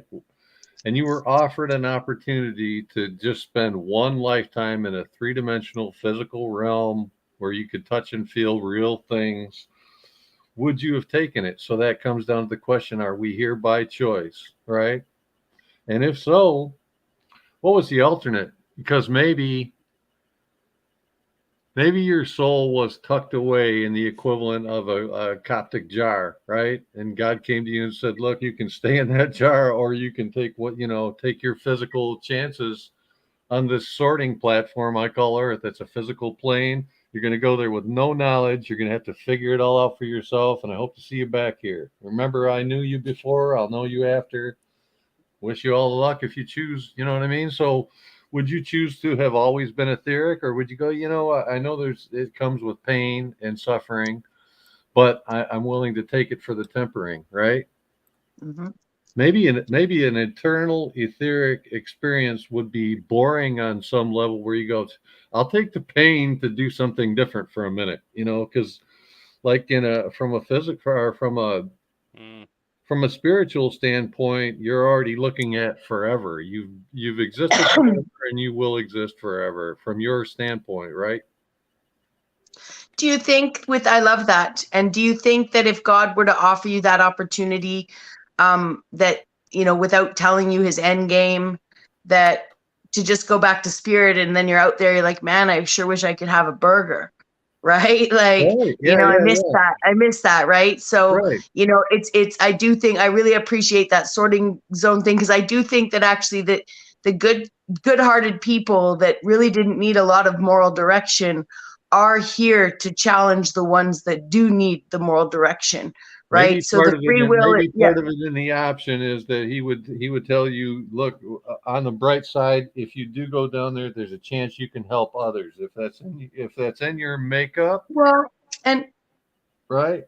Yeah, and maybe I can only see that if there's a, I can only imagine that there's levels to this creation, that if I was created something that was miraculous as these humans, and I would love to see them evolve. I would want to put them through tests that, at the end it's beyond just going back to what we knew. It's because, Bill Gates is going to go down in history 150 years from now as a good guy. He gets to write the books, and or maybe it's not even an option to do the wrong thing. When you're in spirit form, you can only do good. And if you come here for this test, you have an opportunity to do bad. But if it's in your makeup to choose to do good and help others, yeah, like even in the worst situation, you're still a glowing soul. You see what I'm saying? Yeah, I'd still say though that kind of like video games, like that the lesson would be, if you can't respect other people for 100 years or 80 years to 120 years, you don't get a longer life. Right? You don't get to have a longer life again, because you will exploit those people for 1,000 years. Or if they could live in a physical form, making choices that, even to be reborn and to remember, right? Because you get to be a baby again. That's the only way you'd get to be a baby, small again. I would just think that there's a lesson in making sure the greedy, evil people that think they're better than anyone else for whatever reason and can be misled down that path of betterness, over any divisive thing, don't get to play that game, because that seed in eternity would exploit someone for eternity, and that's disgusting, because they can already do it for, you know what I mean? Like, yeah, yeah, if you would do it for 100 years, you'll do it forever. Exactly, and they don't get to play the next level, right? Hey, something else to keep in mind: science has never created an egg that would hatch or a seed that would grow. all they can do is corrupt creation, right? Yeah. So when they want That's the credit key for thing life right and there. all this nonsense that they want to take credit for, they didn't do any of it, and everything that they treat like God made a mistake and we have to fix it, like GMOing our food and trying to inject us with things and whatever. It's all to say God screwed up and only we can save you. We have to change your apples and change your bananas and change your potatoes and everything's got to change. We got to blanket the sky with nonsense. Yeah, We got man. water. You're going to need fluoride. Not only do you need fluoride, but like if you're washing your car, it could use some fluoride too. You know. And then man is the end all be all that made all this wonderful stuff, right? But hate yourself for making it and go back to fucking don't forget sitting to your feel ass in the dirt.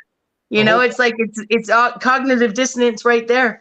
You know, like how can anyways, it's just ridiculous.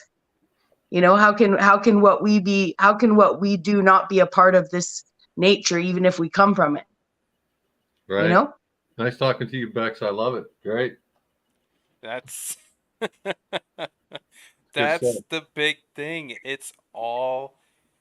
We are all not just we. Yes, we are all interconnected because again, we have that longing for connection. But everything is interconnected, even with the creator. Everything is interconnected. Everything. He is outside time.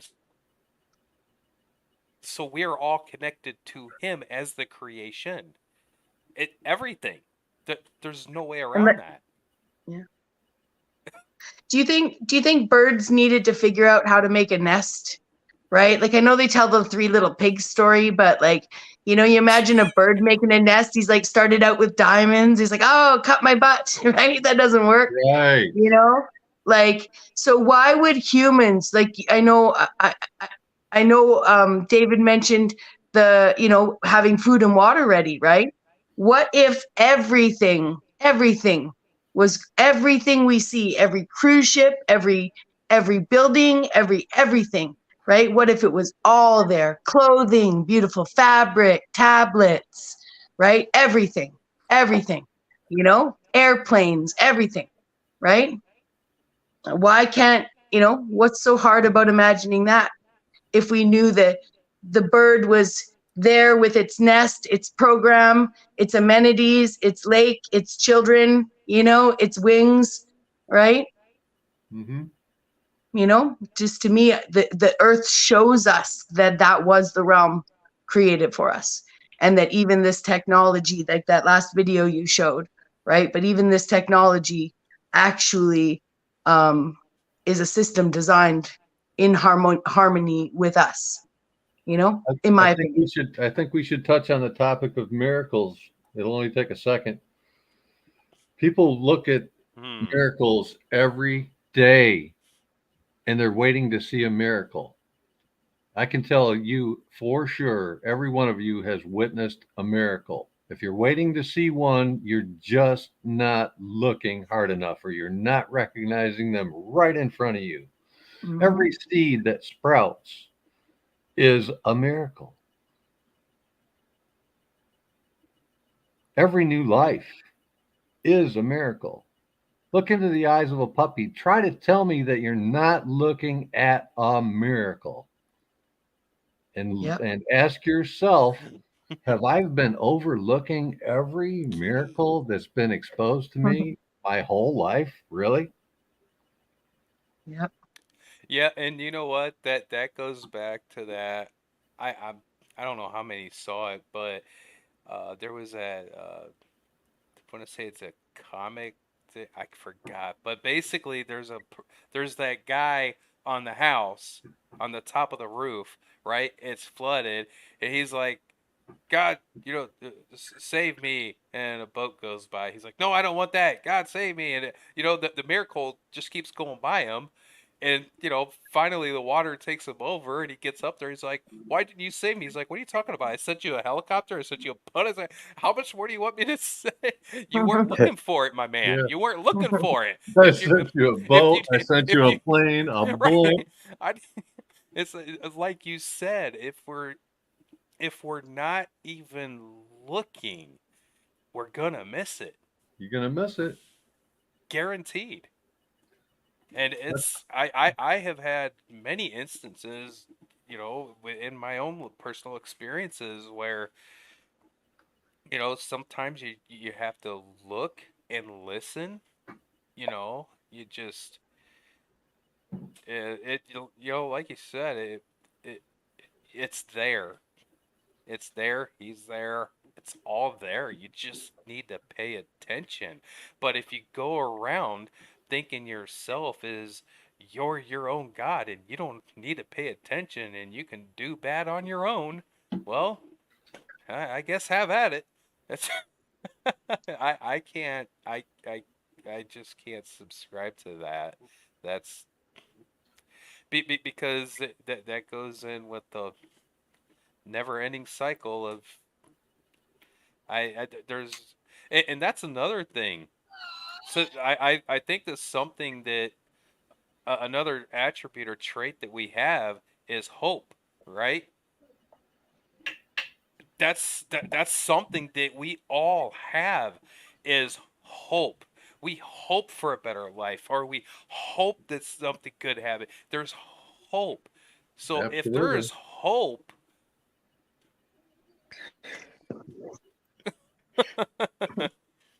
it's like, come on now. Zionists and Phoenicians. I wish I could talk to this person. Who? Derry A. Dearney. Oh, what did he? I don't know. They've just been saying crazy stuff the entire night. The Zionists are not Phoenicians thing's pretty funny. Oh, yeah. Has it occurred to you that your icon is a military man? Ooh, what?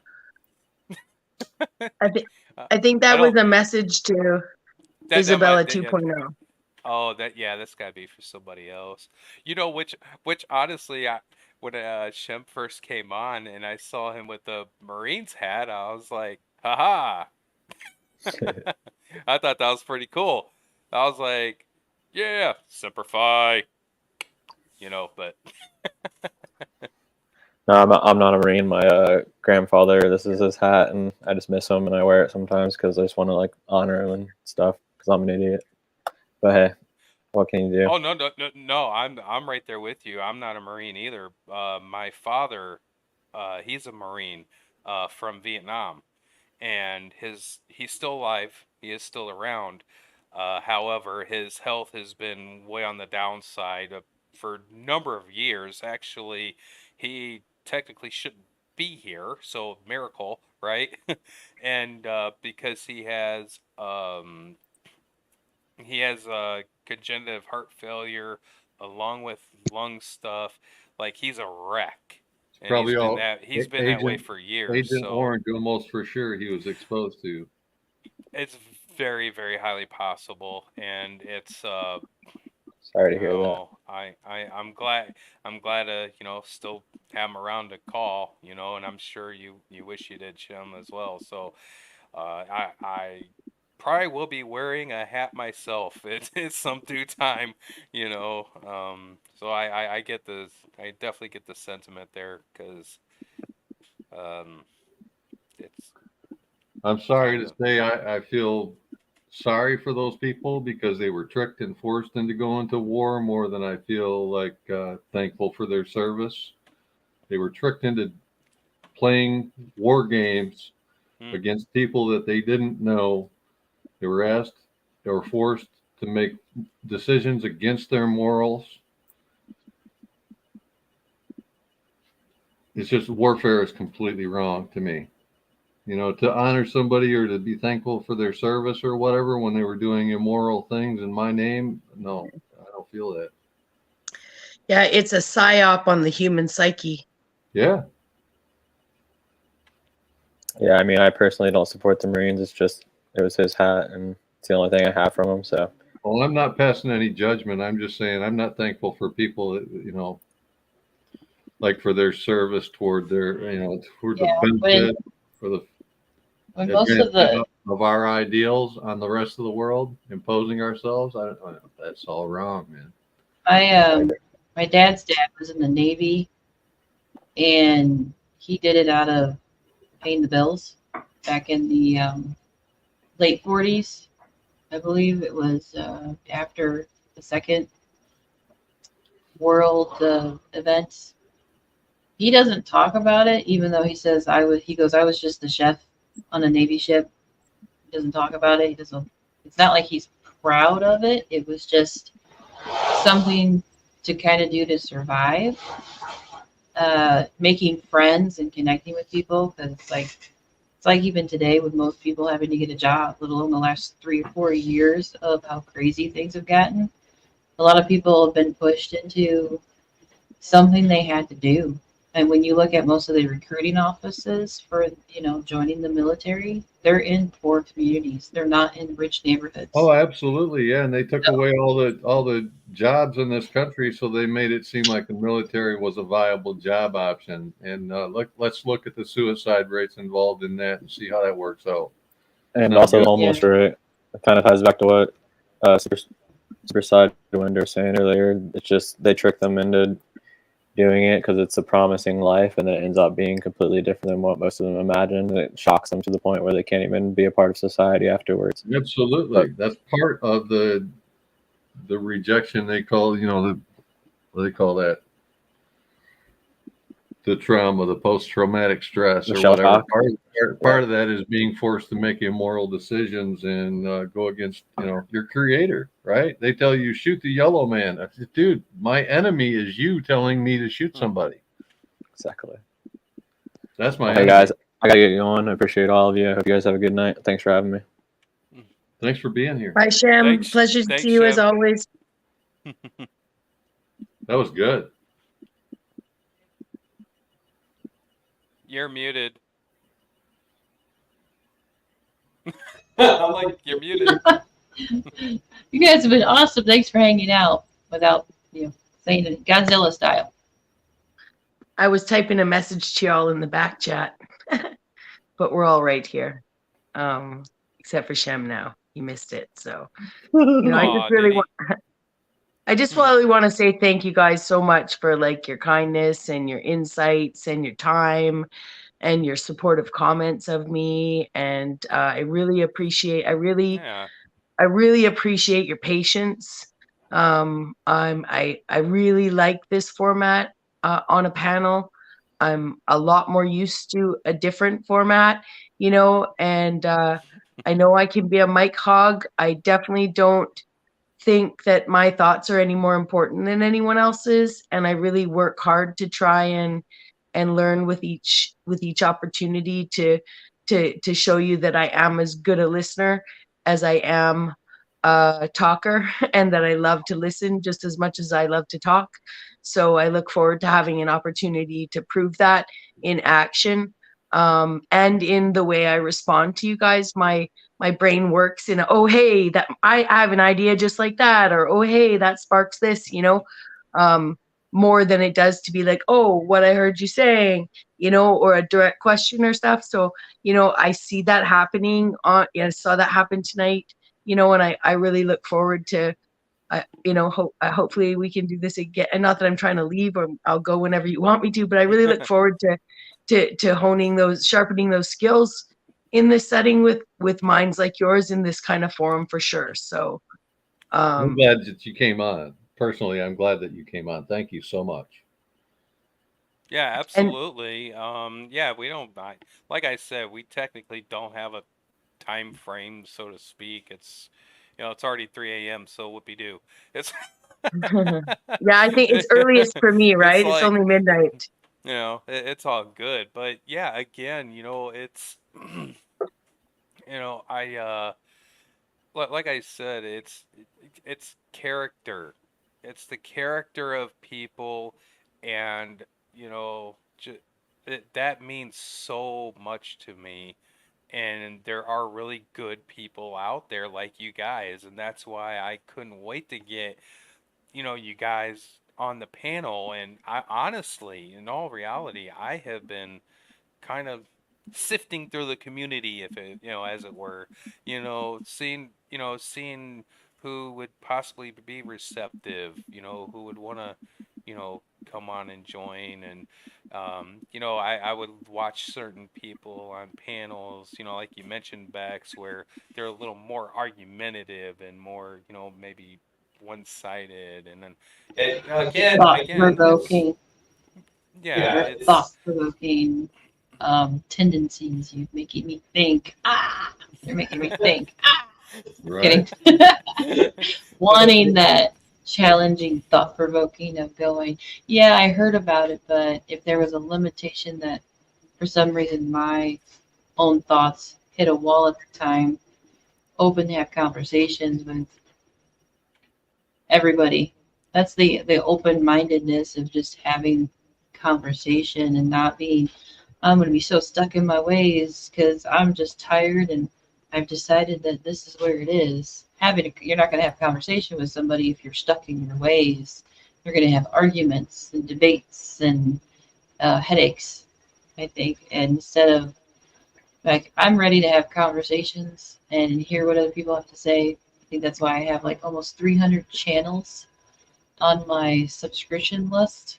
Joe Cool was like, how do you have like 300 channels? I go, I'm out there listening to not just music, but what everybody else has to say. And a part of it feels like I'm a little more mature to handle different ideas to a certain limitation of, if I feel creeped out, wigged out, like heebie-jeebies kind of stuff, I stop myself from listening to it because that's just some like spider sense tingling limitation I have. Or if I just get, it goes way beyond. It goes way beyond the five senses. We have so many more than the five senses they tell us about. If you consider like that, when the hair on the back of your neck stands up, what you're saying, spidey sense, like you get a bad feeling or somebody's staring at me or whatever, that's a sense, right? Oh yeah. If you can feel someone else's pain, that's a sense. Every woman who's ever had a child has empathic skills. They were linked to that child. They wake you from a dead sleep from 3 rooms away if they breathe wrong, right? I mean, there are so many senses that we have to acknowledge. Like, not if they kept you up the last 48 hours. You know what I'm finally knocked out. Hey, I want to mention something real quick. We started a music server where people can mix music. It's so hard for us, like the like-minded people like us. The same thing happens in musicians where we're all scattered across this plane or whatever. So we have a server set up where you can submit files or you can look through other people's files, pick songs you want to be a part of. If you can sing, whistle, hum, or play an instrument or write lyrics or anything, we'd love to have you involved. I put a link in the private chat. If you don't mind, Joe, maybe on the way out or whatever, you can play. And it's we're calling it Jam Depot. It's not a band. It's a place where people can get together and mix music and do whatever part you feel comfortable with. Oh, cool. So, okay. So it's kind of like,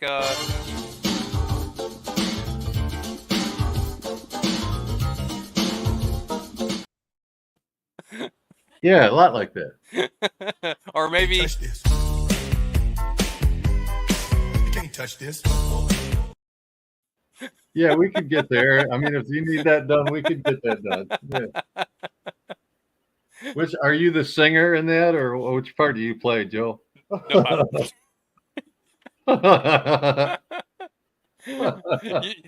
probably JJ's might have probably play them all in my head, really. Yeah, right. They're in there just, You got a party in your head. He's the Looney Tune. All the time. I really do. And so sometimes JJ's kind of like, You do that? Oh, well, and the chop flew, so I lunged, and then the floor slipped, and then, whoo, and I just flipped, I guess you just kind of had to be there. Yes, apparently so. You had to be there because the floor slipped. She didn't slip on the floor. The floor slipped. Yeah. It was like a Looney Tune. Yeah. Well, thanks for having me on, guys. This has been wonderful. We should do it again.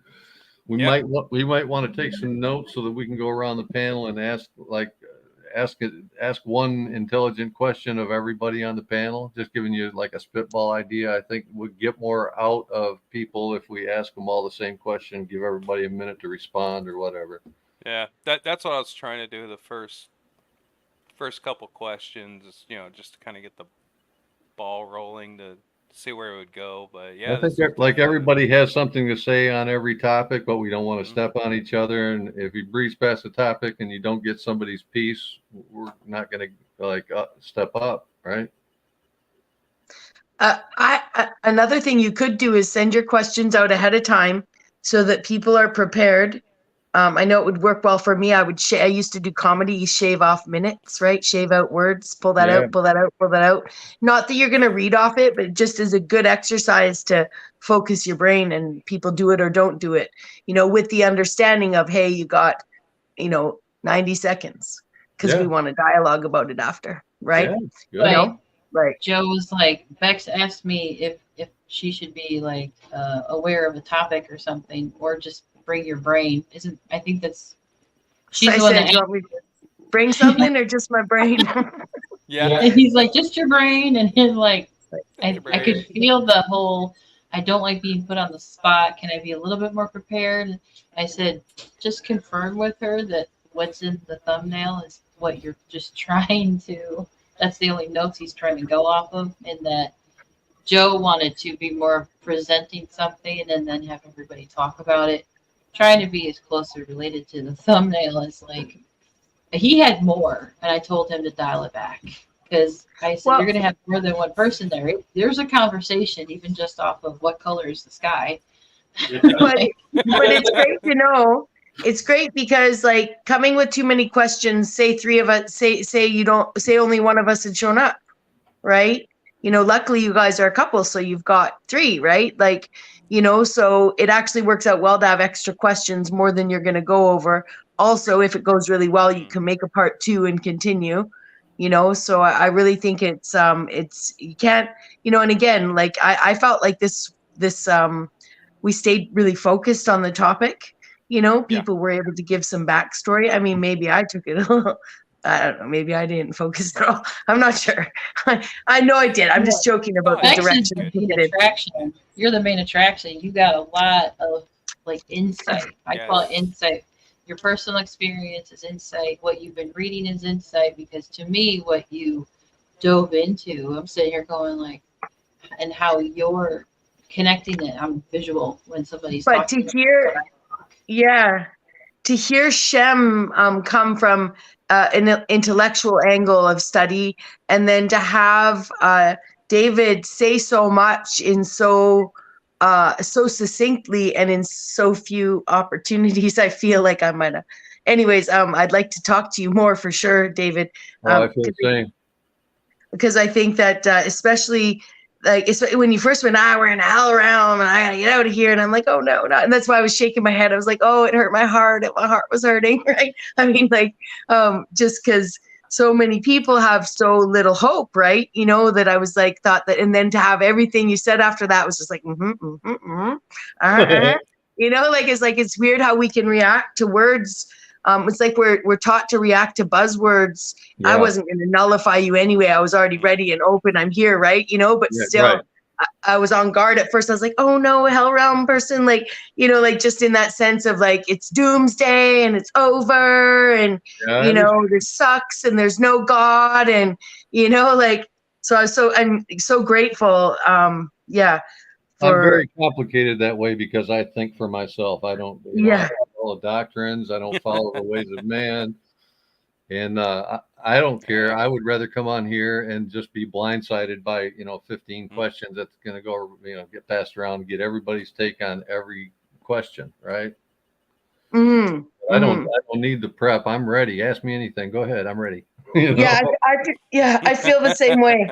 You know, I love that. I have people jump up on panels and they're like, you know, I just hopped up because it's just a topic I know something on, and they're passively aggressively, you know, directing it at other people who are always there, right? And they're like, oh, and then they say their piece, and you know, they try to be like, I try to just come up here when it's only something so, you know, there's room for other people, right? And then in my mind, I'm thinking, but I just feel like I could talk on anything. Is there, Right. you know, like, but that's, you know, so I mean, for me, that's why when I'm on panels that are open, I'm like, I'll hop off anytime, right? I'll hop off, just say the word, get in the back chat. I'll hop down, I'll hop back up. I'm watching, I'm here, I'm in the chat, I'm here, right? Yep. So, you know. I'm flexible. Yeah. Yeah, I saw Shem with a pen and a piece of paper, and I think I need to start doing that. I think it would be helpful, because I think then I wouldn't jump in with like, I just put a few points down and be like, by the time I got to my point to speak, I'd be like, oh, okay, that's not so important. You know, I'd be able to prioritize, you know? I get a kick out of it. Don't change on my behalf. I'm learning to do, wanting to do both. I think you touched on it, Bexx, of being able to talk about anything is like a healing process.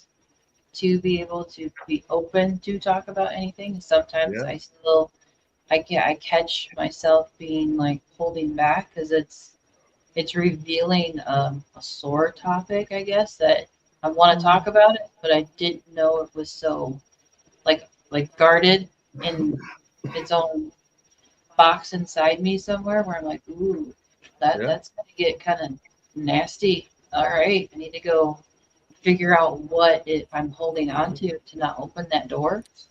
A lot of times I'm usually just this emotional wall of tears has to come out first for a lot of stuff.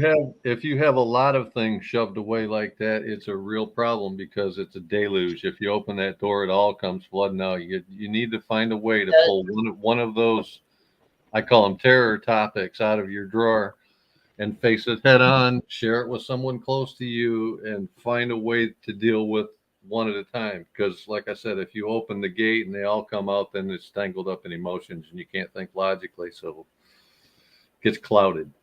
Oh yeah, there's been some things recently that I didn't know I was buried inside me, and me too. I'm like, I've seen this commercial 1,000 times, but in the last 2 weeks I've heard different people talk on channels, like there's this overlapping peeling away that all of a sudden I wasn't saying I'm upset because I'm crying. He's looking at me going, what's wrong? I said, I don't know, but I just need to, you know, I had a whole day like that. I went out with Richie in a really early morning stream. I got up at like 3 or 4 o'clock in the morning, and I was just beside myself. I felt like something close to me really just went wrong, or something in the world, like just a dark energy. You know, I don't know if I let my guard down. I never did quite find out like what it was. It wasn't anything real close to me as far as I know, but I was like in a spiritual dark place for half a day, and I needed to talk to somebody, and I live alone, and it was like,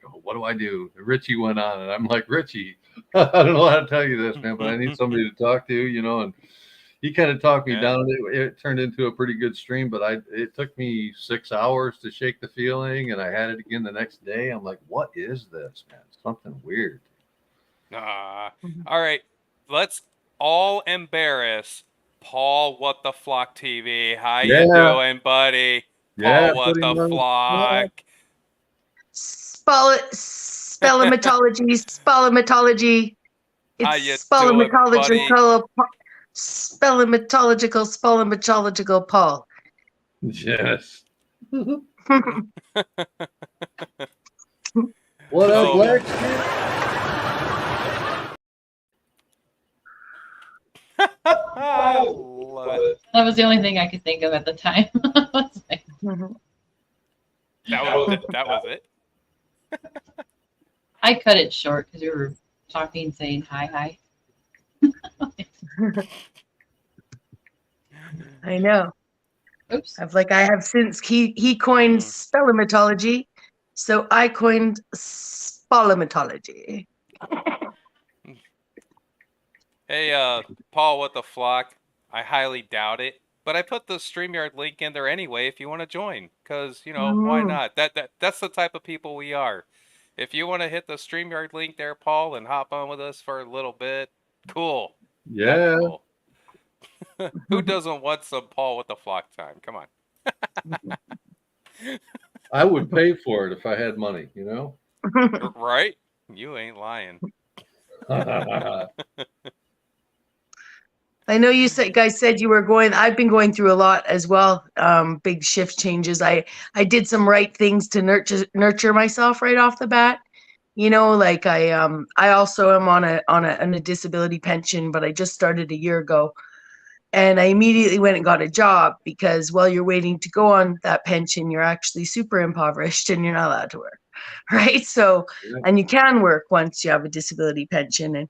But I did some weird thing and just took on this like job where I literally moved like 1,000 pounds to 4,000 pounds a day. And I am disabled. Anyways, I burned out about 6 weeks ago or 5 weeks ago, because about, I don't know, 10 weeks ago, I told my boss, you better hire people for the summer. Already I'm working too hard.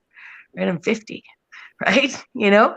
I shouldn't be doing this. Like hire, anyways, but I did decide that my body got so sore and I was so tired like a week into wedding season that I just stopped going to work because she wasn't hiring people. Right. I'm just like, I can't do this. You're going to have me suddenly moving 4,000 pounds a day, like hire people. Right. So I was just like, it's so unlike me, but it was so empowering. I'm like, I think I've realized that I should work in your slow season. Right? Like who does that? Who gets a job?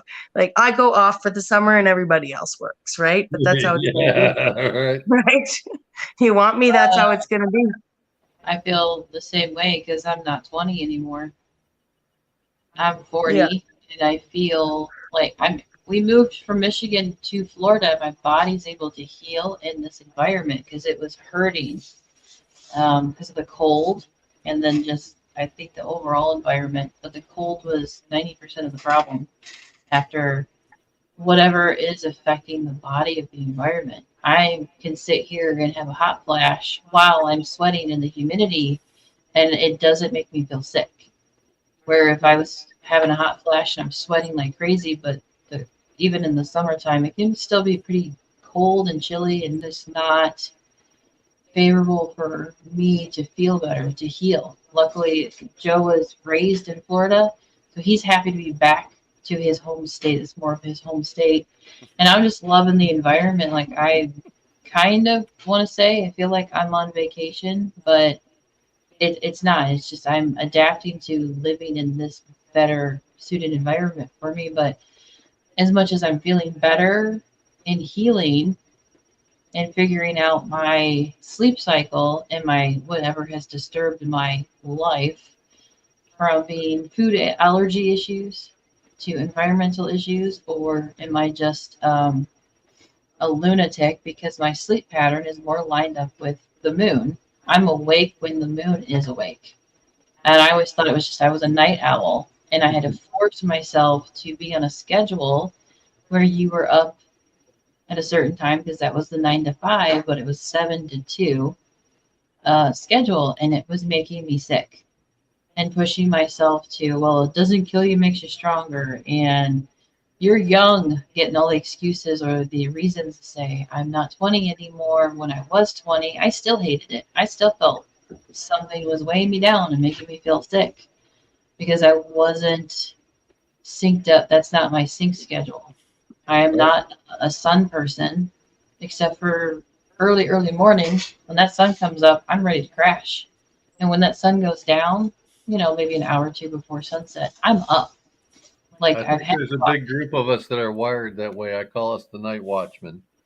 Night watchman. I'm like, I was telling somebody else the other day, and he goes, "Oh, so you're a lunatic." I was like, "Oh, no, I get it." Because I've heard it before. It's been years since I heard the correlation of lunatic with the lunar cycle, whatever. Yeah.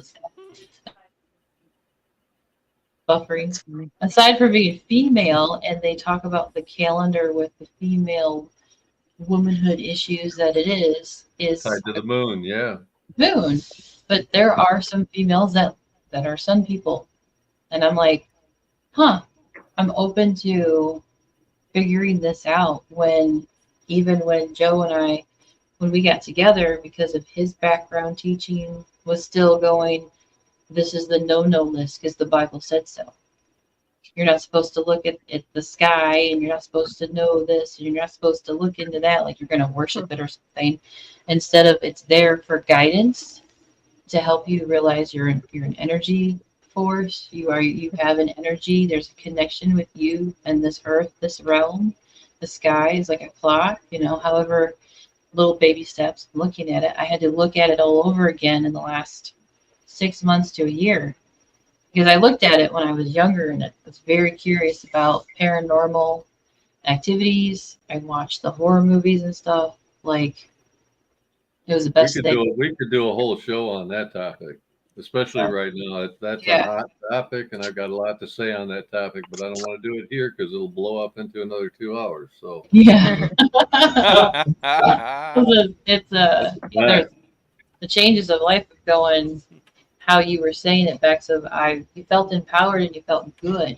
When you feel good, you want to keep going, but then all of a sudden you burn out because you push yourself too hard and someone else is taking advantage of you. You burn out, and that sucks. I hate burnout. I had to leave my job because of that, and I really enjoyed my job. Mm-hmm. But I had to take care of my kids over somebody else's kids. Yeah.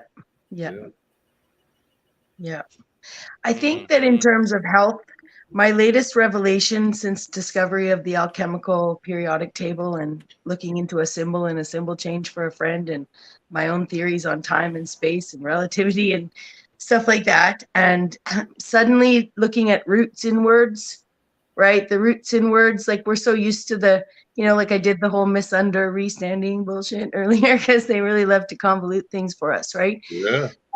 But I've unlocked the electricity in the language. Okay, like it's in so much of our language, it's ridiculous, and even probably the root words that we don't even realize are electrical.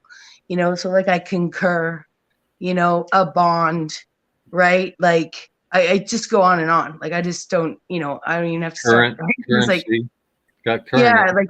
And there's so much about us. Even if we got into introspection, you'd be surprised with the spect. I know it's there, right? The diction. Believe and belief have a lie right in the middle. Well, but also that's actually a misnomer. They've put an E in there to throw us off. Believe is to believe, right? It's to imagine, it's to use the image, right? To be made in that image, to use the image, right? Like that allows us, and I don't mean like to make things that aren't, but to create, like that's what we have, an attack on creation going on, like of all sorts, like right down to the 40-hour work week, right? It starts there actually. They tell us stories of slave labor, yet you look back in the history books and there's nothing but unions. Everybody had a union. Everybody had a uniform, right? It's like McDonald's rolled us out, sorry. Yeah, no, it's okay. Even positive words like live is evil backwards. Mm-hmm, mm-hmm. But it's a silent. But when it comes to this health, like we've been told it's all biology. It's all biology. It's all the body, physical, and it's like this metaphysical aspect is really important. Like no loving God would even allow things. No creator would create us in the love that they have, right? When we're under attack, to not have everything be capable of being flipped on its head, literally. Why would some people be able to eat, Wagyu beef and organic mangoes and whatever, while somebody else gets nothing but Ichiban noodles, and a yam once in a while, and then have it be like, and then have it seem that health is all, and then have those same doctors selling you that health. My dad was one of them, right? Say vitamins don't really do anything, and the food, like, oh, I gave up weed and my psoriasis went away, and oh, that's just a miracle, totally unrelated. Like they don't even understand physics themselves. I mean, chemistry themselves, right? And why would we separate chemistry from physics or biology when look at us? We're made of crystals. We're made of freaking crystals. Why would God right? make you with extra parts like your appendix? They tell you you don't need it, or your tonsils. Exactly. What if the appendix? You don't really need those. You know what I mean? Yeah, exactly. What if the appendix has the ability to like make you another heart? And like I'm just saying, why would it be called the appendix? In need of pharmaceuticals made of petroleum. Come on, dude. Wake up. Well, but why would you even let them convince us that petroleum is something evil? Everything's organic. Everything is alchemically capable of being metaphysically changed, alchemically changed with its antidote, right? Everything here has some sort of it's like a video game, only it's reality, right? So even the petroleum, which is an organic goo that they've convinced us is poison, which used to be all the medicines. It might be they call it sweet crude, right? They want to tell you, like I'm not saying dinosaurs, what we're going to call it sweet crude oil. Come on, dude. Yeah. So I'm not saying like drink it, but I'm also not saying don't assume because they make a food product out of it, it's poison. The poison is putting you in a position where they give you information full of fear and no ability to change your environment, right? So what I got from the beginning of that breakdown of those religions, not to put it just on Islam, because a lot of faiths would have it as well, but I do appreciate the Islamic faith, is that, I sidetracked myself, but basically that, that's the control we have right now, right? So and I'm not saying just because you believe it, imagine it, right? Not fantasize about some unreality, imagine it. We might be keeping the world round based on our imaginations for all I know. Imagine breaks down to I'm a genie. Yeah, exactly. I'm a genie. I'm a mage. Okay, a mage. Yeah. Like I'm mage, right? You so write a song like that, baby. I'm a mage. That's the way you treat me all the time. The sooner we start understanding to not put all the credit in biology when we're already sitting here being like, stupid meat suit, I hate you.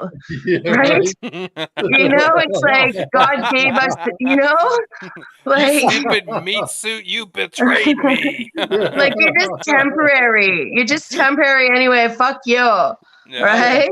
It's like if I want to, it's my damn body, anyways. What we hate our bodies so much, we must think man made them.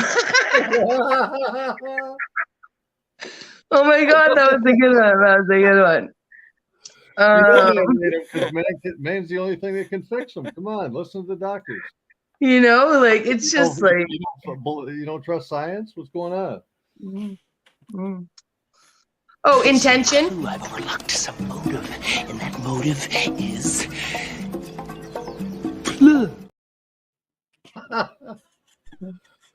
oh shit! I wish I could high five you right now.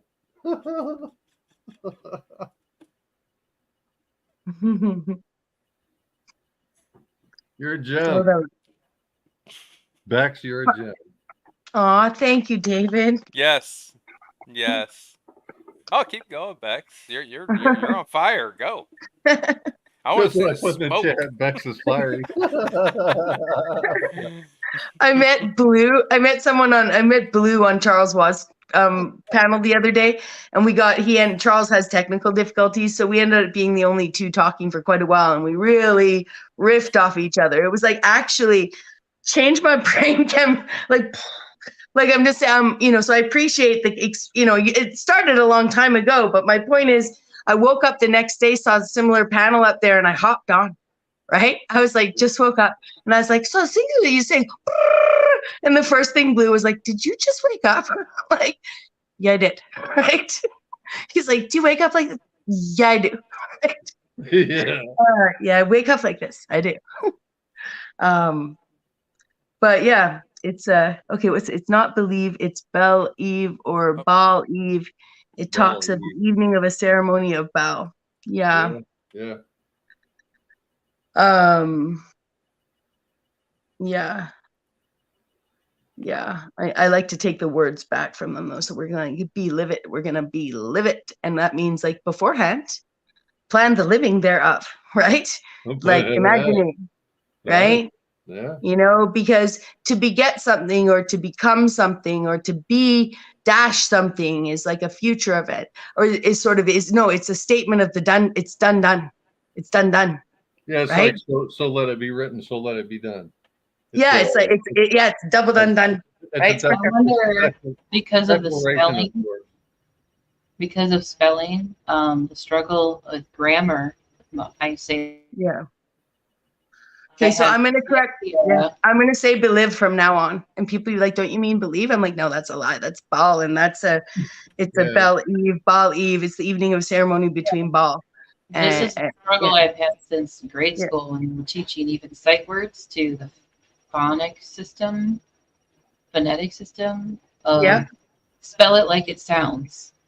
And boy, did I take them to the church. I was like, spell it like it sounds. Like, how did you get that out of that? I said, because you're just now, I look at it now as an adult. You're trying to teach me these rules that don't match up to what you're showing me. Oh man, a lot of them. Especially that old rule, I before E except after C. That is so out the window now. It's crazy. Have you never heard the whole thing? It never works anymore. Have you never heard the whole thing? I never had either, but there's a whole. There's more to it. There can't be.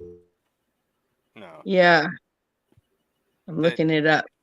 I wouldn't want to know. I mean, that alone is hard enough. And it's wrong. It's wrong more than it's right anymore. Well, I think they've been changing the freaking English wording and verbiage forever to keep us confused to begin with. Because again, it goes back to, the morning star and being the manipulative, deceitful thing that he is. That's his game. That is literally his playbook. Yeah, that's the abracadabra spell. So constantly changing the wording, verbiage, and oh my gosh, you got one word like bear. How many definitions can you get from that one word alone? Well, which bear is it? Is it B-A-R? Is it B? It's like, oh my god. Right? Bear in the woods. How can you Bear look at the same word and pronounce it two different ways? Live and live. Read or read. Yeah, same. That's why I was like, it depends on your intentions of using it. Your mind. You're right. Like, I'm gonna go with silent E's are the worst. Any silent letters actually, like knife. Yep. Knee. Or even using a PH for an F sound, like the word phone. That should be F-O-N-E. Simple. Right. Joe Cool and I did our stream last week with these pirate articles from 1790s to 1900s. And there was this change of using F's and S's. And they were using them as the same thing for certain words. Yeah. Because in the same article was an actual F, an actual S. But with certain words, there was one that had 4 F's that were also S's. That was just mind-blowing to see how they used to write. Like everybody had a lisp is the only thing I could compare it to. Wow. It was such a tongue twister. But we made it as fun as possible to sit there and read through it. I was like, wow. Tiffany is funny. I've seen that before. I've actually met somebody, their parents spelled it tip. Like she would tell people like leaving a tip. Tiffany is how they wanted to pronounce it. But even when you looked at it like tip funny with PH, she goes, no, it's tip. Like tipping your hat or leaving a tip. It's Tiffany.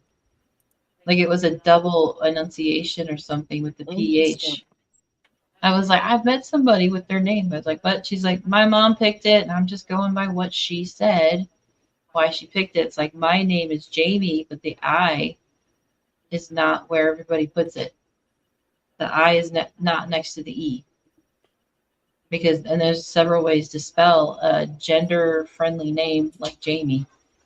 And it's annoying because it took me 37 years to get a keychain with my name spelled correctly on it without asking somebody to make it. I was like, it was just sitting right there. I was like, the I is next to the A and not the E. I felt so special. Wow. I have to do it. I gotta do it. When you tell somebody something, it depends on what part of the United States you're standing in as to just how dumb you are. Mm-hmm. Depends. Yes, no, it still does. And that's just what city you're in, depending on which county line you're standing on. It's not just part of the country, but... Look, I just want you to know I don't appreciate anyone slamming my American brethren in my presence. Okay? I was just You're joking. Canadian. I know. I was just saying, like, I always like to. It didn't land well tonight, but maybe I said it too seriously. I was just joking. It's just that I was like, what? Out there in the world, people are always slamming you guys, right? It's like, States people. Oh yeah, the memes up here in Canada. Well, I don't know if it's the world, but the memes in Canada are just like the smuggest thing you ever did see, right? I was. Who were we talking to?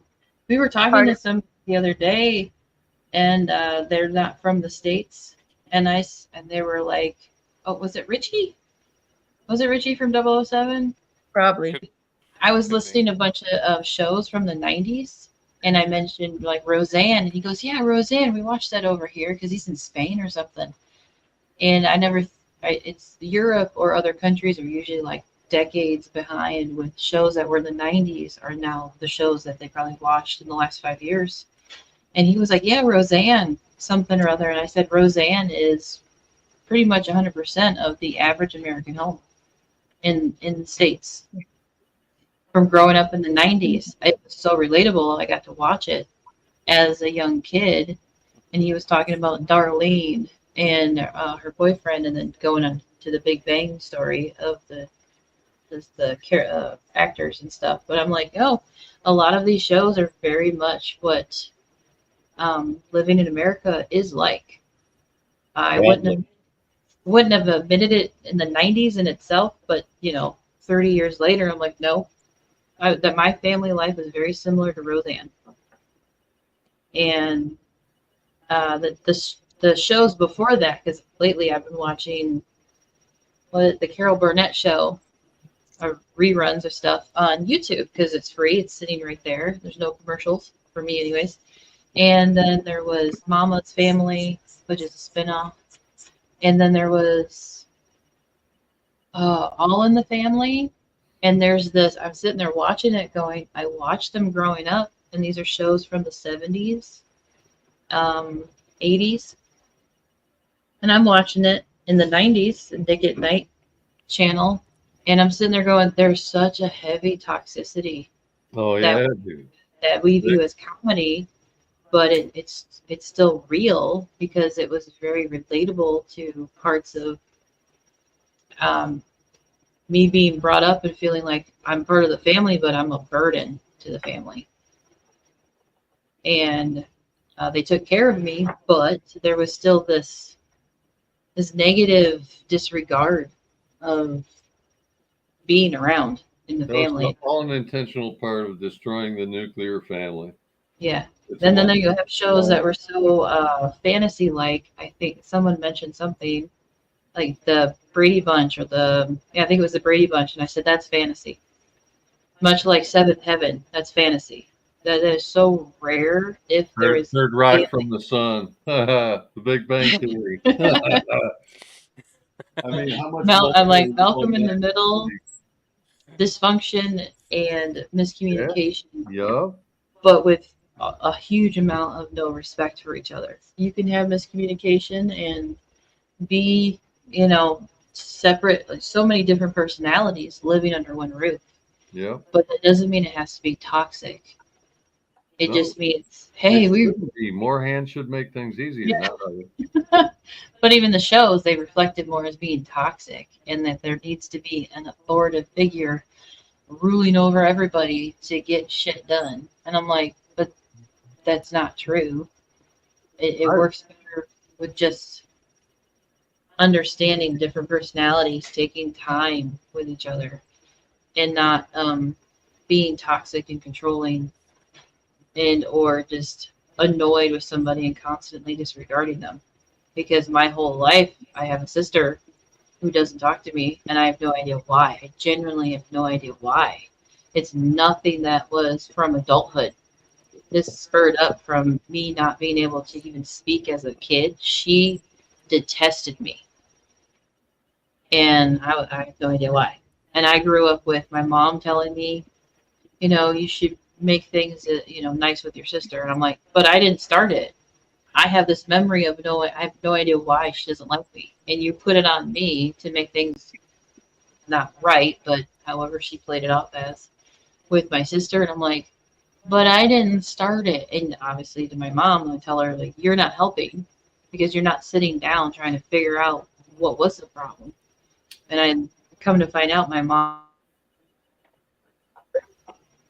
because there's this stain between their relationship that spurred up from the parents of how they were raised, that there's this bitterness. So it's kind of, yes, it's hand-me-down toxicity. It's no good for anybody. You have to dispel that at some point. I've found really the best measure of, like, if you want to self-analyze or whatever, you don't need to look at yourself in the mirror. Like everybody says, go look at yourself in the mirror. That doesn't help. Unless you just want to see yourself backwards, or you want to confirm you have a head. You know what I mean? Mm-hmm. Really, the measure is you ask yourself, if the world was filled with beings that acted and felt and thought just like me, would this be a better place or a worse place? Moving to Florida. I like that. Although I would say that toxic passed down, I'm just going to be a little more grown up than the adult above me telling me that that's logical, right? Because if they want me to justify their bad behavior based on their trauma that they passed to me and took out on me, and then won't have resolution with me and won't excuse my behavior that mimics their behavior because of the trauma I was subjected to, I will not sit here not in judgment of a parent who chooses to not deal with their drama and continue to gaslight me on the passed down trauma, right? So I'll choose to be more grown up and say, I have no contact with people that can't be accountable, and not because I expect, oh, I'm sorry, I was a bad dad. I'm just like, even in an argument now, like even in the right now, right? Yep. Who participate in joy from the pain of the discomfort of whatever the energy is, you know, and for the sake of their spirit, because they're the ones who loses brownie points, right? With the maker, in my opinion, you know, for being incapable or for only continuing. So we're the villain in each other's story, right? I'm the bad guy to them. They're the bad guy to me. I know morally that I am not the one here who's in the wrong, even if I've done harm, right? But I do know on a spiritual front, if I continue to try and engage and persuade them, and they only have more opportunities to be mean and evil, right? They lose points, right? So it's their test, not mine. You know, and so I don't need them. So actually, for me, for the prefix for, right, like foreshadow, is a future event, right? So forgiveness, if you do want to go to these parables, whether we believe they were the right story or the wrong story, but if Jesus on the cross forgave the thief, right? And that thief, he didn't have any resentments towards the thief, unless they were talking about different crimes than we actually know, which is a different thing we could totally get into. I'd like to talk sup. I'd like to talk the word sup. I'd like to talk the word supper. Okay, I'd like to talk sacrifice. And I'd like to talk prostitution. But as an aside, and the changing definitions of those. But as an aside, you know, if we're talking about forgiveness being modeled by this benevolent, like, oh, it's okay, you'll be fine, you only stole, whatever. Right? Like, he didn't have resentments, right? So if I'm sitting here. You know what's interesting, real quick, when he was on the cross forgiving the thief, he did not ask him the key questions like, hey, I'd like to save you, but were you circumcised? Were you baptized? What religion are you? He didn't put, him, through, he didn't put him through any of that. Who did you vote for? Yeah, exactly. Yeah. Rip off your loin. Somebody pull off his cloth. My hands are a little tied up right now. Oh, I'd like to forgive you, but you weren't baptized.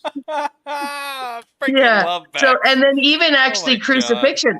I'll get into crucifixion, right? And what that means in terms of making the mix. Asiste la cruz, right? But anyways, aside, that was Spanish, not Latin in some weird I didn't distance. mean to interrupt Anyway. you, but it was important that I get that fitted to where. No, I appreciate it. I appreciate it.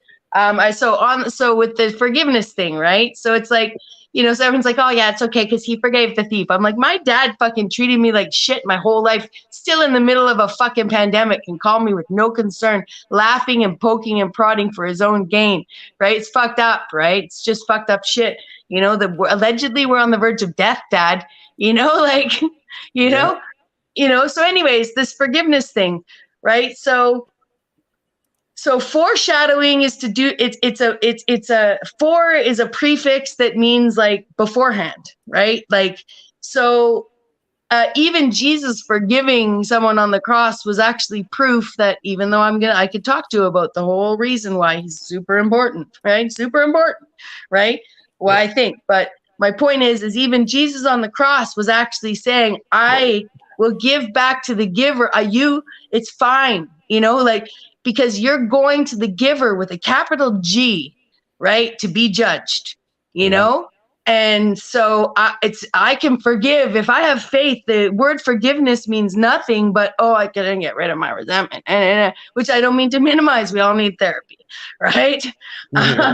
That being said, like with faith, those words really mean something different, because even if I sat beside, even if God said to me, you know, if he could, whatever, I'm just saying, if I was put in the position to be the judge, right? Just if someone said, oh, hey, here, you decide whether your dad gets to come play for all eternity or not, right?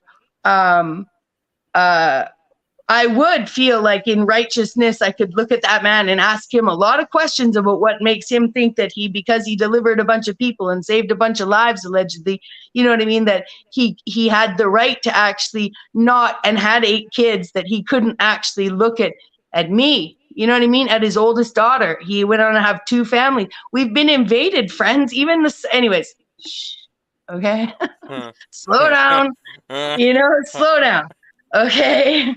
But I'm just saying, like, to be sat there and have you're sitting there, you can hardly buy tampons. Everybody thinks your dad bought everything for you because he's a doctor. But in fact, you got a job at 15 and were treated like a foster kid because your new siblings needed to, go to karate classes at 2 years old and needed braces and private school. And you know what I mean? And then you look like you're just being resentful when you even bring it up. Instead, you're never thanked. You're never thanked.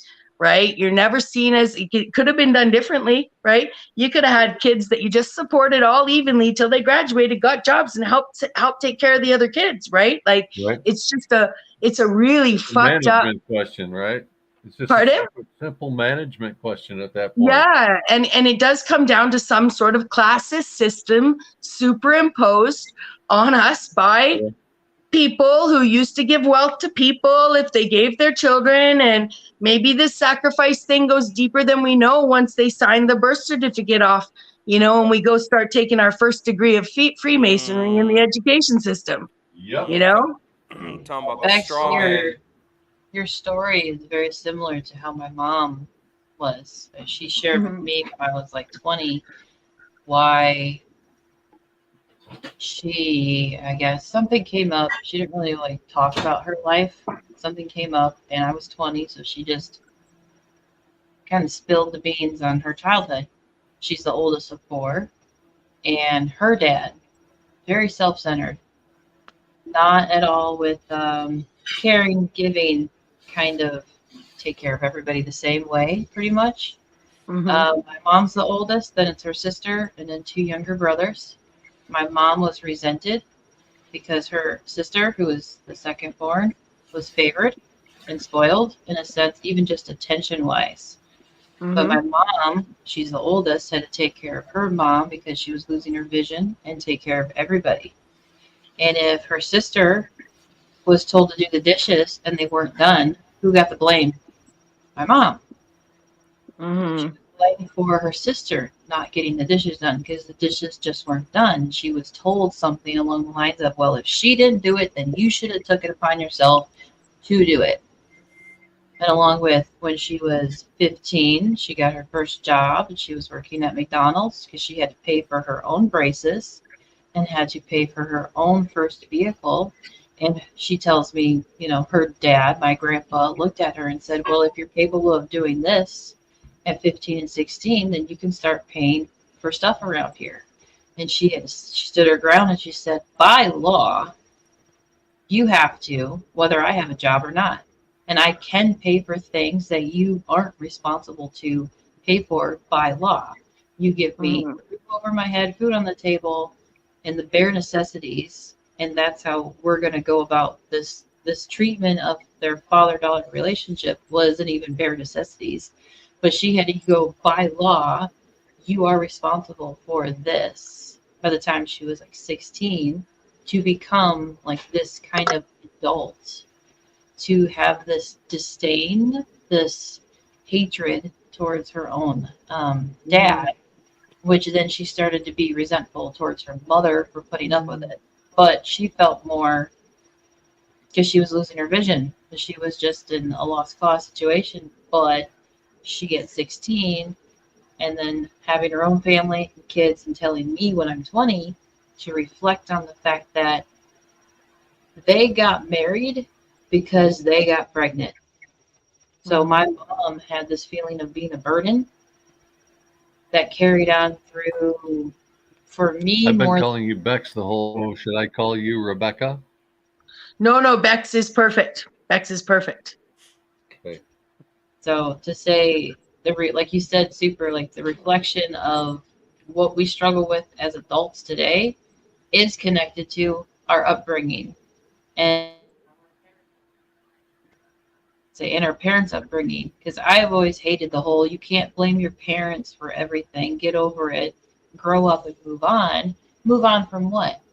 You can't move on from something if you don't know where the problem is from. I'm recognizing where it's from, but I'm not sitting on it.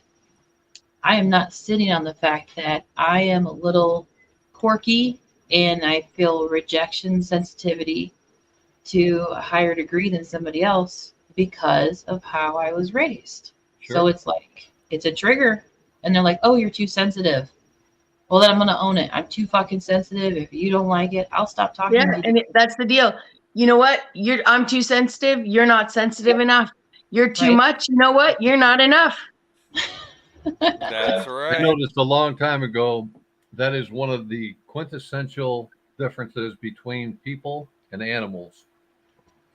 Is animals want to see other animals happy, unless they're hunting or there's some. I was going to say, unless they're hungry. Mentality, right? But we as people want to change everything. So imagine you walk into your office, wherever it is that you work in the morning, and you're whistling and you're just feeling good. You're smiling. There's a bounce in your step and a glow in your countenance. What's the first thing your coworkers are going to say? What the hell are you so happy about? They always ask me, what are you on? They're going to want to do anything or say anything so derogatory as to hope to bring you down a notch, rather than to say, man, what are you on? I want some of that. Is that the coffee? You know, because I usually don't drink coffee, but if it makes you feel like that, right? Yeah, I don't know. If you came in and you literally had a tear falling out of your eye and you were glum, couldn't hardly take your eyes off your own shoes, you'd rather be anyplace else but there, your coworkers would say, well, what are you so down about? Here, let me get you a coffee, man. What's the matter? So it doesn't matter what mood you're in. They want to change you. That's what makes people different.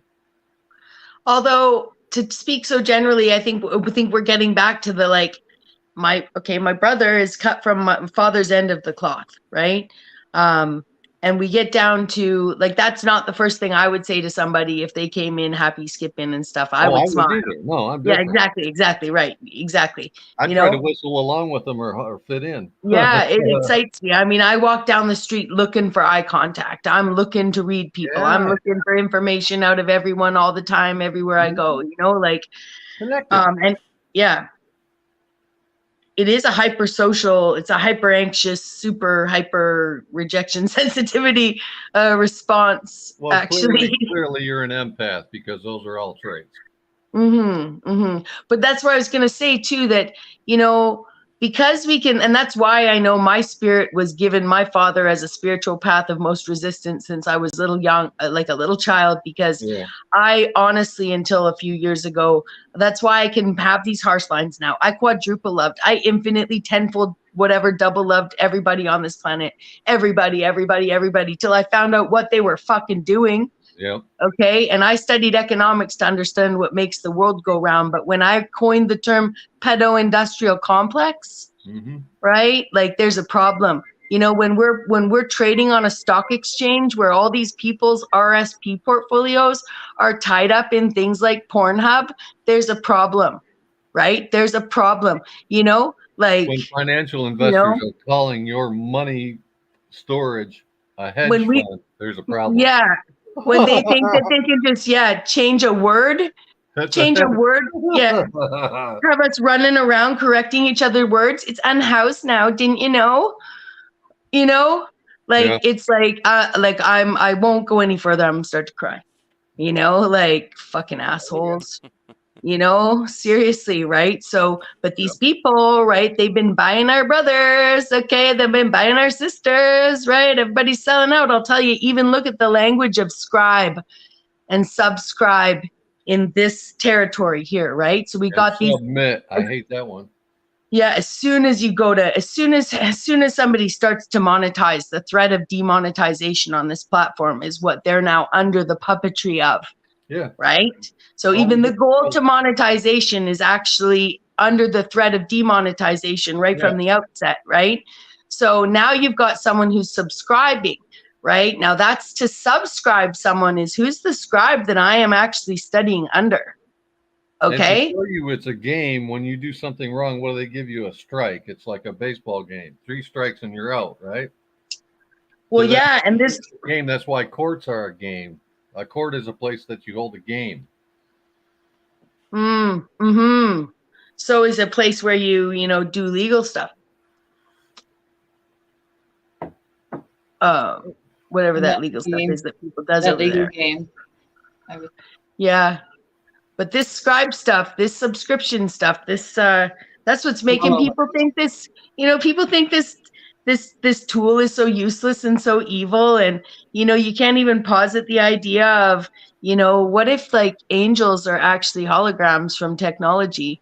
What if angels are actually the name of the angles of the light system? And, what if this is actually a gigantic, like, what if this is like, how they say like meteors flying through space or whatever is like, collect stuff and become like rocks. It was like this, but now it's like, just looks like a rock or whatever. I don't even believe in that stuff, but I'm just saying that here, what if the architect, what if the mainframe that this grid system sits on, right, is like, it's soiled, right, from all the disaster, right? So, what am I trying to say? I'm like that this, it's part of the architecture of it all is all part of this, this isn't my idea completely. This is not my idea. Angel particle matrix, APM, FPV angel particle matrix is actually what they look at these systems as technology,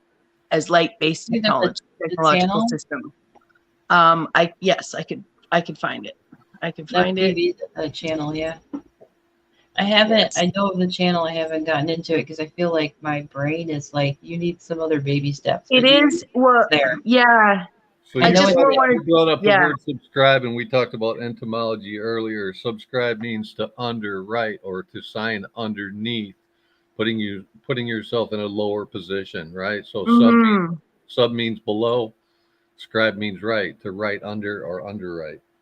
Yeah, but we also have to take a page from considering they used to like use blood to write on animal hides, which might be something kind of satanic, right? Like, but still, whereas we actually Uneasy. don't really understand the image part of the whole like metaphysical, biochemical, alchemical, all those new words kind of thing that we're, trying to put into this crystal matrix that is us beyond the biology they told us we are, right? Yeah. So these we have to take a page from the game I never played, like D&D and stuff like that. Like a scribe is a form of a magician. Right. Right? Like a sage or a scribe or a magi, Lower level right? magi, right. Yeah. Yeah. So what they're getting us to do actually is control each other, and not just, okay, so I'm just saying there's a bewitching going on in the subscription process of this and the subscriber count, right? That misuses a holy technology. I'm just going to call it that. A holy technology against us. Right. So, and we know it's a holy technology because we can be like, oh, hey, tomorrow or in the next few days, I'll be like, oh, it's just, think about this. And then suddenly like, Joe's like, oh, hey, here's Sidewinders, whatever. Like, I'm just saying, like, we are connected. We're on frequency, right? Like, next level, next level. Yeah, no doubt. And we can actually thinking about it. I thought at content creators, right, in 2023, 2021, one was Bexx and one was Michelle Gibson. Right? I could go back and find the conversation, right? I actually spoke to Bexx out loud and then had a situation with him, but moments later, right? And was like, I just fucking said your name, man, right? You just put out a video, And with Michelle Gibson, I thought you need to look at 1492 to 1942 because I was consuming information at 1.5 speed so fast that I can't do it now or I wouldn't be able to be on panel. I talk so fucking fast. Yeah. But I can now listen at 2 speed if I need to. And I want to so bad, but I'm not allowed to. Okay. Yep. So, but yeah, so this, where was I going? This subscription. Oh, so Michelle Gibson. So I said something out loud to her, or in my mind to her, you got to look at 1492 to 1942. And I'm not saying like it's my idea. We got to get over that shit. The very next video she put out was like, so I've been looking at 1492 to 1942, the 490 years. And I was like, fucking A. But now as I'm telling you this story, I'm like, that energy frequency of like a thought pattern that's there. I've seen it through other channels.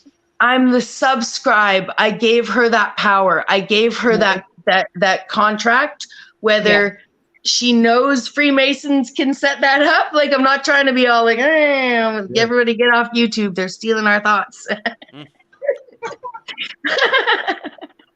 If you think about it, and there's anything to astral projection, I've talked about this on other streams, and it's a very controversial thing, but it's not just in astral projection. You'll find it in many belief systems that our physical avatar is connected to our spiritual being. Call it a soul, call it whatever you like. And that the two are separated, or there would be no need for the silver cord. In other words, if your soul was in your body, there wouldn't be any need for a connection between the two. Does that make sense? What's the silver cord? Huh? What's the silver cord? That's the connection between your spiritual entity and your physical avatar. And where does the reference come from? The reference would be your eternal soul. That would be wherever else it is. I don't know. No, I mean, where does the idea of the silver cord come from? I've never heard of it. You'll find that in several belief systems, but mostly people that talk about astral projection outside out of body experiences. It's what keeps you tethered to the body while you're traveling. You could call it like keyed on DNA or whatever, so that you're connected to only your body. But there's 2 points, 2 ends to the silver cord. One in your soul, wherever that is, and one to your body, probably the pineal gland, I would guess. I guess tied up in the description. What was the point I was going to make? So the silver cord is like an unseeable thing. Yeah, it's just what they say that allows you to. No, people. Once you travel out of body, you can look back and see your silver cord. So it's invisible to us in this realm.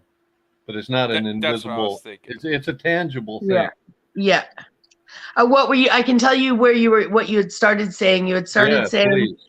That we know for sure that our body and our spirit are two separate things, because when you fly out of it, you can see the silver cord connecting your body to your Oh spirit yeah, to your yeah. avatar. Okay, yep, you did it. You fixed me. I was broken and you saved me. Thanks, Bexx. You're welcome. So it's easy to conceive that if that's true, our two souls, yours and mine, Rebecca, for example, could be sitting right next to each other in that other place, right? Like you could have done that with Michelle Gibson, right? Your two souls are united because traveling in that form is at the speed of thought, they say, which is like instant, right? Yeah. So your soul travels to where her soul is. You have the thought, the two souls pass the idea, and that's already in the avatars because the silver cord's another instant link, right? Yeah. Yeah. So Yeah. like, when we think of telepathy or that sort of thing, I don't think like I feel like you're north of me, right? I like if I did like a two-handed scan or whatever, I'd kind of like beep, beep, beep, I beep to the north, you know what I mean? Yeah. But I don't think I would have to send signals in that direction to send you a mental message. I think I would send it up to my soul. My soul would find your soul, and they would exchange the information, then you'd get it in the avatar, right? I think that's how ESP works. This is insane because this is how crazy my mind works. Oh, your mic is getting even lower, Joe. It's been a little low the whole stream, but you're really, really light now. We'll do that. Before you went on a tear, I didn't want nobody to hear it. Is that better? Yeah, a little bit. Yeah. There. Alrighty. So earlier today, we took the computer system out here.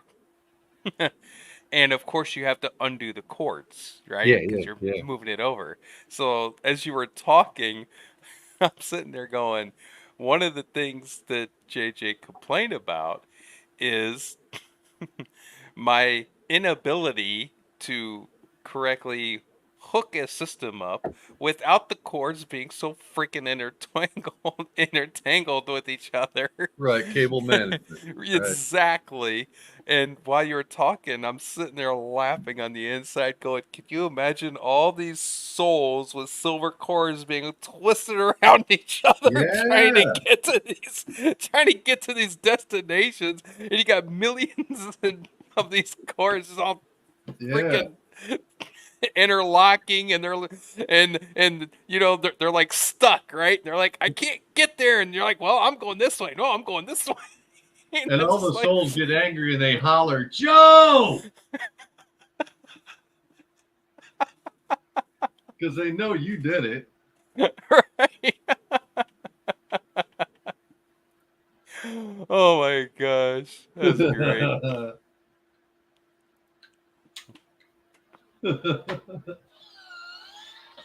That's how my mind was kind of working as you were talking. I'm just sitting there imagining all these millions of souls just trying to go to wherever destination, and they're all freaking tying knots around each other, getting mad at each other. Like going, a bad switchboard operator. That's a great visual, man. I got the whole picture, dude.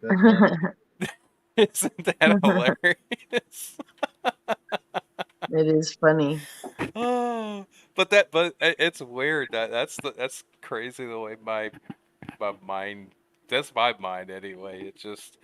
It's weird, but that's what I like about having all these conversations is we all have, like I said, that different lens and different filter, and we can all see it from different perspectives, and it's like I love it. See, I love conversations like this because there's no reason for the bickering or any of that. It's no, man. Let's just get out here and talk and have good conversation and just see where it goes. We could start a new hashtag when people are freaking out on stream, right? Be like hashtag didn't you hear Jerry Springer died? Maybe the spirit of him should have died with him. Should we put the spirit of Jerry away now? Right? Not to blame Jerry, okay, because a lot of them were doing it. It's just that Jerry amped it up. We didn't know everything was staged on Donahue. Right? All of it. I found Ellen introducing white privilege in a dressed as a little sailor girl, okay, in her little Dory voice, being like, I know I'm privileged, but these people are fucking playing us, man. Like, anyways, Jerry Springer, though, he definitely, that was all totally staged, right? Just like all those game shows and reality shows.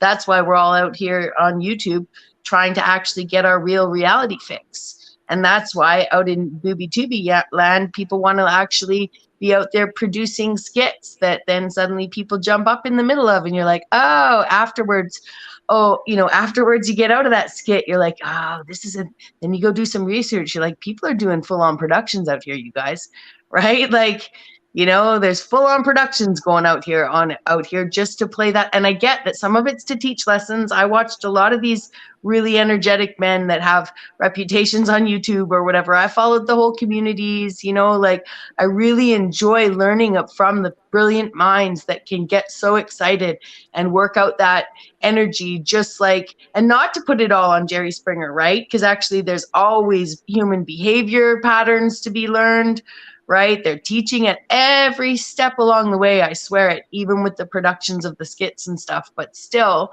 it's a heart rate thing for me, right? Like that's a conditioned response, that, we could really. It's very primitive in nature. Mm-hmm. It's acting without thought, which is immoral. Mm-hmm.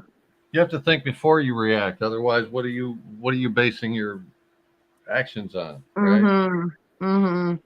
Especially, and I love the us that are so fragmented. If we were making physical decisions based on what our brains are doing, we'd be a mess, man. I have to analyze everything I'm going to do and have a plan. You know what I mean? Yeah, like, exactly. Focus. Exactly.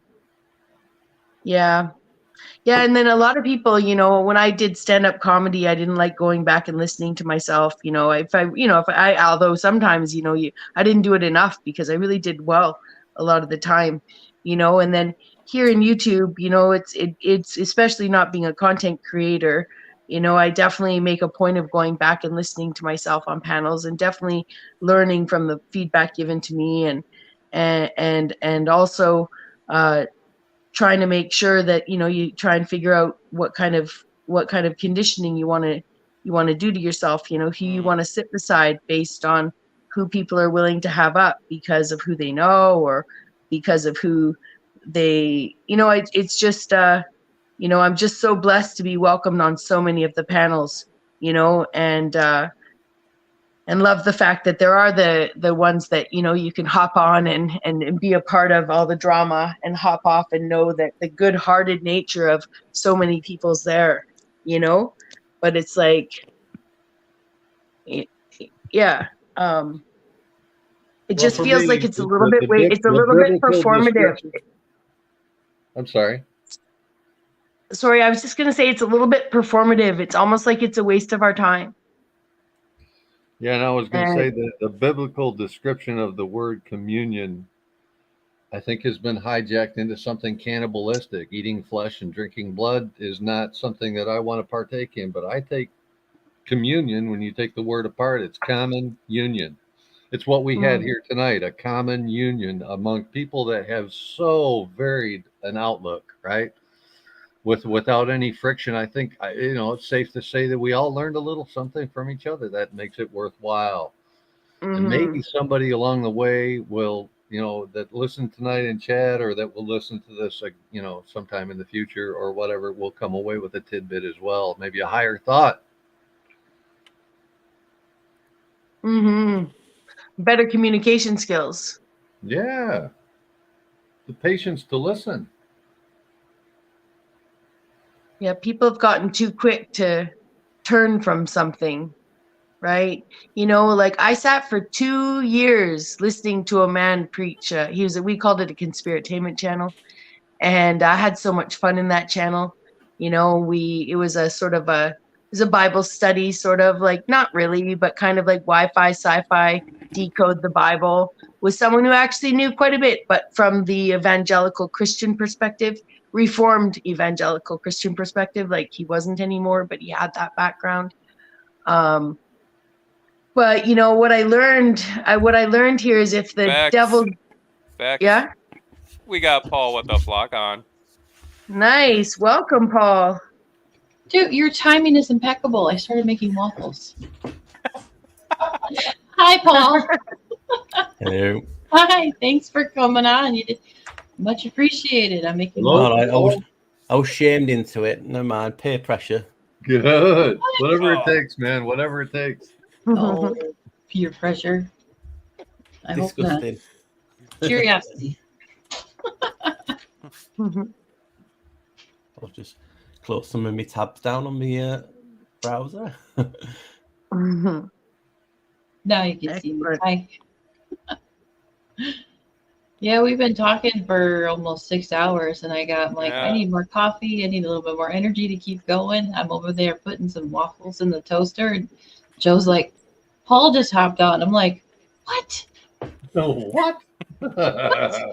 Yeah, I thought I'm going to log in. See, it takes me so long to log into my computer because it's that old. Oh, yeah. It's happened for 10 minutes, so I thought I'll try on my phone, and it wouldn't have it on my phone for some reason. So I had to wait till my computer would come to life. Oh, nice. I have the same problem. My computer thinks it's like in 1984, and actually I got mad at it I was frustrated with the banker one time. How does a bank lose deposits? Anyways, I got mad at the banker, and I hit this thing because I had to keep trying to get into this payroll app I'd never been into, and then I broke the fan, and now it sounds like a computer. It's always sound like a film projector, right? Yeah. So it really feels like ancient tech. Tell me about it. I don't know how I do it, what I do on it, but you know, it's working so far until I save up the money for a new computer, which I am doing slowly. So hopefully it'll get a lot smoother. Yeah, we just recently were able to, I want to say, upgrade our 10-year-old computer systems that we're handing off to the kids. And we're like, be gentle. But this new desktop, it's a desktop computer. I wanted to move it out here into like the living room area, because this thing generates more heat and it's noisier. And I'm trying to figure out if it's newer, if it's better. Why is it making me like more irritated? Because of it to work better. I'm like, interesting. Tell me about it. So you've all been on for a few good hours then? 6, did you say? Almost. Wow. Mad. Almost. All for the cause. Yeah. And that's it. And Paul, we have something for you. Dead and king stand alone. Not alone. Go hit him! I was just wondering then, is he going to send me a naked pic? And I'm like, no, don't do it. You know what I mean? My eyes are bad enough as it is, and I don't need that to first thing in the morning. Does that happen often? More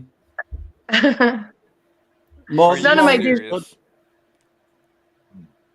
Unfortunately, I don't know why, but I don't know why people feel the urge to show you things. But hey, we're in a world where everyone's online, so I guess that's the only way. It's a guy thing. No, I'm just teasing. I'm not. I definitely have had many a barrage of unwelcome things of the same genre, like at me. Just no, I didn't. Yeah. It's the weird ones, right? It's the one where it's like, hi, I'm a widower, right? Looking for a mother for my 2 children. I'm a Marine working, or I work for an oil company, right? And it's just like, always, you're like the first person you're nice to, then you start putting like Facebook is not Tinder, you're like, then you suddenly start looking really, really, really rude to the person. You're like, the next one, you're like, ah, fuck, sorry about, sorry your fake children don't have a fake fake mom anymore. Sorry about the fake death of your fake wife, right?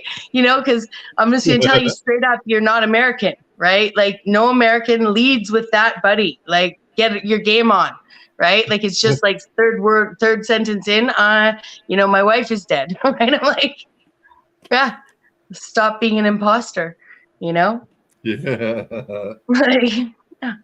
I might not be American, but I know Americans well enough to know that that's not the third thing they say to a Canadian woman. Right? You're American. It's North America. I know. Thank you, sister. Thank you. America. Thank you. I'm like, God. Anyway, start singing the American national anthem. Out pops the flag finally. I'm like the most patriotic American that China ever made. Yeah. I'm not proud to be an American, so there's that. Oh, that's hilarious. I'm just happy to be in Florida. The weather, the beach is right there. The weather is a lot nicer to endure tropical climate. How are you doing, Paul? Well, we've not got the wet tropical beaches, I'll tell you that. It's not too bad. It's raining a lot lately, but that's just normal for over here. We But finally apart got from that, some not rain. too bad. I was just going to start a new video, which I'm not going to even tell people what it's about, because somehow people get all the video out of me before it even comes on. I'm like, there's no surprises. But yeah, I'm just going to start that soon. I'm about an hour and 5 minutes into it. It's going to be a very long one. And it's crazy. It really is. And it's funny because most people talk about things that's going to go in the video, but never have took it further. You know what I mean? It's weird, isn't it? How we seem to, things in the community is like flavors of the month, or the new topic each week, and people jump and focus their attention on that and don't go back revisiting these things. So, when you're going through your old stuff, right? I think I was like that the other day. Should I delete this off my hard drive? I need more room. It's an old video, and I'm like, damn, I can't remember making that. I must have. God, where's my memory gone? So I thought, oh, that's good. So I think I have to make a video on that, and I think, well, I've just done it. But yeah, there's really loads that I've done. So I've got about 4 or 5 videos that I'm putting into one, and it's not like I'm just editing. I'm trying to make it with new stuff flow. You know what I mean? Yeah. And it's absolutely jam packed, and I'm like, wow. Do you know when you get, you sit back and you're like, wow. And that's why I'm doing this. Like, so I'm an hour and 5 minutes into it. The topic is something that everyone has talked about, but never really takes it any further. And you guys will absolutely love it. There's loads of spell etymology in it. I mean, I revisit certain words, and I even found even more. And when I get excited, it's I always think they're fire. You put out a video and I'm watching it and I'm just thinking, what else more could you expose or get into? And then you put out another video and I'm just like, I don't know if I can handle it anymore. Sometimes I'm like, I just need a little breathing space, but the video expands, elaborate, and just makes sense of whatever you end up getting into. And I'm just like, I did not see that coming. I love those challenges. I've been sitting up here talking to a couple of people on the panel. I'm just like, thank you for your perspective. And you opened up that door a little wider.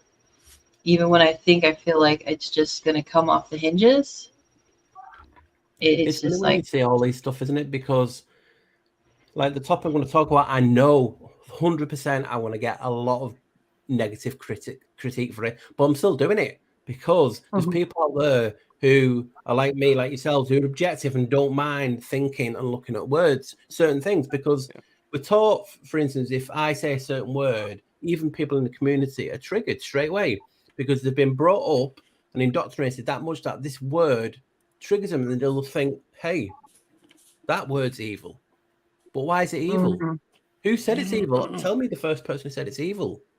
You know what I mean? So this is what I'm touching on. Well, you know, I'll tell you the topic I'm talking, but I'm not going to talk why I'm talking about it. The actual, I'll show you an image of what, you know, the image I'm going to use in the title, and then you guys will actually see what it is. And when I say, you guys will actually be blown away if I can find it. Ah, there we go. So this is the title screen I'm going to use for my screen, if anyone can see it. Just a sec, let me zoom in. Oh, okay. Ah, Okay. Uh-huh. Uh-huh. Yeah. Cool. Now, obviously, everyone is obviously got mistranslated. Everyone knows this. Obviously from Hillel Ben Shirah, but I've done a spell etymology a long time ago. And you know, when you do spell etymology, you think, wow, that's good. If I'd have just done the next page, I'd have found what I found now. So you're talking like, I think it's 6 months to a year since I did that spell etymology on that. And if I'd have just clicked on the next page, then another word for it, I'd have found what I found now. So it seems like it's done on purpose, you know, when I'm ready to show me what I found. And when I tell you, it's, do you know what I mean? It's the title alone, I am geeked. I am geeked on the title alone. You'd be thinking one thing, and I can guarantee you won't know why I've used the word disciple, because the disciple itself is a spell etymology from something else that will tie both in together. And honestly, you just got to think of what his original names were, his description, and that's what I'm talking about. And stuff I've found, especially in old videos, because like I said, I've done 4 or 5 videos on other topics that are connected, and it's just going to blow you away. And I hate, like, because I can't hold my water. I can't. I'm here, and I want to tell everyone what's in it, because I know it'll be really exciting. You know, we get excited, but it's spilling. It's spilling. Yeah. It's gonna crash. It's too bad we don't have. It's too bad you can't pause, right? Have the conversation and then go back, right? Yeah. Go back to the stream and have everyone know that we know, but that they can't know. It would create more anticipation. That's what right? That'd be like, hey, Paul, type it out. You guys know how excited I get, because you put that 10-fold, 11-fold up, and that's what I am now. Because I believe I've uncovered why they labeled it evil. Because there's a reason. Because it's not, that word is not necessarily evil. And then you've got to ask why. Why have they attached it to make it evil? And that's what's in it, and it's mind blowing. And I'm so excited. And people know, you know, somehow people get everything out of me. And I'm not saying. yeah, no, we won't let you. We won't let you. Stay here until you have to hit that load button if you need to. We will stay up with you. I will drink coffee, you know. But I will ask questions about everything else. There is some 11s in it. I will say that. 11s. Sure. What excites me is when I see people posting all through social media. That's a topic at the minute, and you guys will tell. Yeah, it's one of the big topics at the minute that they're all talking about. And this is not in the video. And that is so strange to me. That is so strange to me that you would say that, because I've never even said that. I've never even seen that word. And I make a joke to a friend based on laminated. Okay. Yeah. Okay. Based on lamination. Yeah, lamination. And just as a buzzword, there's some other buzzwords in other communities, right? I don't want to, anyways. But I'd be interested in knowing what that even is, because I think it might be. It's a lot. I don't know pronunciation. The laminating is basically the glue that supposedly keeps us all together, humans, genetically wise. That's what it is. You know what I mean? So that's the big words. It's like DNA and everything, and that's the big thing. Someone's talked about it surely in a big channel, but you know what they forget to mention and don't see the ironic nature of it. Look at that word. It says how many there is that holds us together. Is there a number that screams? Oh yeah. Yep. Now people were telling me when I started researching and showing this 11s everywhere, and we're living the realm of 11, that I'm crazy. Well, people are so big about this saying, oh, look at this. This is laminating and it's the glue that holds us all together. Well, why are you not talking about the 11 underneath? Because people, it's just mind-blowing. So if anyone doesn't know what I'm on about, I believe this realm is the realm of 11. Through a lot of research, that's why 11 pops up in significant areas, and it represents a doorway. And how you see is reflective in 11 also. And that may be a little hint on why and what is in the next one. But yeah, I've done so many videos. I mean, years ago I did one of the first videos I ever did was called the Truth Wavelength, because I wanted to understand why each of us see differently, and people don't understand it. What we have in this community is the dominant big gob, or whatever you want to call him, the dominant person of each community leaders tell you what to believe in. And surely as researchers, or whatever you want to call yourself, is you've got to think, why do I see differently than Joe, JJ, Bexx, MrSuperSideWinder? Why? Because that's what this realm is all about. We all see differently. So when people are calling each other names in, oh, well, you're a shill because it's this and you're promoting this, we all see differently. And you're trying to basically bully people into a belief, again, that word, that is not yours. And I don't know why people do it. They talk about being open in the community and all this, but then we're trying to project our image of what we see this realm onto other people, and it shouldn't be like that. That's why we get into all this aggro now, because people, their egos, their I, and again, I'm not saying something but that'll give it away, gets involved. And I don't know why. We all see different things. We all prove it. If I say to you, Bexx, then what's that word mean to you? You'll say something, and we'll go across the panel, and we'd all say something differently because we've looked into it. Yeah, and we see differently. And yeah, Paul, and that's something I've pointed out before is that if you take, just say a ball and put it in the middle, and you put seats all around the ball, right? Now everyone's going to be looking at that ball from different perspectives. And if you put different details on that ball, well, they're going to look at each other like, no, you're wrong. No, you're wrong. No, you're wrong. No one's wrong. Exactly. They're just seeing something different and we don't see from their perspective, and there's nothing wrong with that.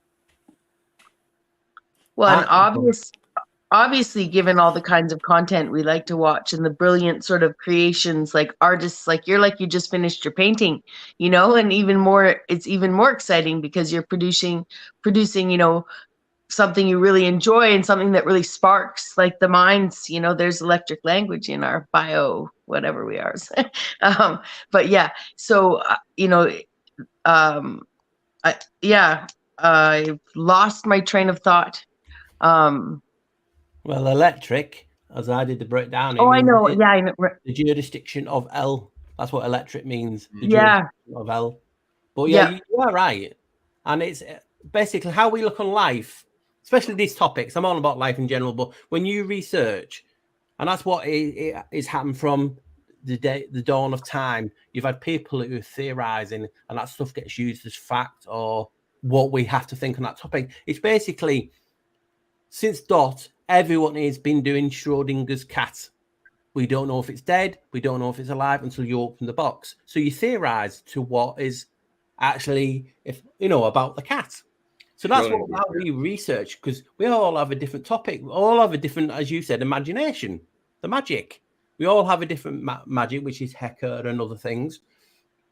So when we look and think, there's a box in front of us now, there's a cat in there.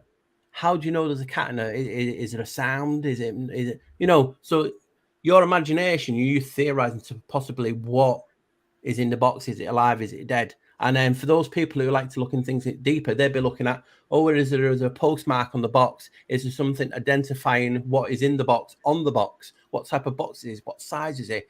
Surely it can't be a cat if the box is so small. So you have all these aspects on life that each of us use. And we all have our tools. You know, I mean, there's so many tools that we have differently. Some people will have a knife and cut open the box and have a look in because they're so excited. Well, that's probably me. But do you know what I mean? We should use that as an example. Schrodinger's cat, is it alive or dead? And just think, well, if I believe it's alive, the next person beside me will think it's dead. 50-50. And then another person could come along and say, well, is it actually a cat? So there's so many possibilities on life. It's like people use Pythagoras, especially in Masonic, Masonic sides. The guy didn't write one book. So how is he known? How is he known? He didn't write one scroll and he didn't write no books. Other people have wrote and used his name. You don't know if he existed because obviously it's history. Well, You know see, what I mean? Paul, that's why most people in these chat rooms get into arguments, because they're defending their belief system. So they're emotionally attached to things that they have no firsthand knowledge of to begin with. So they're having to challenge their belief system. So they get angry because they can't really defend it. And that's really what the anger is. And you have to be honest, SuperSideWinder, we all do it. Even Yeah. me. Oh, yeah. You know, people just think it's people who get triggered. Well, you know what? What it is, Paul, we all do try it. to fill in the blanks. Like, we want knowledge in a particular area so badly that we don't want a bunch of holes in it. So what we do get as firsthand knowledge, we take as solid, but we don't like the holes. So we find ways to plug all those holes. Well, that muddies the mix, and that gets you emotionally attached. That's Because what of I was talking about the earlier, wasn't it, effort in the that you last put video? in to get those, what you consider to be facts. But like you said, you don't know if Pythagoras existed, or No. Schrodinger, or Aristophanes. No, just information. Yeah, we don't know. Yeah, that's what reminds me. That's what I said last week, because it did be Eddie. When when sometimes you just sit there and think, you say a word out, and I was talking about the word whole, WHOLE, and said, what if it's whole and complete? Why has it got a hole in it? It's got a hole in it, yeah. And I'm like, oh my god, I'm supposed to do a video talking about this, like when the word itself actually contradicts itself. So it's whole, it's complete, but it's got holes in it. Like, Right. I'm thinking too hard. Go away, Paul. Yeah, you made me laugh because you're absolutely right, though. You know, it's got a blatant hole looking right at you.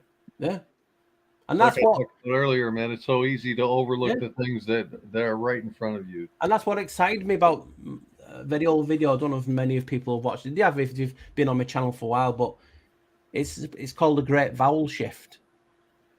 And if you break that down, it means vowel to L. Now, as you guys know, is when originally, obviously I research Janos a lot. And the first time that really sank into the significance of it was this vowel shift period. Because if you look at etymology and you look at words a lot, you'll see 9 times out of 10, all the etymology starts 12th century, 13th century, the oldest ones. Why? Because this is the great vowel shift period. So you think about a reset. People are talking about, oh, the resets and this reset's bigger. They don't know about this reset that I made. No one does.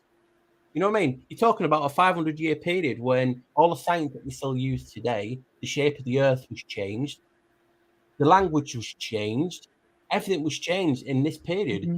You have the Black Death, if that was real, at the beginning of the reset. So if that was real, right. Yeah, from an evil point of view, I'm going to wipe out a lot of people, then I'm going to change the language and everything about this realm. It makes sense. Kill everyone off, a lot of people off, then it's easier to implement this big, huge change. Yeah. Now, you even look at that change, the Black Death, the plague. Where did it come from? Well, it came from, supposedly different areas, but it was brought back on a Genoa ship. Genoa is named after Janos. The first person ever to use a biological weapon, his name was Janos. He threw dead bodies over a wall. Yeah. They're trying to show you this name is significant, and they brought it back on the ship to Genoa, which is a gateway to Europe. That's what it's named at, and after Janos, and that's the plague. And it's all tied between Janos And this period that we're talking about, so in this period, the Great Vowel Shift period, they changed the language, they changed the shape of this realm, they changed how we look at the spells. The spells changed. Now you might ask, why did they change the spells? Well, if you look into Gnosticism, they believe that there's so many doors that are guarded by archons, arches, right? And it says you need to know the password or the sigil to get through. And if you don't get through, you get reincarnated.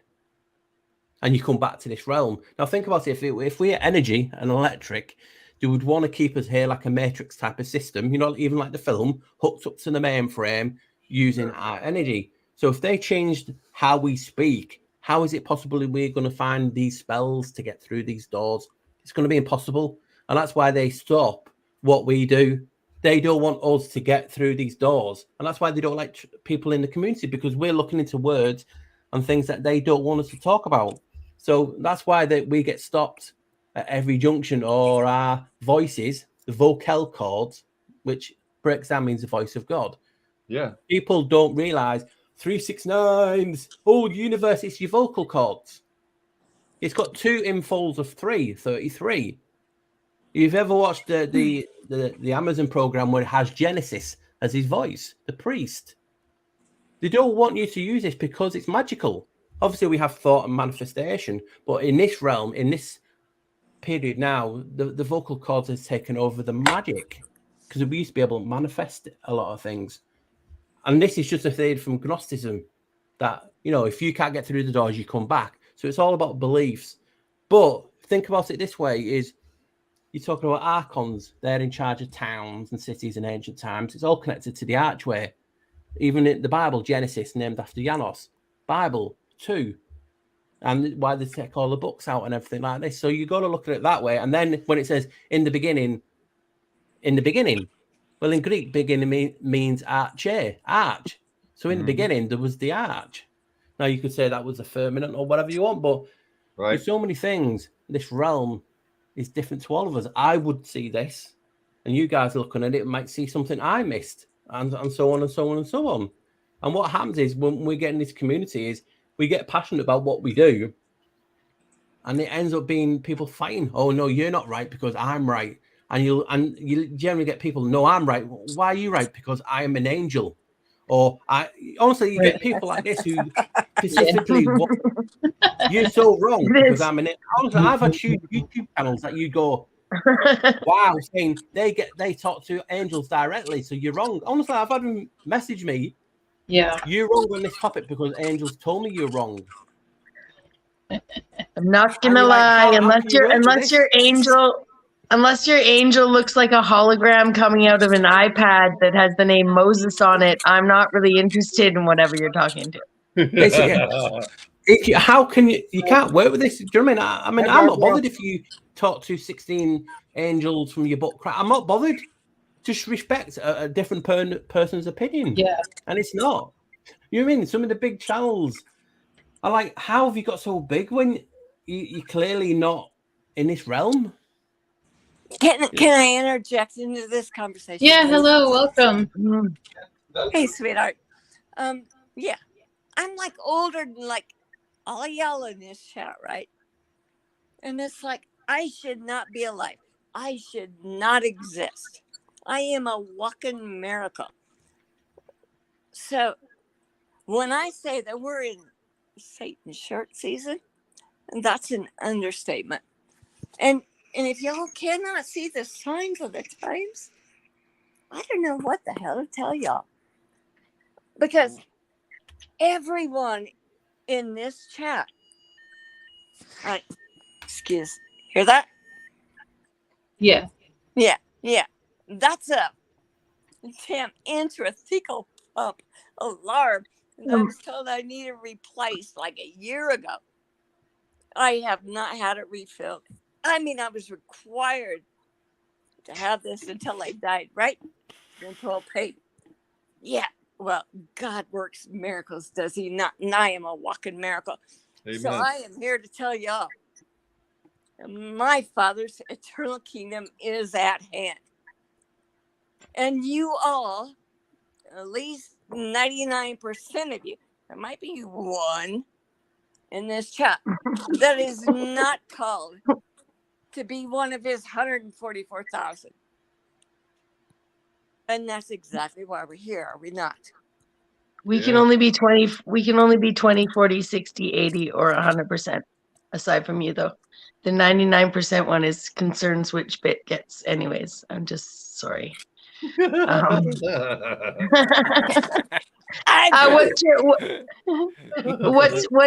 your name?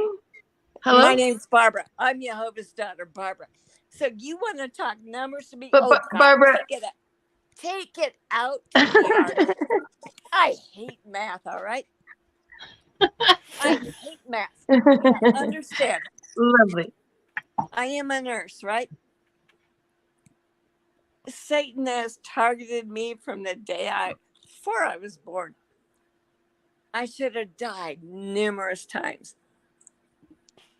I had 2 fusions before Satan took me out of my nursing career. I have I was diagnosed with RSD, aka suicide syndrome, that required an intrathecal pump for 24 years. Now this correlates to other things that I'm not allowed to go into at the moment. Anyways, for 24 years, I endured 1 to 5 mother frickin' surgeries per year because that's what Satan does to God's chosen.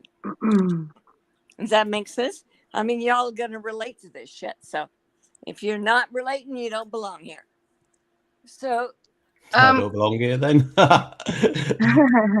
Can I, Joe, do you mind if I interject, or did you have plans? Go at it, baby. Barbara, is it?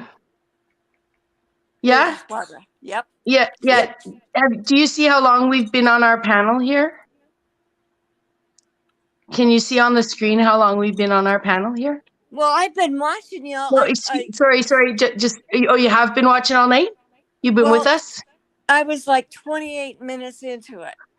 Nice. We really appreciate that. It's exciting. It's exciting. You know. Did you? Can I enter before you go any further, Michelle? Yes. Call me. Anyways, David understands. So, yes. Yeah, her heart touched mine. Yeah, I gotta hook the 2 of them up.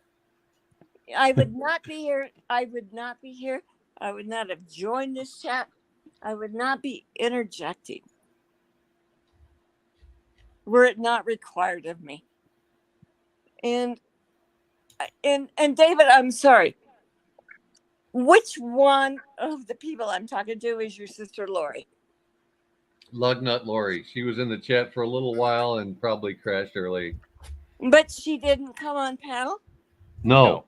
See, that's thank you. Because I was like, man, none of these people. So excuse me for that, like no, that's fine. It's okay. We really appreciate your addition to telling us a little bit about yourself. But I think that I don't know if everyone's okay if we could just, do you think, are we good to go back to sort of the private build we were doing? Yeah. So we really appreciate your input. Thanks for popping up. Can I ask y'all a question first? Sure. Yeah. All right. Anagram your names. Not only anagram your names, anagram your channel handles that you use. You will find messages in there. Cool. That's great advice. We really appreciate it. We really appreciate it. It's been really nice. It's been really nice meeting you. Thanks so much, Barbara. Bye. Yeah. Thank you. Bye. Something in the chat, I think, got her excited. So Joe and I were like, I guess let her on. Let's just see how it goes and what she wanted to Well, say. yeah, it is.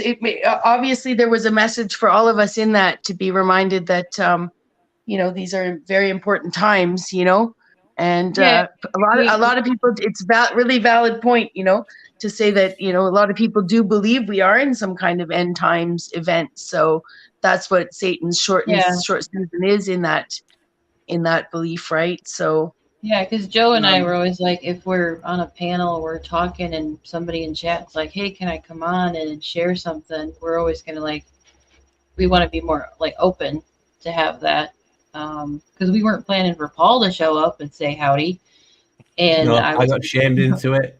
And I want that to be on public record. So it was like she seemed excited. I wasn't sure what she was going to talk about, but I'm like, yeah, I want to hear what people have to say, as long as it is a line of respect going on and not too far off topic. So just give them a chance. Sometimes people aren't used to talking on the In a way, it's panel. similar to what we did. Well, I briefly talked about it, how we see this realm differently. Some people think we're in end time, some people don't.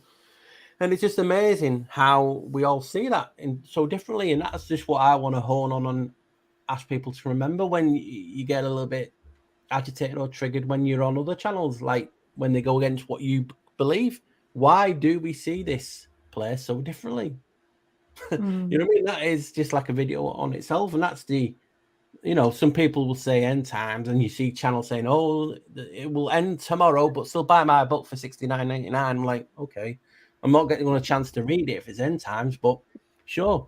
You know what I mean? So we all see this place so differently, and that is like the topic of something maybe in my next video, but take that out. And do you know what I mean? Why do we see it so differently? People talk about it being energy, vibration, and frequency. Well, we all see this frequency a lot different, and some of us some of us do see things more clearer. It's like what you were talking about fun, and I was showing you. It's like each of us now, there's got 5 of us, and Bexx has a normal torch. JJ could have a bit, one of them ones you see on all these channels to buy, and you can zoom through 3 miles far away and all that stuff. And we've all got a different type of bulb in this torch. And if you all go into the same room one at a time and shine it, obviously someone who has a more bright bulb can see a lot, more things.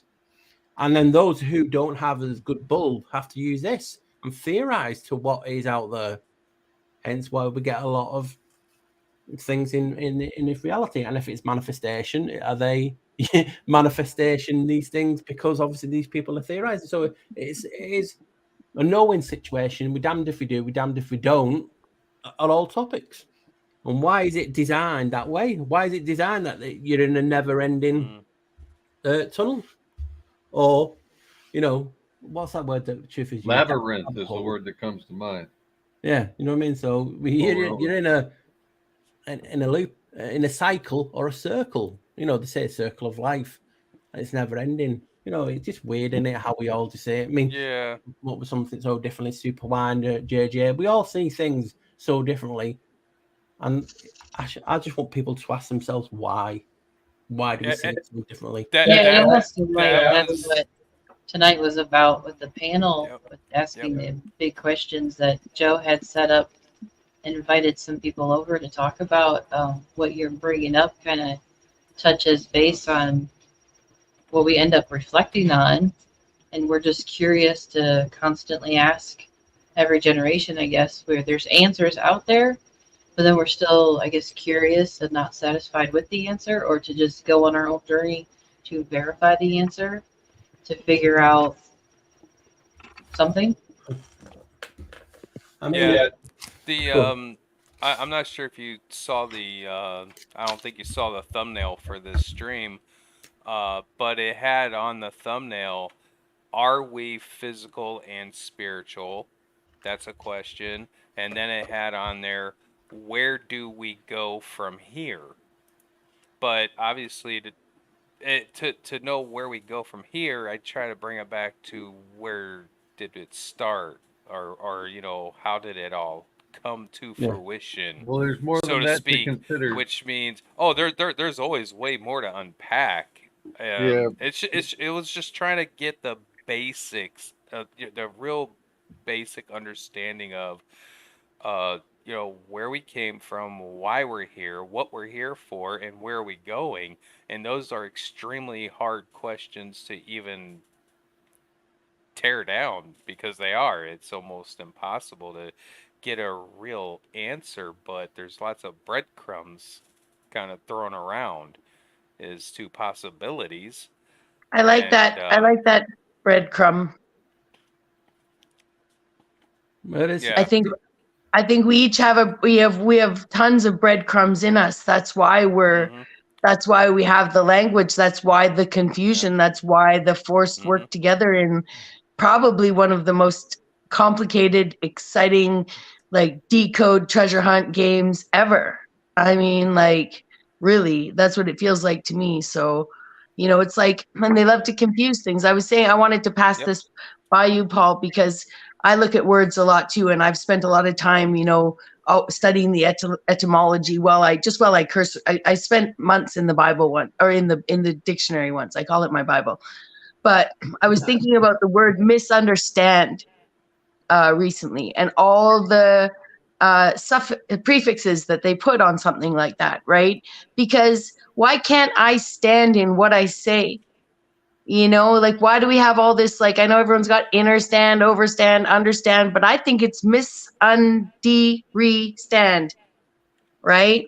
Literally, I stand, now I restand because they've done something weird here. And now I'm trying to de-restand, which would be to stand again, right? And now I'm undoing the de-doing of the restanding. And now I'm like, they've really, convoluted things, even just in the words we use day to day that we think we're trying to.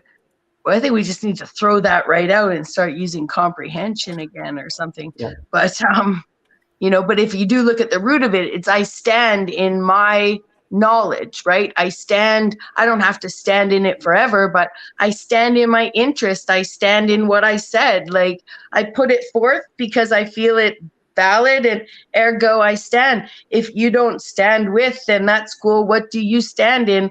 You've got these breadcrumbs of creativity in everyone, and everyone's drawn to some topic, and obviously we don't all have time to look into it all, and obviously no one person's going to come up with the answer. So it's that's what drew me to, again, because I'm dyslexic, and I struggle just even basically reading. I don't have a lot of books. I'm starting to try and get myself to read better.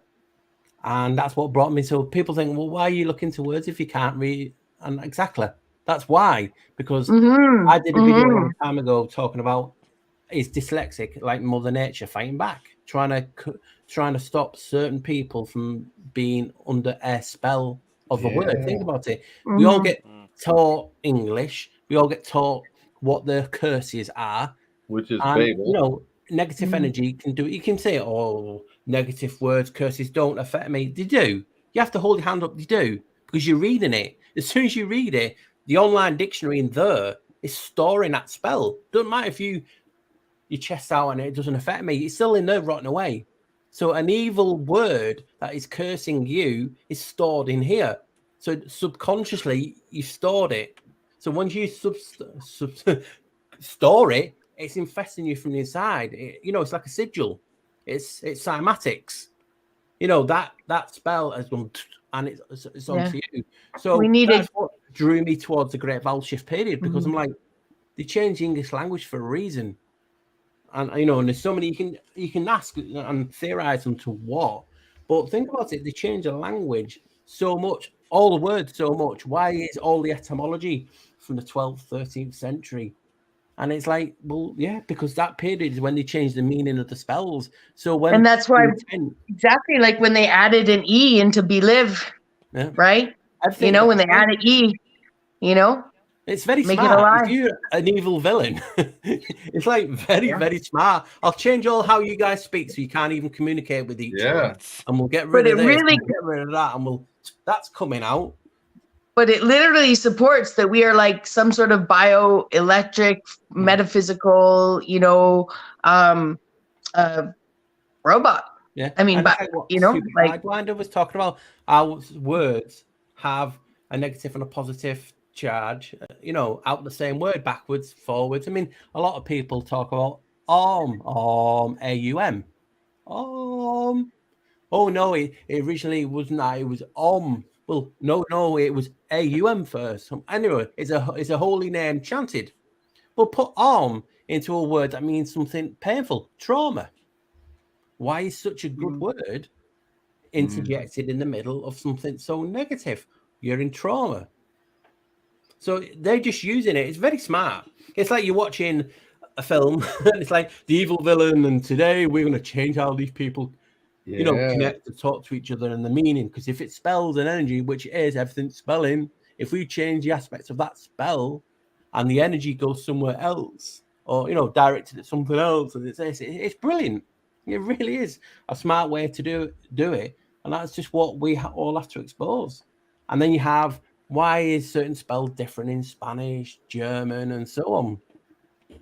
It just makes you think, and that's what surely we're all here for. And I mean, Isabella Live was talking about time. Well, how would you'd have people saying time doesn't exist, it's a man-made construct. But we can see time. You look at your friends, your loved ones, trees, bushes, you can see sometimes withers away, and that's just a label emits backwards, that the time is. But look at the word time, and then you have a look at how we see time. How do you see time? Your eye. Right? And what's another word for time? How do we age? We age, right? We age. Did you know age etymology is eye? How freaking is that? So age, AGE, right? The I, an old spelling in England was you got it the same way.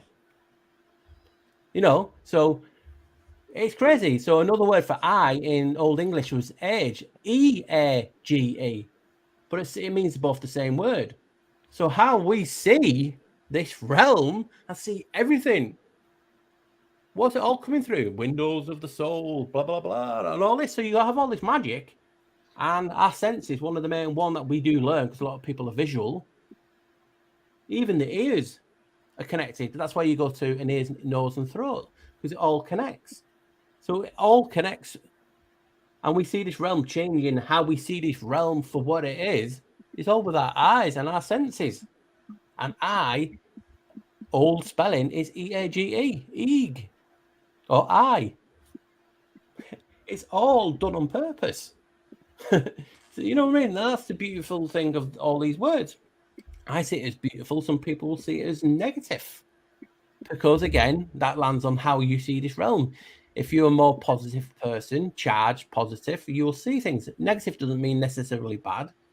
You know what I mean? That's what sometimes we have to look as well. Right. People are automatically thinking sometimes negative is evil. It's not. It's just a duality. It's just how electric, positive and negative, together. We need both. We need both. That's how everything's run, off the two poles, off the 11. You know what I mean? So that is just one thing we have to look at. That, yes, sometimes we may seem a little bit negative, but negative doesn't necessarily mean it's bad. It just means how it's charged. You know what I mean? And I just love it, how we all have a different perspective. And I think he was thinking about apologizing for not connecting. You don't have to apologize for being who you are. No one should ever apologize for nothing. As long as we all respect each other, you know what I mean? That's all that matters. In the end, broken down in the end. I don't know if my mic's off or everyone's gone. Everyone looks like they've gone to sleep. Are we still here? No, I'm here. I'm here. I'm just took looking us on a mental journey, Paul. You left us in deep thought. But it's though, isn't it? You know what I mean? And I don't know how you guys have done it so long. You stream, and that's what people automatically think of. You ever look at the negativity of online, and it's the beast, and we're talking to each other through a Ouija board, and we're moving the curses, but still, you're getting a positive out of it because you're connecting to people. You're talking to people. Some people don't have a connection. Do you know what I mean? I always talk about this old tale that happened to me, and this is what it's the same online, but this happened to me in real life. I used to do a lot of running. I don't do as much now because obviously I look after my mother, but I used to do a lot of running, and I used to go past this one guy sitting in the park on his own. I used to stop, say hello to him, you know, I ask him how your day is, and then I'd run on. And what I noticed was that he would always be there at the time so he could see and talk to me. And one day he stopped, and I try not to be emotional because it gets me really emotional to this day. He said, "Thank you." And I said, what for? Talking to me, making sure, you know, someone still recognizes I'm living here. You know, and he had no connection to no one, no family, nothing. And I was a highlight of his day because I actually made an effort for him to be acknowledged. He says, that day when you first started talking to me, I was on the bridge ready to kill myself. And you saying something positive for me that day changed my life. You know what I mean? And that's what I'm sick and tired of. Yes, we can all have a different opinion. But who fucking gave each one of us the goddamn right to fucking bully people into a belief and a way of thinking? You know what I mean? We should be promoting this. We should acknowledge people, talk to people, say hello when we can. Because, you know, life's too short. And that one guy now, I see him, and he's a totally different character. He's gone out and met more people because I've given him the impetus to talk to people. And that's beautiful to me. You know what I mean? Call me old-fashioned or anything, but yeah, you know what I mean? And that just, it really gets me to this day that I change someone. It doesn't matter what I do the rest of my life. People always want to go on about, oh, we have to do this, and I'm here to do truth and change people's minds. No, not change minds. Give options. Give an opinion. Let people choose to have your thought, because that's what it is. I research Janos, but I'm not actually stamping it in everyone's brain that they have to do it. I'm just giving them an option. You know, you guys think this, but look at this. Look at this. I'm offering a different opinion. And what happens in this community is we're told. I was called the Blacksheepresearcher originally because people in the community who are in a ostracized community were ostracizing me. And I'm like, you're complaining that people ridicule you, then you're ridiculing me for having a different opinion. I'm like the black sheep, and that's how I got my original name. Right. So I thought I'm going to make a channel now showing my opinions because I was tired. A lot of these big channels in certain communities were using all my research. Never even said, you know, we got this from Paul, blah, blah. It was their own, and they've made a lot of money out of it. And money's not important to me. I couldn't care less. As long as I can breathe, and everyone who... my daughters come first. My family come first. That's it. Once they're sorted, I'm not bothered about myself, to be honest. And so, you know what I'm going to do? I'm going to put my message across, what I'm thinking. And I use it as an online diary because I walk through enough doors a day, I forget. You know what I mean? So all my videos are like me, online diary, and I can go back and like I just did for this video. I forgot I did it. You know what I mean? Because so much has progressed. You know, I'm 16 puzzles away from what I was then. That puzzle was there. I finished it. I thought I finished it, but realised now I've missed the outside. And that's what we should do. Always revisit. Never be scared to admit you're wrong. Never be scared to say, you know what, that perspective is actually better than my perspective. I like how that is. And that's what we're talking about. Whole. It's whole, but it's got holes in it. So we fill each... Oh, I get in there again. You know what? How do we get myself like that? So we fill each other's holes, and it's not rude, guys. It's just an analogy. But we fill each other's piece of the puzzle with someone else's piece of the puzzle. Then we ingrain to us that, yeah, you know what? I came up with that because I'm thinking that. You know, that's what happens. We take each other's theories and thoughts, and we put it together with our puzzle, and it all comes as one. Who owns the puzzle? You know what I mean? Is it ours? Is it me because I physically did it with my hand, or is it Bex's because she gave me some really good information on that, or SuperSideWinder or JJ? You know what I mean? And that's how it is. We seem to. It's like predatory in us. Oh, it's my theory. You know what I mean? It's this. It's mine. Oh, I forgot to say. I know. It's so strange. It's so strange because, you know, the idea of having, you know, if that's where having no faith, I guess that, because to me, if we had lived in the kind of world I'd like to live in, we'd wake every morning and be like, what download did you get from source today? Right? Like what floats your boat? Like what motivates you? And we would find that there's people that have the same ideas. And, you know, why would an idea be given to one person, you know, and then why would it be given not to share? Like, I just don't even you know, intellectual property rights has to do with patents, and even that's like not a human or whatever we are. Like, I'm just like, we don't, you know, that's how convoluted Babylon's got. We're not even allowed to use the words that we're given, you know, like, you know, when in fact, yeah. So I'm just, I've lost my train of thought there. But I was done, right? I made a point. Oh yeah. I was gonna add a funny pun of Lego my ego. Like, you can't have it, it's mine. You can't have mine, it's mine. Saying it's mine. And I'm like, sharing ideas when there's nothing new under the sun. It's kind of like how you end up presenting it and putting it together. Because Joe and I were talking about this earlier. Because some people will guilt trip others for not sharing it for free. Some people guilt them to come on stream. Yeah, I can sit here and talk about it in such a boring manner, no one's going to pay attention and listen to it. But if I'm going to grab some animations and music, and there is free stuff out there to put it together, but it still takes time and an energy that after a while, or even at first, people are like, my quality of presenting the information, if they feel like they want some compensation for it, some payment for it, they're going to ask for a payment. Otherwise, you don't get it. Joe and I are sitting here going, we don't plan on, because we viewed ourselves as viewers and we enjoy the helping aspect. And I was thinking of it as like, I think it's one of the universal laws. What we're putting out there while we can in any small form, I view it as small, but it's still important, help with information, with research, with maybe diffusing drama issues. Whatever we can do, we want to be there to help. We have a platform for anybody to come on and talk and share something. We want to be able to help share and connect people. It's nice, even if you disagree or something along the facts of, you know, Lego my ego, or share. You have to. Sometimes it's okay. You can always go make more. There's more at the store.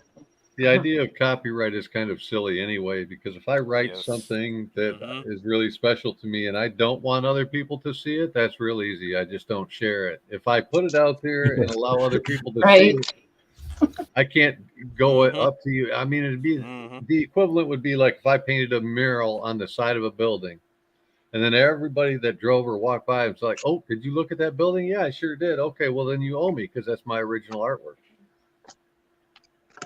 Right? No. I mean, once you put something out there in the ether, you can't continue to claim rights and royalties to it. That's ridiculous. Because when does that end? If I write a song tomorrow and I put it out on the internet for free, people can listen to it for the remainder of time, right? But if I charge $1 every time somebody wants to listen to it, when does that end? You know, how does that end? Why do they have to pay to listen to it when I put it out there? Because I want it heard. We talked earlier about we watched that video about coronas, about the aura, about the energetic field, about words hitting somebody, holding hands, growing the aura, and the violent words hitting someone and it shrinking back and changing its shape, right?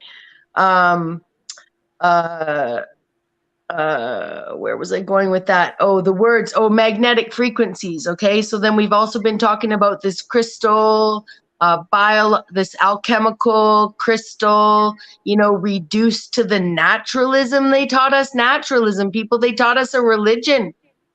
We just learned that here tonight. That's all science. I'm not saying the scientific method is a religion. I'm saying they taught us their naturalism religion in science in school as science as a fact. It's an insult to the word science. right? They should have So called it then they scientism, teach so us. at least you could see what you were into. It's a religion, not a Yeah, they teach us that we're biological. Right? They reduce the electronic DNA, which we learned recently on Shem's channel got taken down. But there was a great video over there where the idea of the DNA fitting in a thimble or whatever the dealio was. I'm just saying, like, no, we have to stop seeing these things. They didn't teach us about the state of movement, I'm going to call it, like, of a vibration of what I'm sure Jay Dreamers would call a plasma event. But it's like a plasma is a state of being like shaken electronically beyond what we believe this realm to be, I guess, right? So so this sharing of ideas thing, to bring it back, right? If we don't share our ideas, we will, or we put negative energy around, like, who's didn't give me credit, blah blah blah. I was actually just thinking, I need to remember who talks about vowels. I was just thinking this tonight because I got this whole new theory, right? But I was thinking I got to remember who talks about vowels, because I remember seeing, and I've seen in the past, I know, right? And he comes up here, right? I'm thinking about, right? And I've watched a lot of your stuff, Paul. I was a long time lurker everywhere except for a long time talker in one channel till suddenly I exploded everywhere. Like, but it's helpful because I'm learning about this scription, right? This scription, this conscription that we're creating by me being a subscribe to your scribing, right? So that actually I'm tuning into your frequency, right? By subscribing to you, and in doing so, when you share your ideas with me, my magnetic frequency is tuning into that in such a way that, because I want that holding hands experience, especially when we're sitting there and you can actually put stuff out, or I could find you and binge watch you, which I did, because that's my MO, binge watch you till I'm done, right? Like till I'm caught up. And so I may not even at that point continue with your venture because I'm ready, because I'm already tuning in to this script. So I'm consenting. I just discovered this scribe thing yesterday. It's my big thing. Like, that's how these guys are getting the power and wasting our time, with the dangling carrot of the threat of demonetization before you're ever even monetized. Like, and then they throw in 10,000 subscribers or whatever. Blessed be, we get the money, but who are these people? And how do they direct the magnetic frequency of ideas, especially if we're constantly fighting over, like, I'm like, oh yeah, because I was going to talk about vowels earlier, tying into a theory I haven't even thrown on the table yet. But I thought to myself, I got to remember who the vowel guy is. Like, I couldn't remember. And not because I didn't want to give someone credit, but partly because everyone's running around being like, give credit if you know where credit's due. No, I originally came up with it either. Just my concept of it. Yeah. And I kind of knew that because I've seen the vowels as a V or as a U. I speak English. I speak Spanish. I was taught French. I'm very good with patterns. I see patterns in things, and this great vowel shift would probably really help me figure out a part of the epochs, I'm going to call them for now, because that's sort of like I'm going to call that like a geolocation sort of time event, like that I'm sort of theorizing on in my head, but that's not the best descriptor. But yeah, back to this. I know that's a typical me, long-winded, sorry, but still that's back to this, this crumb idea, this sharing of ideas, and understanding that as you share those ideas, you're putting yourself out at a frequency that it's going to actually start magnet. And because you're a content creator, you put it out, I already voluntarily scribed with you, right? So we could conscribe together in terms of ideas, right? Like, so that probably even on a subconscious level, there's connection, right? Not to be creepy, okay? It's not just us, right? It's not just you and me, I'm saying, like, in the general sense of all of these connections we're making, right? Yeah, because that energy connection is oftentimes a simpler form, less creepy, I guess.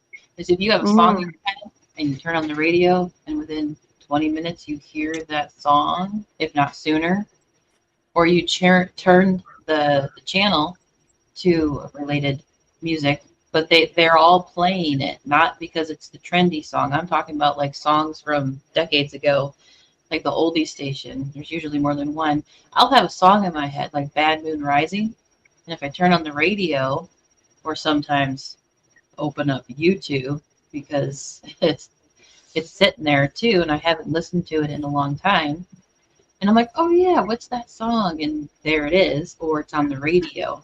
Is that like an energy feeding back and forth that always made me wonder that connection. And then oftentimes, I don't know if it's just because we live together, but Joe and I will have very similar thoughts without having a conversation yet. And picking up on something he'll bring up that I've been thinking about for a day or two, or 2 minutes. And it goes back and forth with like the energy of sitting out there and picking up on it.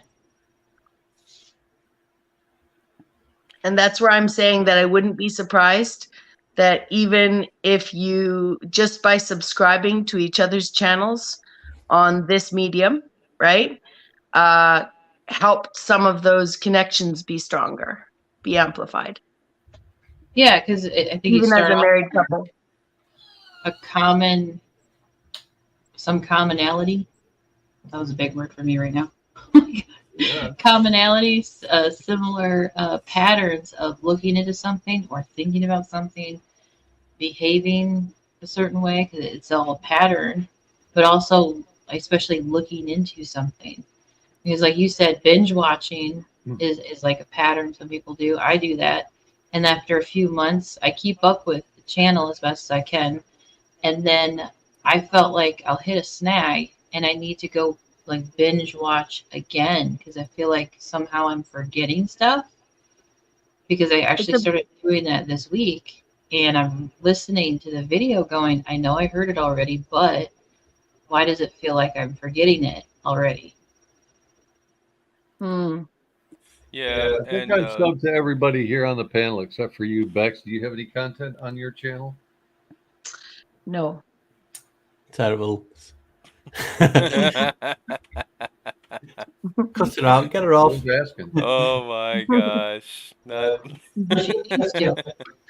It's all right here. Yeah. That's I was fine. going to say something now that Paul's here.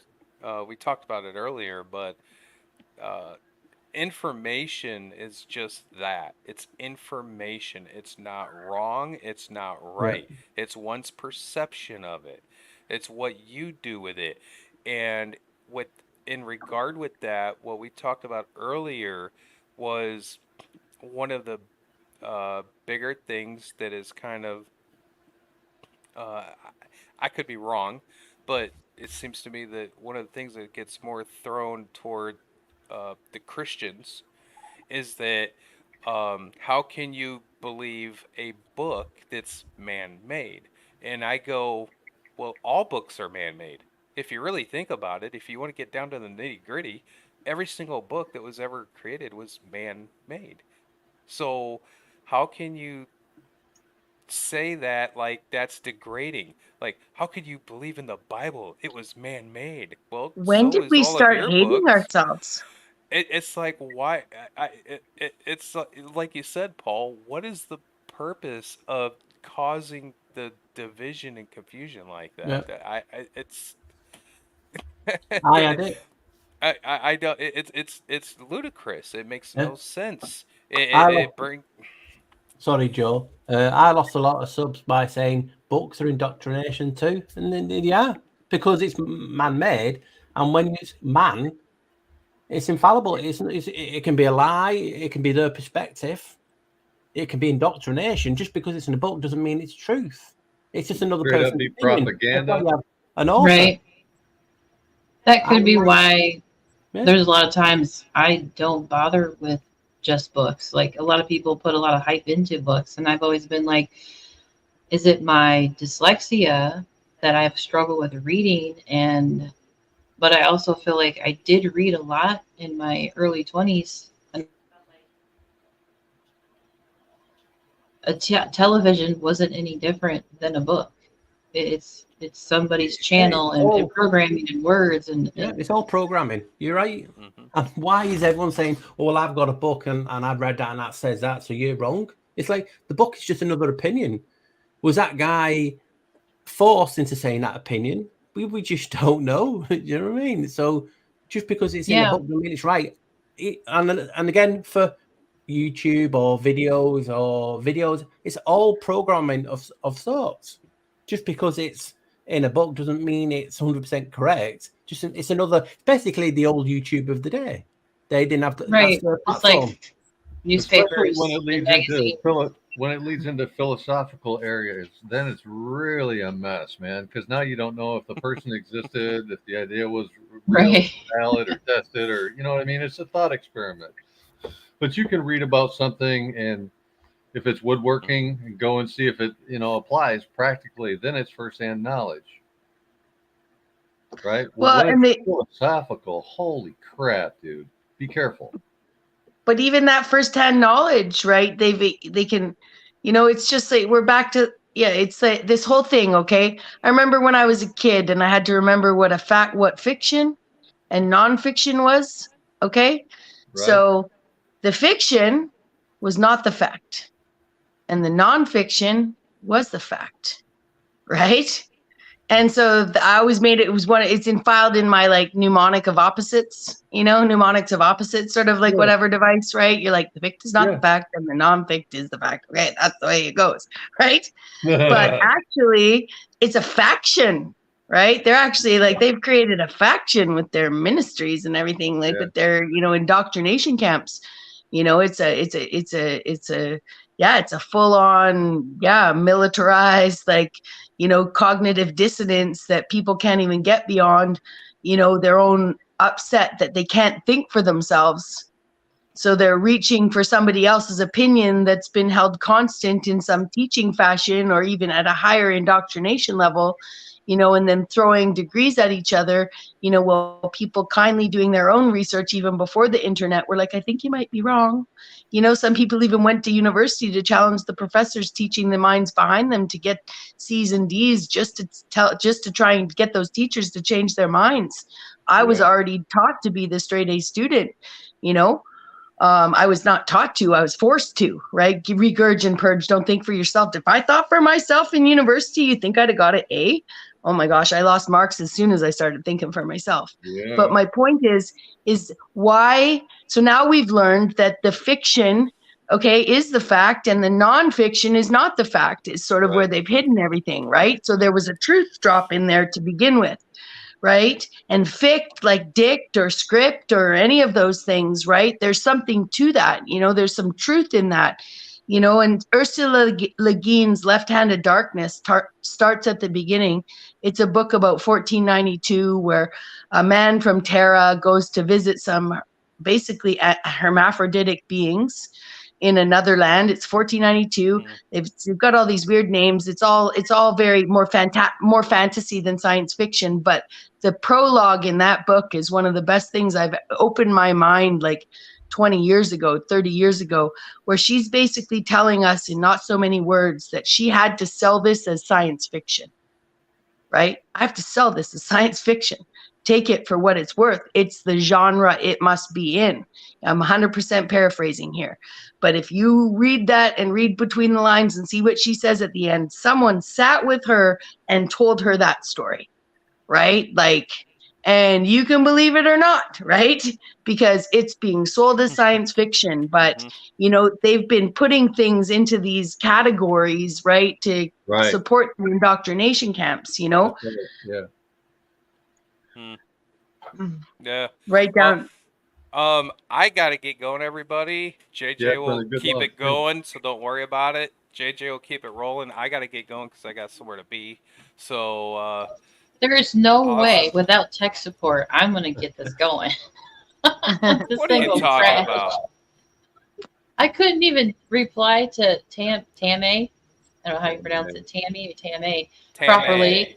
Because I had to go into your channel and I responded to her on 2 different ways, and I still did. I don't think it came out right, but I wanted trying to say thank you because she likes my background, and I'm like, I found it in a search bar, and because I'm listening to Bexx, and then he's like, "Hey, did you see the comment?" And I'm like, "Yeah, I just forgot my train of thought." That's the other problem. I'm train of thought, and then in tech support, I'm just like, "What? Nope, too much pressure. Going down. Ship's going down." When it's 20 to 6 in the morning where you are, right? Yeah. What about you, going on David? 7 hours. He's busy. I'm sorry, what? What time is it? I was texting. I'm sorry. That totally was played well because it looked like you were falling asleep. No, I was sending Boy a chat message in our chat. I'm sorry. What did you ask me? What time is it where you are? 5:41 a.m. Well, same time zone. Yeah, we're in Eastern. Yep. Are you 10:41? Are you 10:41, Paul? I am. See, it's early for me. It's early. I'm the earliest. You guys got to stay up still. No, I'm just kidding. We're just now knocking on 7 hours. We got. I think that was code. 6 hours 58 minutes, so I can make it the other code for I'm going to bed. I've got to be somewhere. Yeah, he's bed. Yeah. Joe has to go to an appointment, and we were like trying to nap before doing the stream because he really wanted to do the stream, but for everybody to be able to be here, we had to start late. And I said, "Okay, do you want me to cut you off at 2 hours or 4?" And he goes, "Just let it roll." And I'm like, "You have an appointment. You know that this will never end." Like, that's his social butterfly personality of going, "I will sit here until the power's cut off." You invited Bexx. That's enough. You invited Bexx. Come on. Oh my gosh. Like, you gotta do the Carol Burnett. You gotta do the Carol Burnett ending, right? With the hook around the neck as you're like, whoa, off the screen. Where you go now. Bye bye. Joe, can you play that song I put the link in for? It's way back in the private Oh, chat. yeah. Oh, wow. I forgot about that. We had a link, so we're just gonna go ahead and wrap it up I can because send it again if it's a problem.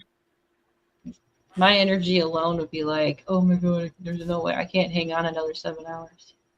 Like 7 hours, but I want to say I appreciate everybody showing up and hanging out. Paul, especially you sharing some little gravy goodly drops of what's to come for what you're working on. So, Paul, how far are we away from the video drop?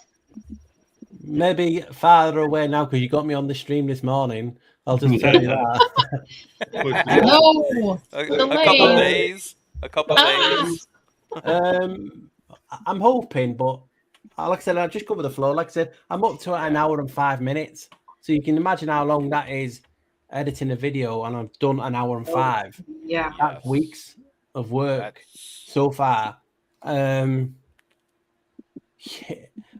you guys will sit and know that makes sense. And I've thought that because I'm not saying I'm claiming this stadia. All I'm claiming is when you put it all together in this way, that sense what I'm thinking on. But it's like a lot of things that you've talked about before I came on, and what a lot of the things we've talked about as well is it's like why people talk about all the world is a stage. You know what I mean? And actors and different things. I mean, you look at the word stage. Yeah.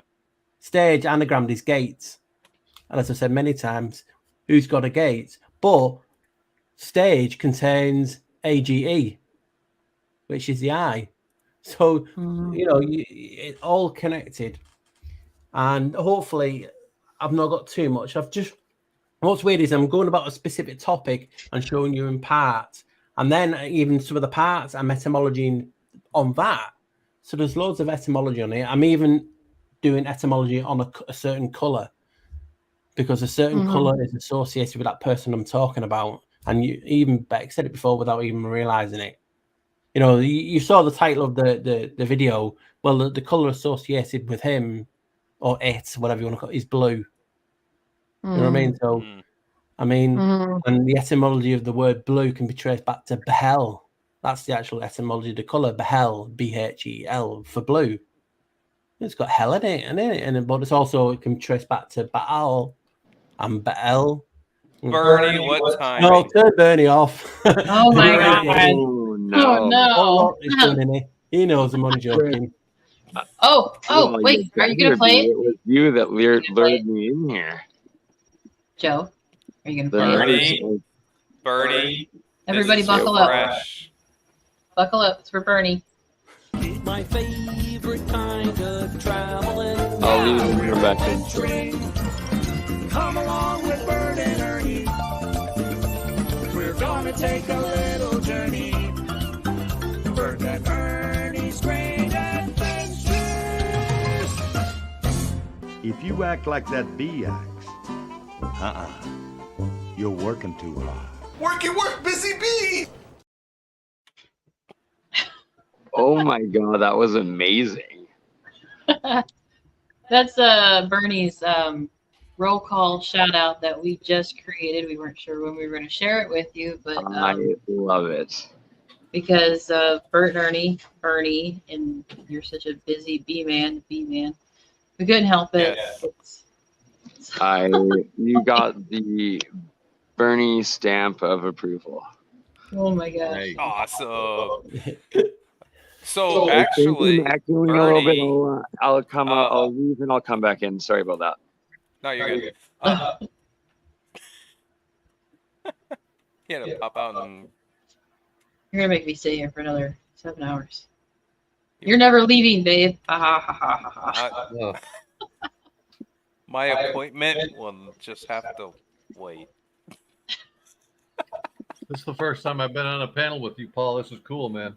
I'm like, I hit the big time now.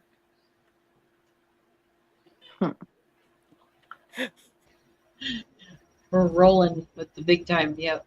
Well, we're all Sounds big timers now, yeah. Okay. So I was gonna point out really quick.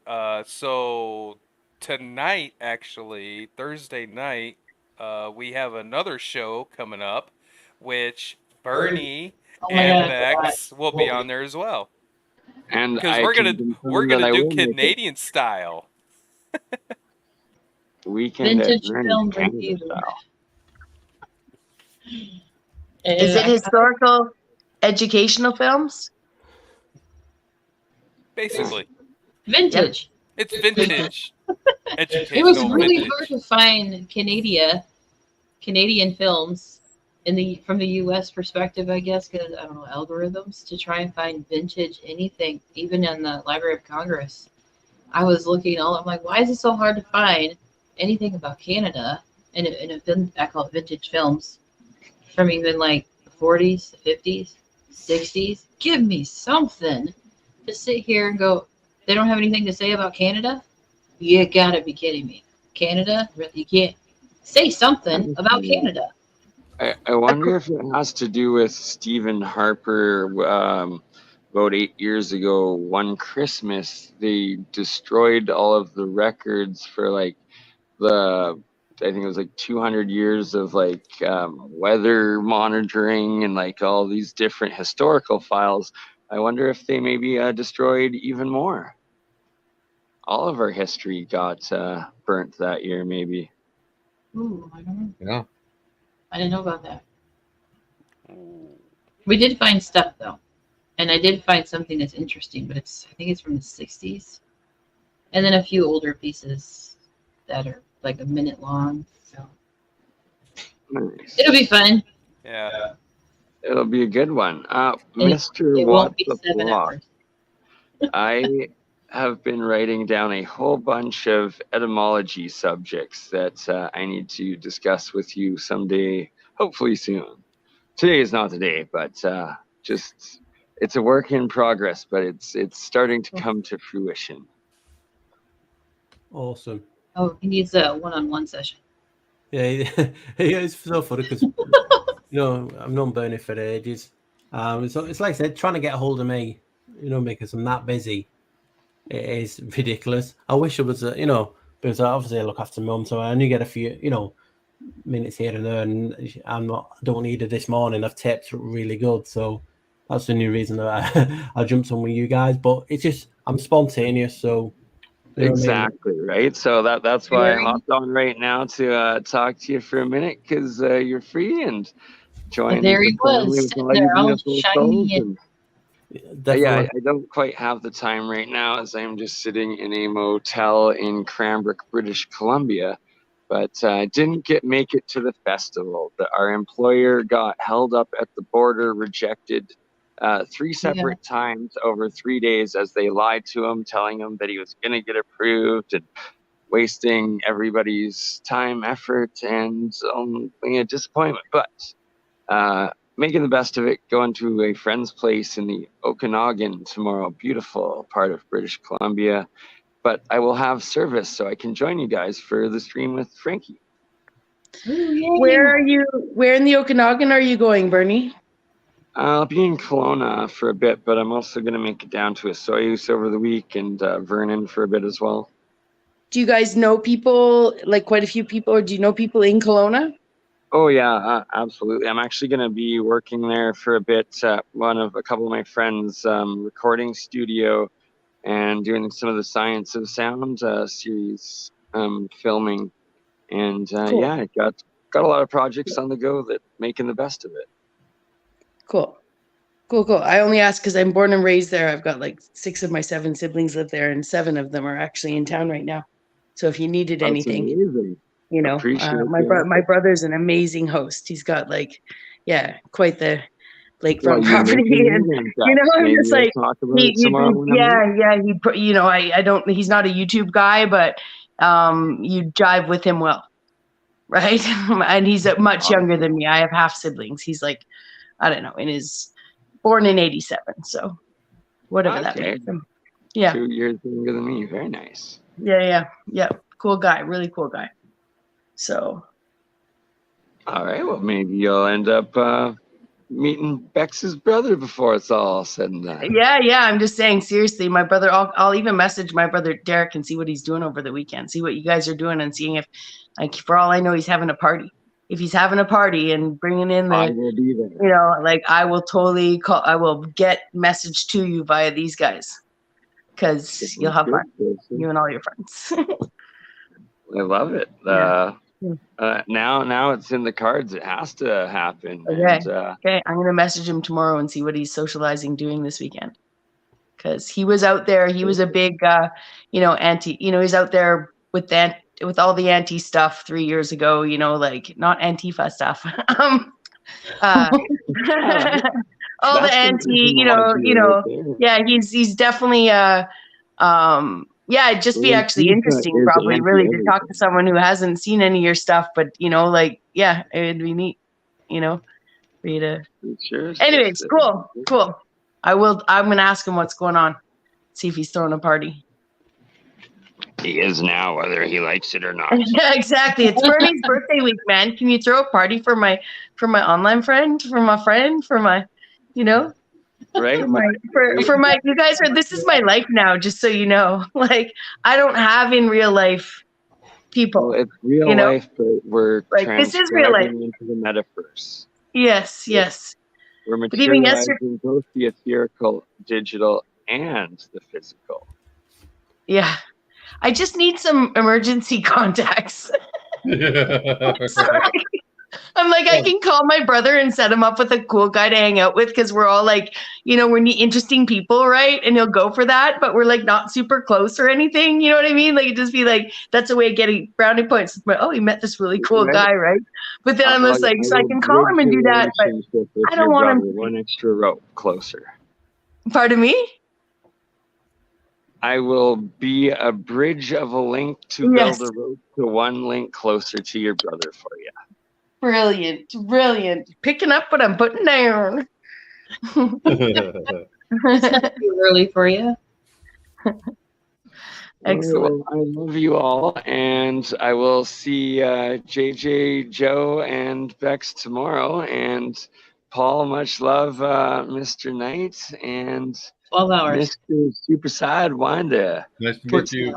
Nice to meet you guys. And See you, we'll Bernie. see you all tomorrow. Much love. Much love to you too, Bernie. Oh, you've known Bernie for, you said a long time? A while? Yeah. He's been trying to get me on the stream. Then and then it's the case of it's he'll go and do one of his things, and then months later he'll get back. Are you ready? And he'll go, oh wait, it's one of those things. Where we're trying to get somewhere we can.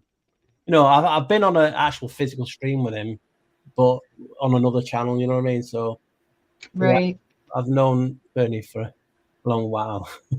Did Joe ever send you a link to a guy named Hair Buddha? He's a YouTube channel creator. He does hair, and he talks about people messing up their hair's reaction kind of thing. His channel is called Hair Buddha. And I swear he's like your doppelganger. I'm like, that's not Paul. Same kind of glasses, like, no hair on top, facial hair, but red hair. He's got like reddish hair. Actor-based reality. Who else does Paul play? I think I came across another channel, and I'm like, there's another Paul. You imagine that? I'm just me on another stream, but I've put a wig on. Oh, that'd be so funny. But he's Belgium too, so he has this accent, and I'm like, that's really weird, because usually if I come across like a clone doppelganger through the internet, it's usually some American to somebody that's in Europe, or that your twin is in another European country over there, not too far from you, working on some hair. It's just like the irony. I was like, the accent, it just was so cool sitting there watching him react. Sometimes he jumps out of his seat because he's like, what did you just do to your hair? Because I'm sitting there understanding the hair process of too much bleach and process, and their hair is falling off their head, and he's like, no, don't, with his accent, don't do that. And I'm sitting there thinking, Paul. I'll have to look now. Paul is just expanded his capabilities of different skill levels, from research to cosmetology. I think it's one of those, with hair and makeup. Yeah. I was like that because there's a slight difference but still, when I was looking at it, I go, that looks like Paul. He does a bit, yeah. He's got a bit longer beard. Oh my gosh. I'm going to get like shits and giggles because I have not had enough sleep and I've had too much coffee. So if I'm jittery and giggly, that would be why, because the sun's about to come up. Right? It's going on 6. Yeah. I got 45 more minutes. The sun will be up, and then I'll be like, I'll crash. Joe's gone anyway. John's gone incognito. That means he's gone. He has to go. I told him if it bursts into flames, it's Delete fault. I didn't know what I was doing. Disclaimer in my new video that the reason it's late, guys, is because I got hijacked to come on here. But it's always the same. I'll be on my video working on it, and I'll see Richie's live or someone else's live, and I have to pop in the chat, say hello, because it's like they know I'm online. You know what I mean? And I'm like, did they really know if I'm online and ignoring them? It's not. It's just I can't work on a video and not say hello to anyone who's streaming, and then there's half an hour, an hour gone. It's like the time I have set aside for my video is gone again. So it's just one of those things. I hate not saying hello to people if they're ever alive, and it comes up they're alive. I just learned a lot about upload speeds and download speeds and Wi-Fi today in unnecessarily, but maybe helpful to you. Have you looked at beyond just your old computer? Have you looked at your bandwidth on your internet Wi-Fi? I'm on a fast Wi-Fi now. Yeah, it's just computer because I don't have much space for a tower PC or anything. I have to get like an all-in-one, and the RAM on it, the random access memory is not big enough. Yeah, when you're doing programs. So that's what I need to get. I'm sorry.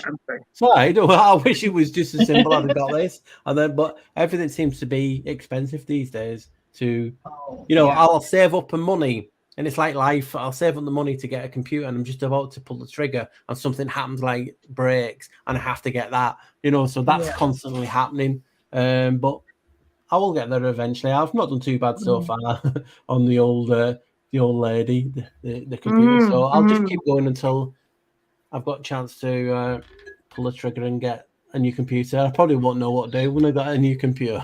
It's like, wow, that's normal speed, because even turning on, it takes sometimes 15-20 minutes. You know what I mean? So she just like winds up. You can hear the fans starting and everything. I'm like, oh my god, it's like an old person trying to do a marathon. You know what I mean? Just getting warmed up. Yeah. Yeah, mine is a very, very slow start too. But I've never tried to upload anything. Yeah, so I'm not I going would to start on imagine that now. Like you said, the upload speed would and your download speed would have to do it. It's just, you know, when you have, I use an app to you know, to do my editing, and when that's on, and then you're surfing the web and you've got like 12 thingies popped up just because the memory to run each thing is slow. I mean, the program I'm using, I think it's up to 12.7. I'm still on 11.8 because the computer just won't accept the newer app version of it because there's just too much running. So it's mad, and I turn my hair out sometimes, but I've not done too bad so far. And computers, you know, I bought this. It was old when I bought it, so it is what it is. But I just appreciate I'm able to do something. People actually see it. Yeah, what you're able to do and share is awesome. And maybe it gives you the time. It gives you time while you're making it to, you know, it's like, yeah, it's like you're working with a different medium than everyone else slightly. You know what I mean? It's like you've got that extra, you know, patience sort of to just flow with the pace, right? Like, you know, Hey, you've been doing it for a while. I always think because you've been doing it for a while, you definitely know what you want, what you're looking for, and it comes a little easier every time you're putting something together, because that's what Joe and I are figuring out eventually, is that it'll get easier, right? One of us, it'll get easier for one of us, because I can go do the research, but I feel like I'm old school, I'm analog type of research, and he can do all of the tech savvy stuff, and I'm just sitting here going, I want to choke the computer and the internet. I saw something the other day, and I was like, I just want to grab the page and just rip it off the screen, because I got so frustrated with trying to do something, because I'm so hands-on. Like, clicking and typing is not hands-on enough to try and like go and do and create. He can sit down and do the editing like you do with the visual aspects, with the words and the picture and the slideshow, without it looking cheesy, because that's all I could probably do is the cheesy like copy paste stuff, to visually get it to where it's in my head, but I cannot create that on the computer. The software drives me nuts. There's too many buttons to, even right now, I can't. I can talk and listen and then try and make sure chat's okay. I'm just like, whew, it's too much. I don't know how people do it. I could not do this if it wasn't. It's harder work in it than you think. Before I actually made a video, you know what I mean? You're thinking, God, how hard could it be to make content on YouTube? You don't realize until you do it. And then you got all of the stuff that, because we all have our little thing, don't we? And we all change and transform from when you start a video. You know, at the beginning, my old stuff was probably cringing to some, but we all progress. We all find which is easiest and what suits our style, and we tend to stay in that. And it's hard work. So that's why I always say I take my cap off to people who do content on YouTube. Is you got a lot to deal with, you know what I mean? You got to your own productions, like in videos, however you make it, and then you have people, and then you have that mix. It's hard work because people want to get their message across, and it's hard because, you know what I mean? It's just a hard, and you think, you know what I mean? And that's, like I said, my hat off to people who create content, because it's so hard. People have to try it for themselves, like you, Bexx, you know, and make. I know you're on content, but creating your own as well is doubly hard. It really is. Oh yeah. You know what I mean? It's just it is an amazing process. But it's like, how many channels can you watch as well? You know what I mean? Yeah, there's a How many people balance. can you watch? Yeah. Even if you put it on a schedule, then it's like you see the schedule, but you kind of wish you lost the schedule to try and stay on top of your research and what you want to do. And then whether it's related to other channels and they inspire you, and or they challenge you, and or other topics, so that you don't get burnt out. Because that's why I started watching Hair Buddha, because I'm like, I need something else to watch. Yeah. So it's not just burnout. And That's then what I. Sorry to interrupt. That's why I say to Oh, it's okay. people, don't just watch what you class as truth. Watch everything, because if you're just diving in one pool all the time, you're gonna get so sick of it and burn out, like you say. And you have to have what's classed as normal to be like your anchor to this reality. You know what I mean? And that's why I watch a lot. When I have a free minute, I'm watching things on cars and different things, and you know, so look, Yeah. I watch a lot of different things when I can. And then obviously you have people who want to show their stuff in the community also, so you don't have enough time there. I get maybe an hour or two on a whole on average. Not bad today, because I've got someone who's with my mother. That's why I've on so long. But it's like Bernie, he's been trying so long to get me, and then I'm on the stream. Well, it just so the stars aligned this morning that I was just about to go on, and you guys were still live from like yesterday. You know what I mean? So I had to jump on, and it's the same when Richie's live. You know what I mean? Sometimes when I get my 3 minute, Richie does a live. You know what I mean? And so things just need to align a little bit better. But like I said, I wouldn't change it for the world, but I do. You know what I mean? And Yeah, because there is a joy in an enjoyment or fulfillment and purpose, maybe even, of whatever word people use. yeah, and I'm a bit sore because I fell Buffering. down the stairs the other night. So You what? I fell down the stairs the other night. Oh no. Yeah, Was it my, 2 like I said, my steps? mum's wasn't well, and I was doing something upstairs, and I had to rush my down. goodness. And just say I flew down the stairs easier than You walking. flew. Yeah. Yeah. And not fell, you flew without grace. So that is just Oh my the goodness. general joys of doing what we all do, because there's people in my circumstances as well. You know what I mean? So Yeah. it's I like I said, that's why I get so excited, because I don't get much chance to come on, and when I get them on, I'm bursting at the seam, and I feel like I have to tell people what I'm doing, and it's like, well, if I tell everyone what I'm doing, there's no point in watching. You know what I mean? So I have to try and learn to keep my gob shut a little bit. It's like a I used to- teaser, because I get that way too. Yeah, I used to do the same in stand-up comedy. You'd show up early before the show, before the amateur, sign-up event or whatever, and you'd run your ideas by your buddies, and then you find out, well, they're the whole audience, right? So even though you've come up with a new idea, you ran it by your friends beforehand, but because it's an amateur mic night on an island, nobody's there but them. So, And you also forget who you've told, don't you? Because sometimes I have a few that I talk to behind that who, know what I'm working on. It's like, did I tell these people that what I was working on? So sometimes you forget that you've not said it to anyone. You're like, yeah, this new video is killer. And you're like, no, you've not told me. I'm like, oh, damn, well, I have to say something now because I've brought you into the context of it. But I always forget who I tell, you know what I mean? And say, don't say anything just yet, you know what I mean? Because I don't want to ruin it for people. It's not the state of when people say, oh, you don't want to tell anyone because they'll use their ID. I'm not bothered. People use my full videos and don't even ask me. But what it's me is I just love seeing the reaction, even if it's going to be a negative one, which I know some will be on this because that certain name has been ingrained to be specifically, evil, and that's what they're bred to think. So I am expecting that, but on a whole, it's a brilliant topic when you look at it just differently. And it all makes sense. That's just what I do a video. I just try and make it sense to me, and hopefully my sense is palatable for other people to make. Yeah, well, I can see where Paul's coming from, and we're like that.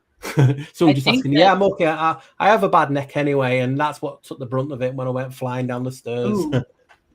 So sometimes I've had to put a collar on because it was that bad. But I wish I drank. I don't even drink. Maybe if I was drunk, I'd have rolled down and have been fine because my body would have been nice and relaxed. Cartwheels. You would have done cartwheels and then stuck the landing. It was like I can't remember when I was used to be younger and a child. I used to jump down the stairs. You know what I mean? Because I was climbing and everything like that. So is that the bottom part of the stairs? Isn't that what they call the landing? The landing's at the top, or the a flat surface. But the staircase. Yeah, you part have of the staircase, and then is you have called like a landing. A landing on top, and that's On a top? hallway at the bottom. So I grew up in a house where it was a townhouse. So what was up was down. Usually the kitchen is on the first floor when you walk into the room.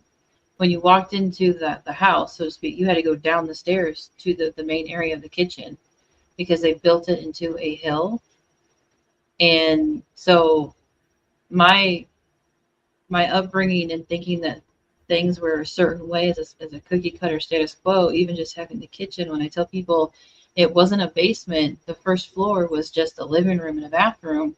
You had to go down a set of stairs to the kitchen. And they're like, you mean like a basement? I said, it was a townhouse.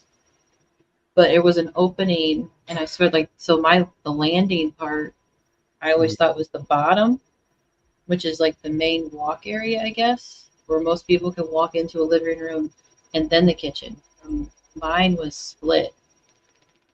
And not like a bungalow, not a duplex or anything. It was just the way it was designed. And most people look at me with their head tilt going, I can't picture that. No, but part of the aspects makes me go, I wonder if that's how I grab things differently. More houses these days are doing that in sense of because they're using the aspect of where you're building, like you said, building into a hill. So obviously the better views will be higher up, and it'd be stupid to have it. Yeah, stupid to have that. So the main room, you'd want to see the views more. So that's why they swap it around like that. I know what you mean. Yeah. On that aspect, yeah. Because it was a townhouse, which is like some kind of apartment style. So the view, we were at the top of a hill. For sure, you could definitely see out across the way. Even I'll be going in a minute because I've got some things to do as well. So that's I'm like almost like that's great. That's okay because you need to finish. I've got to look after my mum, and then I won't even get to the video today unless I do a little bit later. But I just appreciate being asked on. Like I said, Joe's always asked me to come on when I can. It just the alliance today, and I appreciate being on with Bexx. Obviously, Joe Cool, yourself, MrSuperSideWinder. I appreciate that, and everyone in the chat. You know what I mean? It's hard to keep up with my excitement on certain words and different things, but I just appreciate you asking me on. It's been a pleasure, and we'll do it again. Yeah, I didn't think you popped in the chat, and I was like, "Oh, Paul's here," and then Joe's over there going, "Hop in, hop in." I guess he's I don't know if it helps you in what you're working on right now, but the word for God, you might have, in Spanish is Dios, and Diablo in Spanish as well, right? Both start with DI. Yeah. I talked about that in an old video. DI is something godly or divine. Like Deus, D-I-O. And obviously I was talking in reference to the void. Think about the void. I was talking about, it contains OID. So OID is something godly divine, but reversed. And that was in my spell etymology for toroidal fields, because toroidal contains OID, which is something godly and divine. Let's talk about in that breakdown of that. So it just fascinates me because we'll talk about mirroring words, and I've done a little bit of mirroring in this video because obviously some people state this entity is evil, blah blah, and if you mirror it, and there's some fascinating things that I've found, and it'll tie into a lot of what people talk about, and it just excites me. Is an iode an electronic term? Yeah, diode as well. Diode, but is iode or no, just ion? Well, you got many things. You got a geode as well, which is in kind of crystals and minerals. A geode. Yeah. You know what I mean? So I was talking about the OID and incessant manifestation, because people think about things and they happen. Well, didn't we? Didn't it say in a certain book that the waters above from the waters below, and he created a void? Yeah. And the void is oid, which is toroidal, which is our torus field. And that's why I talk about the toroidal is key. It's what amplifies and lets anything in.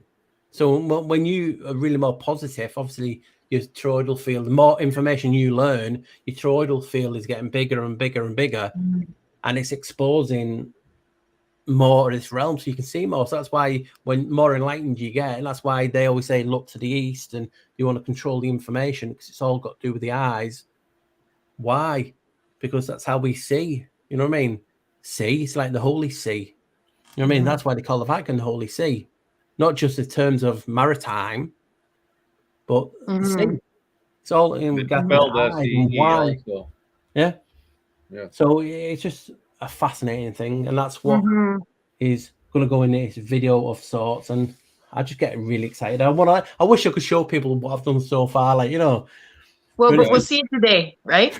There's a little bit of it, yeah. But yeah, when you go back, because what I have to do as well is when I'm doing the video, even if it's like yesterday was on, I need to catch up on what I've done. So I have to watch a bit of the video back. So you can imagine how many times I'm watching my video and it loses its punching sometimes, because you are, you know, taking a relook and a relook to what I'm going to add. But this one, I am just pinging all over the place. Excellent. Because you're putting things together that everyone talks about, yet they don't talk about this. Why is it controlled? You know what I mean? And like you said, it's all got to do with words and different things. It's like, for instance, people talking about, you said the natural law and the law. I did an old breakdown of the word retina, and it means the law. The law. Oh, eyes of the law. And then you have Bible verses. It say, open mine eyes and see the beauty out of my law. It's talking about the eyes. Oh my goodness. I can listen to this like all day. Do you know what I mean? And This night. is what It's so mainly intriguing. what I'm talking about in a video, in the sense of what is another word for Lucifer. Well, name a couple of words that you know: the light bearer and the light bringer. Morning. Was it Morning Star? Yeah, well, yeah. Come out. That's after Hell, then Shroud, the Venus, but he's also known as, you know, the mornings, the light bringer and the light bearer. You think about it. Look at your eye. It's held up. It's held like that. Yeah. So it's burring. It's something is burring, which means hold up and strength. You know what I mean? And that's all in it. And you're gonna, people are gonna go, wow. And that's what we're all gonna hopefully experience in this. Not like, oh, I'm thinking I'm better. It's not. It's just my take on a lot of things. And some of the etymology that I've broken down, I forgot about. I started to break it down and do it again. I'm like, damn, I've done that in an old video and I had to revisit. I've broken down the word Lucifer before, but I didn't carry that on. I found even more things which are just so fascinating. I mean, you're talking about Lucifer, and I broke it down. The old one was like Lucifer. You know what I mean? Ciphering is a code, basically, on how we see. But if you talk about Lu, the older generation will know when you have to, work in Lu. You know, when it's in lieu, that means in place of. So then you start to think of lieu in place of what? What code is it? What code is it? But then you start looking at it as light in place of, and it's the light. But I mirrored lieu, and backwards it means eyes. How freaky is that? So I've put all this in it. That's what's going in it. And it just makes sense. So, and again, how do we see this realm? What are you using? What primarily are you using to look? Eyes. Your eyes. You can't get across it. That's why they call the biggest organization in the world the Holy See, to tie in two things. And what does the Vatican have? How does it see? How does it see the stars? Name its What's it called now? Oh, what are they called? Telescope. Yeah, and it's called Lucifer. Yep. And people think, It's an oh no, evil, it's the devil. Who said he's the devil? Because the Bible doesn't mention him really. Doesn't mention him. It got mistranslated from Hillel ben Shirah to Lucifer, the light bringer, the light bird of the morning star. And that's what people are using the reference. Why are they? Think about it. If you're an evil entity, you don't want someone to look into something. You make it evil. And people go, we're not allowed to talk about that. It's Lucifer, it's the devil. Well, it's not. So it's why? kind of like how we were talking earlier in the stream, like 5 hours ago, of considering other people's perspective. And then I like watching other channels that go into what is, like, we joke, and I just call it the no-no list of things, because he was born and raised in a church-going family and I wasn't, but I wasn't really told anything no. I could sit there and pretty much go into whatever. I just naturally, I didn't, to a point, but still waiting. Like, I'm 40 years old now, of looking into other people talking about that, like, esoteric stuff was, no, it's evil. It's all like symbologies that reflect tarot cards, to any books that they're dark, they're creepy. It's no, but I'm like, but there is information there. It's information to what is your intent maybe behind using it or doing with it, instead of just knowing what it is so it's not used against you. That's how I feel like I need to know, so that I'm not manipulated or it's used against me. There's no way to know. And people, and when you talk about these things, people are trying to intimidate you by trolling you, so you don't talk about them things. Why? Because it's going against what they've been taught, and some of them people are obviously, you can call them gatekeepers. Funny enough, who's gatekeepers? But I mean, we talk about how we see, and we talk about our eyes, don't we? And then they talk about how we actually physically see, and obviously the light spectrum. Now, this will be different for a lot of people if they research it, but I'll show it and then I'll just read it out because you won't see it on screen. That is, you see, it says the visible light spectrum ranges, right? Read the number at the top. 380. What's 3 add 8? 380. Yeah, what is 3 add 8? 3 plus 8. 11. Oh, 11. Yeah. Now have a look at what the range to. The other range is from 380 to 740. What's 7 plus 4? Yeah. It's telling you right there, your physical range is an 11 to an 11. 11, 11. Why do people say 11, 11? It's a doorway, it's a gateway, and that is your visual spectrum. That's what they're saying. I think Ezra said that earlier too. How can you get any more wow than that? That how you actually physically see this realm is an 11, according to that information that's been provided. How can you not get excited when I've been talking about 11 for so long, and I'm telling you that your visual light spectrum is an 11 to an 11. Yeah. Lucifer in gematria is 74. What's that? Oh, 11. 11. Yeah. Fascinating. Oh, I can't wait to watch it. Are you going to do a live premiere, like a hangout in the chat? Well, yeah. Cool. And I mean, like I said, I'm talking about, and I mean, when I say it's jam-packed, it is jam-packed. Everything in regard to that name, but also what connects it. Obviously, you should know by now it's that. You know what I mean? So when they specifically say to you, Lucifer, and all this, and how you see this realm, you're actually using Lucifer. He's the light birder. The light. How do we see? The light spectrum. What color is he? Blue. What colors do we primarily see in the spectrum? Red, green, and blue. They merge. They don't do yellow?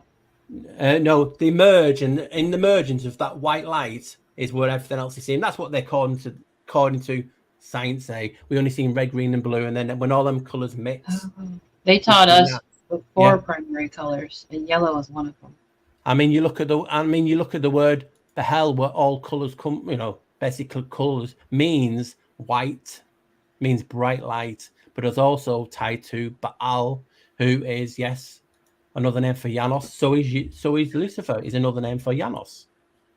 That's what the old people said, and I showed you where they've said it in books, on old videos. So you can just see how exciting it is when you're talking about these topics. I mean, why would the Vatican? I know people have, certain things, but why would they have a telescope called Lucifer if it wasn't a hidden meaning? Why would they call themselves the Holy See? Because it's tying 2 birds with 1 stone. Mm-hmm. You know what I mean? It's showing you why. And what do we always see? It's hidden in plain. What is it? Hidden in plain sight. Yeah, it's there. How do we see things that others don't see? Because your sight is different, because you have learned and accepted the reality around you, and you investigating it more. Your light is brighter, and that's your Taurus field. The more you learn, that's why they want to control information and restrict what we think, because the more information you have, it's like plugging yourself into a charger. You're charging up, and your energy is growing. And then that releases so much, and it's infected. It's infectious. That's why the evil, the word virus. It just means via us. So when we share information, we're sharing a virus. Because it's going via us. Right. Yeah. You know what I mean? And that's what they want to pollute that term and use it against some people. Say, virus. A lot of things. Yeah, because people get triggered. Yeah. And that's what they've done to the community. They've made certain things and topics triggerable. So when you say this, you're automatically labeled this. Yep. I chuckle because of my own personal community issues. I'm going, yep, I've got a few labels and rumors, and I didn't have a channel just to be a viewer, to be tagged with some negativity. Can I just let me tell you this much about shadow? People know who I am, but what is Jehovah's daughter's Barbara's problem now? She seems to be attacking every one of us in the stream. No one's said anything nasty to her. Now she's talking about how we want to discredit her, and she's. I don't get people. I have no problem with Jehovah. None of us did. I think she was. To me, early, it goes back a couple hours. She was talking to somebody else in chat. She's was really excited about something, and I don't know which one of you said something, and then Joe noticed that she said she wanted to come on the stream. So we were like, okay, let's try and see what she wanted to share and say, and didn't really directly get to what she wanted to share and say directly. So I don't really know what she's bothered by, because it was another chat she was having with somebody else. I think that's why she asked Super if I have no problem with was on the stream earlier. She seems to be, because I just mentioned Jamatra, and I've just seen the comment, and it's talking about you have no idea who my bloody father is, and you but wanted to bring in Jamatra. It's like, so she's picking on certain things that we're all saying, and I don't see where the anger is coming from, because we ain't being nasty towards her. And I've not. I think she was just really wanting to share something that wasn't coming across right. That's why even Bexx was like, thanks for, I have a problem with. I want to, this is can we just take one moment? Because I know Paul was sharing earlier a story about really changing someone's life in the other direction. And I felt that energy, and I haven't been monitoring. I've just been looking at JJ Organics chat. And I've been wondering all along what happened with, that if I'd upset Barbara. So, I just want to say that I didn't mean to, first of all, I didn't mean to step on a content creator's channel and do something. I was just being self-protective, because I was not because anything Barbara did, but because we were exhausted an hour and 45 minutes ago. We just had Paul join the stream, which was super exciting and energy boosting. And we were in the middle of a dialogue when she came in and started talking about something totally unrelated, and I know she'd been excited and probably watching the stream, and I hadn't even seen the chat or even known which chat room she was in because I wasn't watching this. So I saw where I was rude there, and I saw it with JJ and I saw it with Barbara. I struggled to see if Barbara can see, where she imposed, and as much as I could have been more welcoming, the timing was just a little bit off, and I feel like I did do the right thing for the group at the time, but I definitely didn't mean to offend Barbara and could have definitely handled it better, asked a few more questions, explained how I was feeling, but because we were so far into the stream, I was exhausted. So I do want to apologize to Barbara sincerely for being more as abrupt as I may have been in a scenario where she wasn't expecting it, Yeah, the energy and timing was off because I think I was interested in what she had to say, but the energy and timing was off, and I didn't. My own brain process of doing what you did ask, and I said go ahead in the private chat for what you did do Bexx earlier. I didn't think it was rude. I just think it was the timing was off, and it's not to be rude towards anybody. But I thought it was maybe more. I'm not disrespectful for her. On topic. Yeah, for when she came on.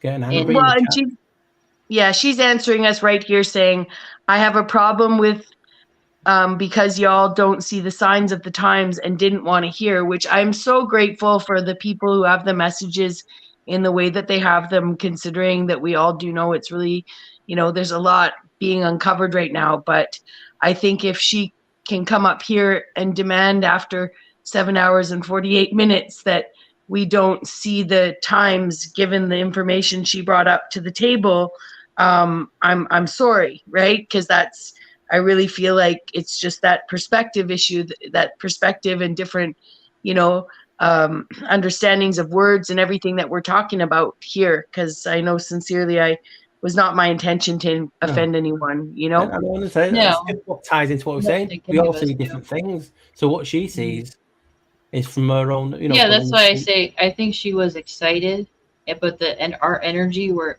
excited, was on a different level of excitement. She wanted to share something, and I wanted to respect her to share something, but I think it was even you picking up on it, Bexx, that it was the timing was off, unfortunately, and my energy is really off to be now almost 8 hours in. Pick up on. I'm like, what have I done? No, I'm just trying to understand the offbeat and not be. Nobody's here to be deliberately offensive, and sometimes someone else's excitement gets misconstrued and redirected where it wasn't supposed to go. So that's all. As I'm saying that she's in there saying, what she's saying. I don't take it personally. I don't think it's for anyone personally. You can't get spreading the message. You're looking at it and like, because I've talked to her in other chats before, and she's lovely. You know what I mean? So I just don't say. It seems like every time I was saying something, it was like aimed at me. I'm like,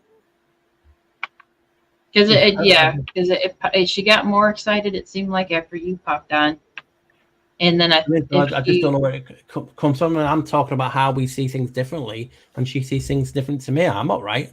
You know what I mean? How many times do I go in a chat or a video and say, listen, this is just my opinion, my perspective. I'm not right. It's just my opinion. Cheeky monkeys. I want to tag that. So I just don't, get it when... Yeah. No. Well, I sure wish I'd had that one running all along. Live and learn. I don't even know how to have it show up, though, without... Let's see. I'm not pressing anything unless I see. I was going to go then, and then you got me chatting again. It's like, listen, you guys got extreme YouTube streaming stamina. I'm not used to streaming. I don't have stamina. I don't know. I think it's the energy. JJ's gonna send me a message later, being like, "Bexx, don't come Thursday night, okay?" No. I'm definitely No. going to go now. So You're keeping me awake right now, girl. I'm going. The energy vibe. I'm Thanks, going, Paul. I'm going. I got the dog wants Yeah, to go Paul, out. go. Don't You know do what? You that. have to upload it because we have another stream starting in like 12 hours. It's not quite We that do. soon, but we want to watch your show before we come back and do another show. So Hopefully it'll be done sometime this century, hopefully. So I'll just say bye to the people in the chat. It's been a pleasure. And then I have one on so the much. panel, SuperSideWinder and Bexx and JJ, and obviously Joe. A pleasure, a real pleasure. Take care, all. Bye. Thanks. Bye. Thanks, all. All right. So what's the topic now, friends? No, I'm just kidding. Right. No. I'm gonna roll. Yeah, it's called rolling out the door. You unplug and roll. Because the dog's you. like, I gotta go outside. Thank you so much. Thanks Super, for Right. hanging out for all night, I guess. Aren't we? Are we all? No, Bexx, you're not on the East Coast. But You're still, on it's the- all 4 o'clock in the morning here. We're gonna be getting to the. You're so far behind. Yeah, it's 3:36 actually. Yeah, I know. Yeah, I know. 6:30. The sun is rising. But Well- appreciate Super, thanks, and Bexx, and now I have to wrap it up all by myself, and I've never done this before, so watch me freak You out. got this. I'm gonna go watch from down there. Much love. Thanks for having me. Okay. See you later. Oh my gosh. Oh my goodness. So tapped out on energy. And we're going to wrap up the stream just shy of 8 hours. My goodness. Appreciate everybody hanging out because we're still live on Mindful Exposure. She left like 4 hours ago or more. And Joe Cool's channel and my channel is JJ. And we're going to end it. And Richie, you're going to take it away. Yep, you can go start your your live stream. I'm going to roll an end credit if I know how to do this right. Outro. Okay, thanks for stopping by, hanging out. See y'all later.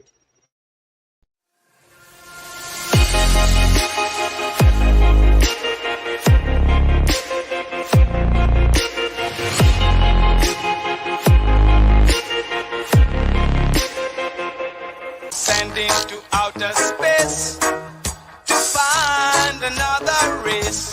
I'm gonna send into outer space to find another race.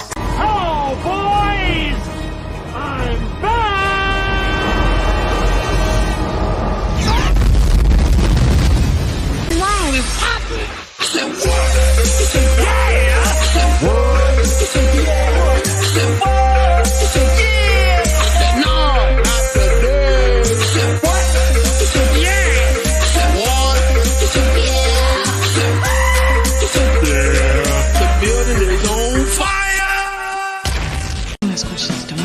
Don't ask questions.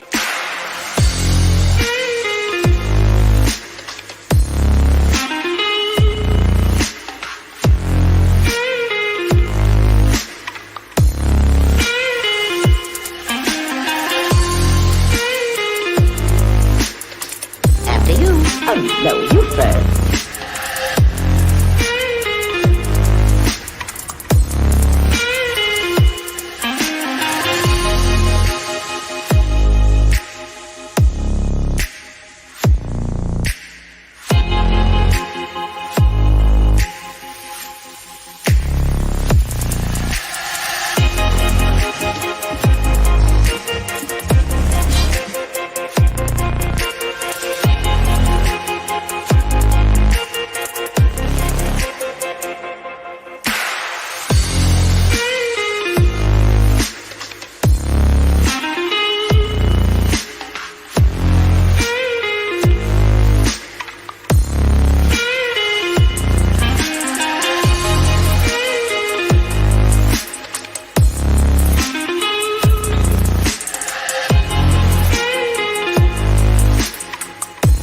When you tell somebody something, it depends on what part of the United States you're standing in as to just how dumb you are.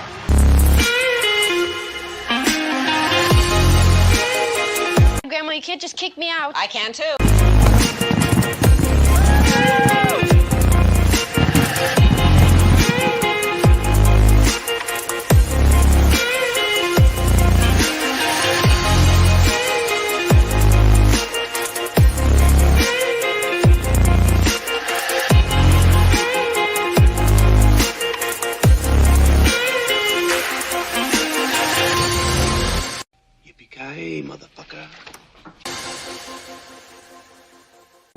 If you were waiting for the opportune moment, that was it.